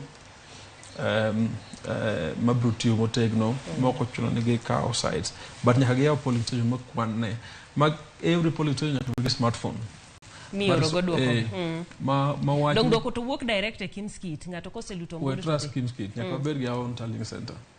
Igolo tapre to kero goya primary mano koro agents manikani osechopo nambe miyo gi magitere iwinjo sa 12 osechopo iketo central mag IT gi iluongo ni IT solutions yot. In fact ng'eny gi kuonde minane land resource fiyo machala mero intie apps matimo gigende kata samoro po onge gigo ero. Then of course nyaka gimany resources, nyaka gimany pesa motegno mar timo mobilization. Nikech jito se amua ng'eny jito se amua ni gigocho ne Jakom kata gigocho ne Ruto. So yini manjo madogo ne Jakom gi timo mobilize kito gidhi go kura. Aito timo few rallies here and there. Ero kamana. Thurwa kucho chonde to koro jiwe pogro matendo ne ji dependent ji parties ji ango. There's a lot of gikmo kado wacho marach. Kisu wacho a lot of nonsense. Wacho ni ket patch gi. Ket patch e manyo. Kula na Jacob rig nonsense ne ja party party ok michiemo. Modore ne jaktalo Raila obedetelo. Mano kanyere okila Eric Omolo mabende wadhi godo nyime ka bende watwak kata wang'iyo weche mopogore kaluwore koda duoko mar yiero makawuono kod gik mabende nyalo bedo ni wuok chakre odiochieng' makiny mabende nyalo ting'o wachno ero mar dhi e Supreme Court. Wakaw yweyo machuoka waduogo bang' kinde matin.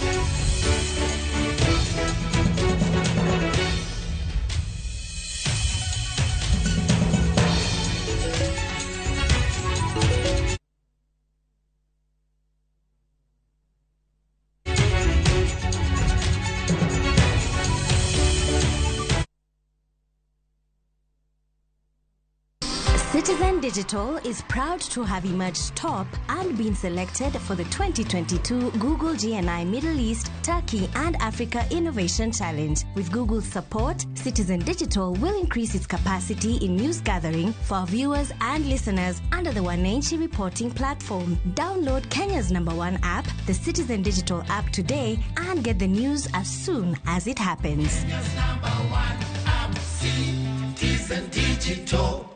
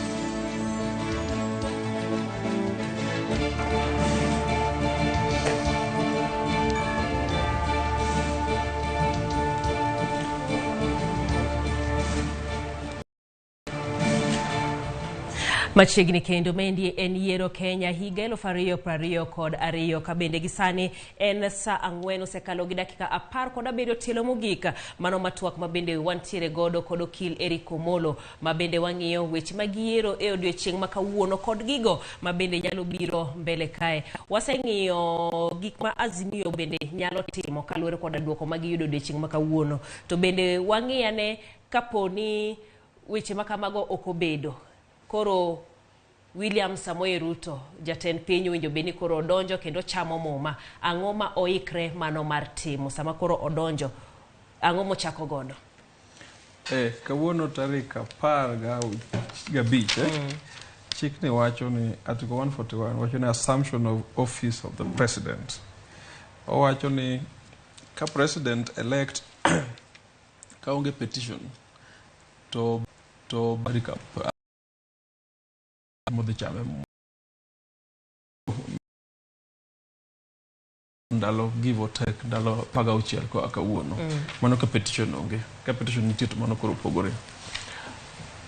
Koro Ruto wuon ka golo giminya wacho ni acceptance speech to wacho ni obro temo riwoji kata jok maincha okti kode apa no wacho jok mane sirikal kama moko jok ti kode machalo matenge niki giluor maten agenda ne mokwongo en riwoji tingene riwoji to kriyo gi dhok riwoji gi kitim koro obo kongo neno gimotimo ne en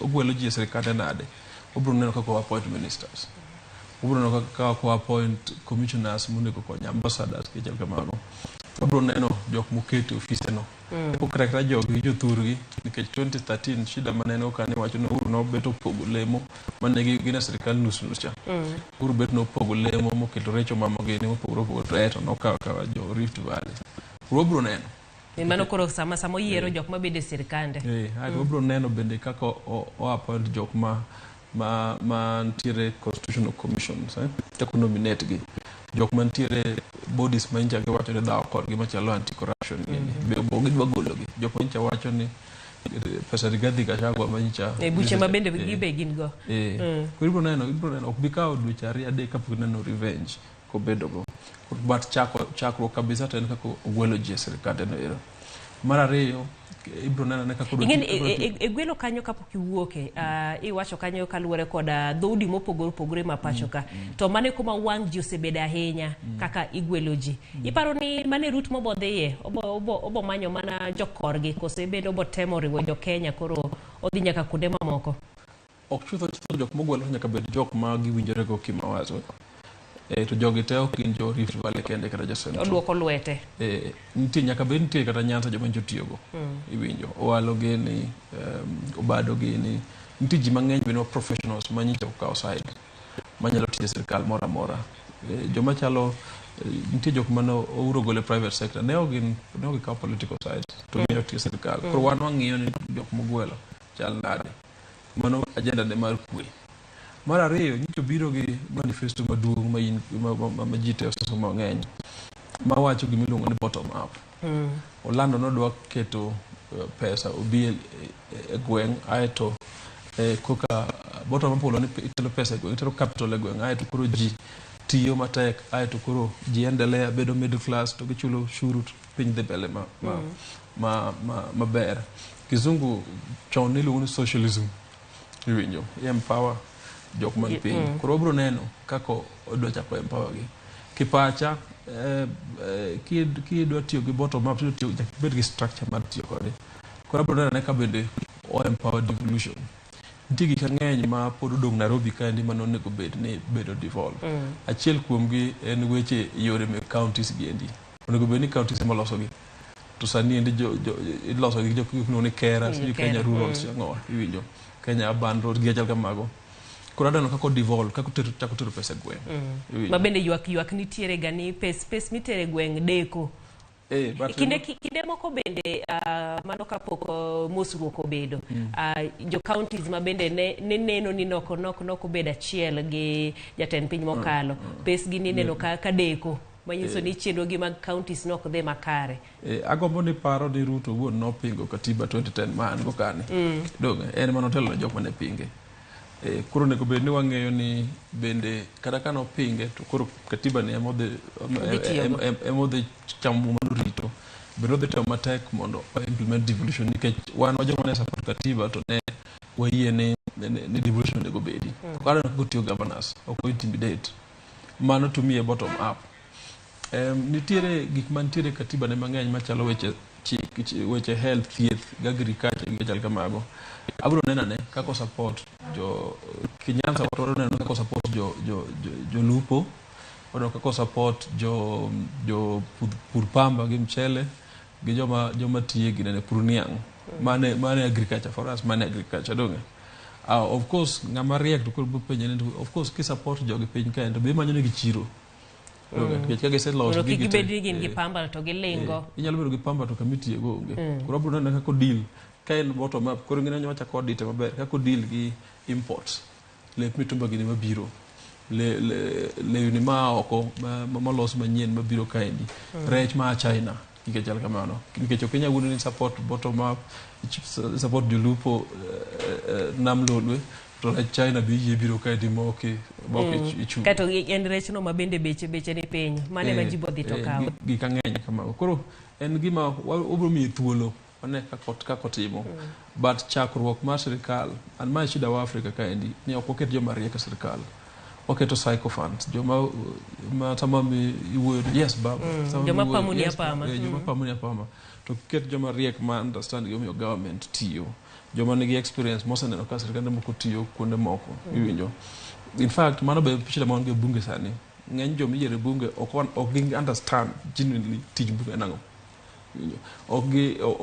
gino wuon gin jok mantiere bunge gi kia tiji bunge kanyo ng'eny gin te chung dwa tiyo CDF ngene CDF mencha bedo attractive bikoro the manage million 100 ay to koro iwa gi contract ni gero school tema gi chal kamago kuma maber Supreme Court no golo CDF a principle of separation of powers gito ginene ni hawi marach ang'o makoro gidwa timo mano ng'amoke governance ng'amane ni marach ng'amoke governance tich mbunge en kalo chik en dhi wuoyo kuom jok ma represent to en provide oversight ne government ne sirikal ne executive gima miyo neno ka senators ineno senators masani machalo Kajwang' professor namuno puonja tomo agenda gini oyier gini joma chalo osiepno Kongo Mogeni gini ineno ka gin kegichunto kana ng'apingo gionge partly nikech gitiyo Mutula Kilonzo no ka joka noero moduoko ko bedo governor nikech gin joma koro tiyo their deep sense mar tij bunge karibu every MP goal ni CDF mateni GF bunge chuto ni National Assembly en nyaka audit nyaka bed ng'at ma ong'e chik ng'at ma wuoyo nyaka bed ng'at ma ka ng'ato chum ka gineno rengo gi chon ng'eno donje ka en ni 20 gi oyara nyien ng'ama riek emomi jikaso wadi diuru ngi ansadu ngi kaka se wuoyo chike masekadho to sani nitie bunge mang'eny makatana kenyingegi partly nikech yaji nikech CDF ng'ato biro pesa mang'eny tiyo gi milion 20-30 manyo tij bunge mzara mar bunge en 700,000 kimero ga lawe sisi golo tax nyalo chopo 600 kanyo koro ken gima idhi bunge ko ngima dhi ni dwa mewo en kama dhi ni dwa tiyo iwinjo ani tiyo gi specific things koro en ni bunge kik manage public resources public finance bunge kik bed jok ma bende implement projects no bende joma lobby for projects kain bunge mo be town no bende lobby mondo ger fish bay gi kachal kamago iwinjo kain bunge ma karachuonyo or moroni no bende wuok kuom mchele gi pamba gi kachal kamago iwinjo to ka ok okel to blame nikech ng'e ng'ama blame an gi pesa no kain governor ing'eye kain sirikal malo kande ing'eye iwinjo an mana gimiyo bunge machalo kuonde machalo Amerika UK gi ni kiromo kodgi ok nyaka nitis bunge ok ne jomo meyo e society go gin ordinary people mo amua ni gin donjo public service kura dwa neno ka bende sirikal Ruto ni kopo no chopo gichamo ka bende dwa implement decision ma Supreme Court e wach gine e wach BBI and e wach CDF kisungo wach rule of law yes nikech ka ok irito chik to ok ngene mane search ko na ketho bende e wach mar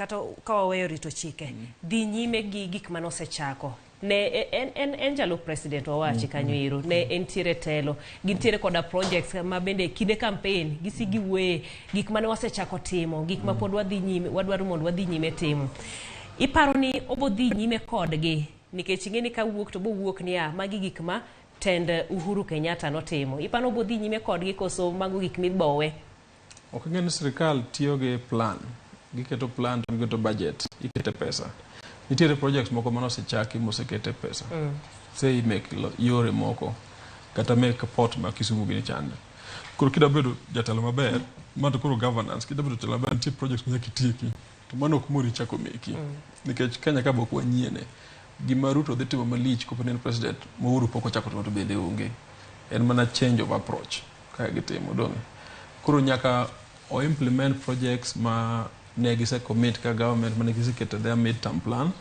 ma pesa bendo se bedo committed moko bi ng'ene donors bo se kelo dong ato nyaka bendo chaki kelo ideas manyien mek projects ma ebo dwaro owacho for example dogolo CBC dong wadonge gimo dogole of course CBC ni challenges dong to korach ena gi challenges and infrastructure maonge wadonge gimo dogole keto gole no bende implications bende dikelo dong CDF awacho no goal sane dong but ng'en gima CDF timo important gero school na important dong paro yore ma local na important kuro dong alternative ku gole nikech gole to kuro chik pesa ni dhi kanye odhi empower counties mondo tim gigi dong odhi empower national government mondo tim gigi endi to the handle procurement nade wadong kodo go be bade nikech ng'eyo ni 2013 to 2017 gimi gogo Ruto mang'eny makato Uhuru osewacho kende ni en wuon ne otelo ne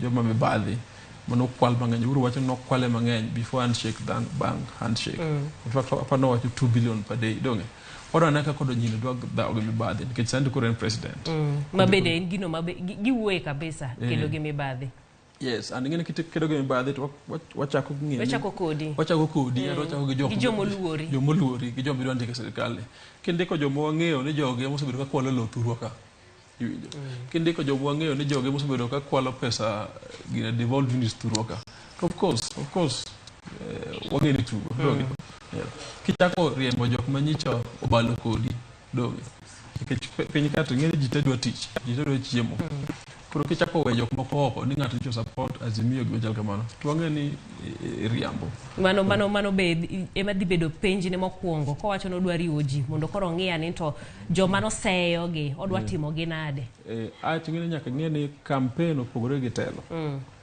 inyalo campaign gi gik mabeyo ng'eni gine ne gindiko malich mamit kabisa manifesto opogore gi telo dwaro pesa nyaka ibed gi yo me generate go revenue telo dwaro buongo nyaka ibed gi jok ma bedo buti mariek mong'eyo kaka indiko sirikal telo bende dwaro innovation nyaka ibed gi jok maparo mamiyo thuolo maparo kelo gik manyien and of course telo dwaro checks and balances nyaka ibed gi parliament motegno nyaka ibed gi senate motegno ato nyaka ibed gi ofise machalo mek ombudsman gine ka motegno nyaka ibed gi judiciary motegno koro gigi te wabro neno ok bibudho wabro neno but side pod wawuoyo mani ng'eni kore wacho kochamo muma sandi to one lawyers pod focus tere Supreme Court mondo gido bed nullified erokamano Eric Omondo sawa bende aneno ka dhi ka gima wewa kinyalo mana miyowa wachni mogik kaluwore koda gik mosetimore kawuono to gi gik ma waket wang'wa mondo wane chakre odiochieng' makiny mokwongo asenongo sibe mang'eny koa thurwa kaluo gi dala warangwe koka fwenyo ni kare ji giro jonjo chuny ji sana nitie joma winjo marach ni yiero no dhi kako dhino koro mokwongo gi jowadwa kono gi directly ni kik uluor an wuon na aseneno ndalo ariyo adek mokalo ni gidhi nyalo dhi kama anang'eni ji mang'eny kata joma oluoro jakom Azimio noseneno nitiere strategies ma gise activate ma wadhi challenge go kuma maber ng'eni ji ok yani piny machalo Tanzania ko land president kama to wach dorumo ok inya dhi e court Kenya kati wan gi thuolo mar dhi e court demokrasia koro kik gi lose hope onge tinde lose hope gini en wach chik and en obvious ni gini ne ok odhi maber wadhi temo matek, ang'e ni tim mar Azimio dhi temo matek mondo oter gini e court. Koro giyie justice olu procedure mondo wa challenge gini endi. An gadier ni kwa challenge motegno to IBC bene kodwa, commissioners ka bene kodwa, to judges mane Supreme Court king'iyo gi individually dhana abero ka generally gin joma oa history mar ratiro, gi joma riek,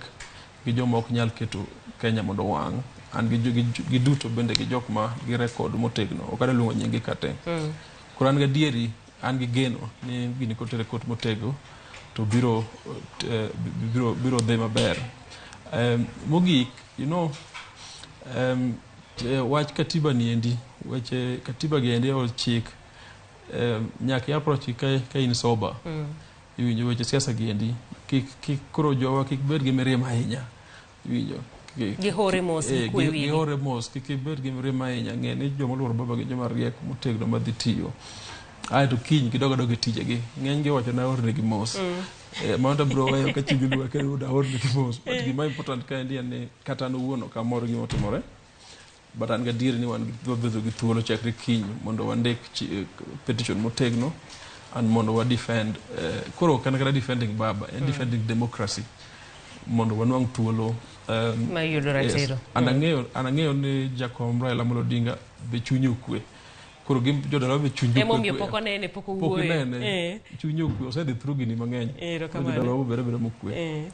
Erokamano ahinya. Mano kanyiero okil Eric Omolo ma bende wabedo godo kod twak e odhiambo ma kawuono. Wachne mogik wacho kanyiero ni jogo eko ma bende gin johera mag Azimio oket kwe.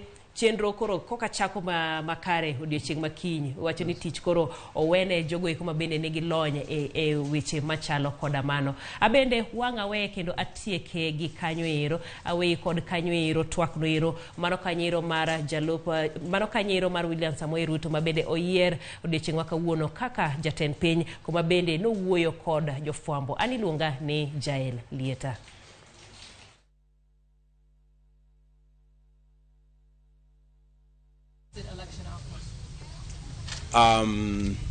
This election, to the best of our knowledge and understanding, is over. We have had a wonderful time. We have gone through the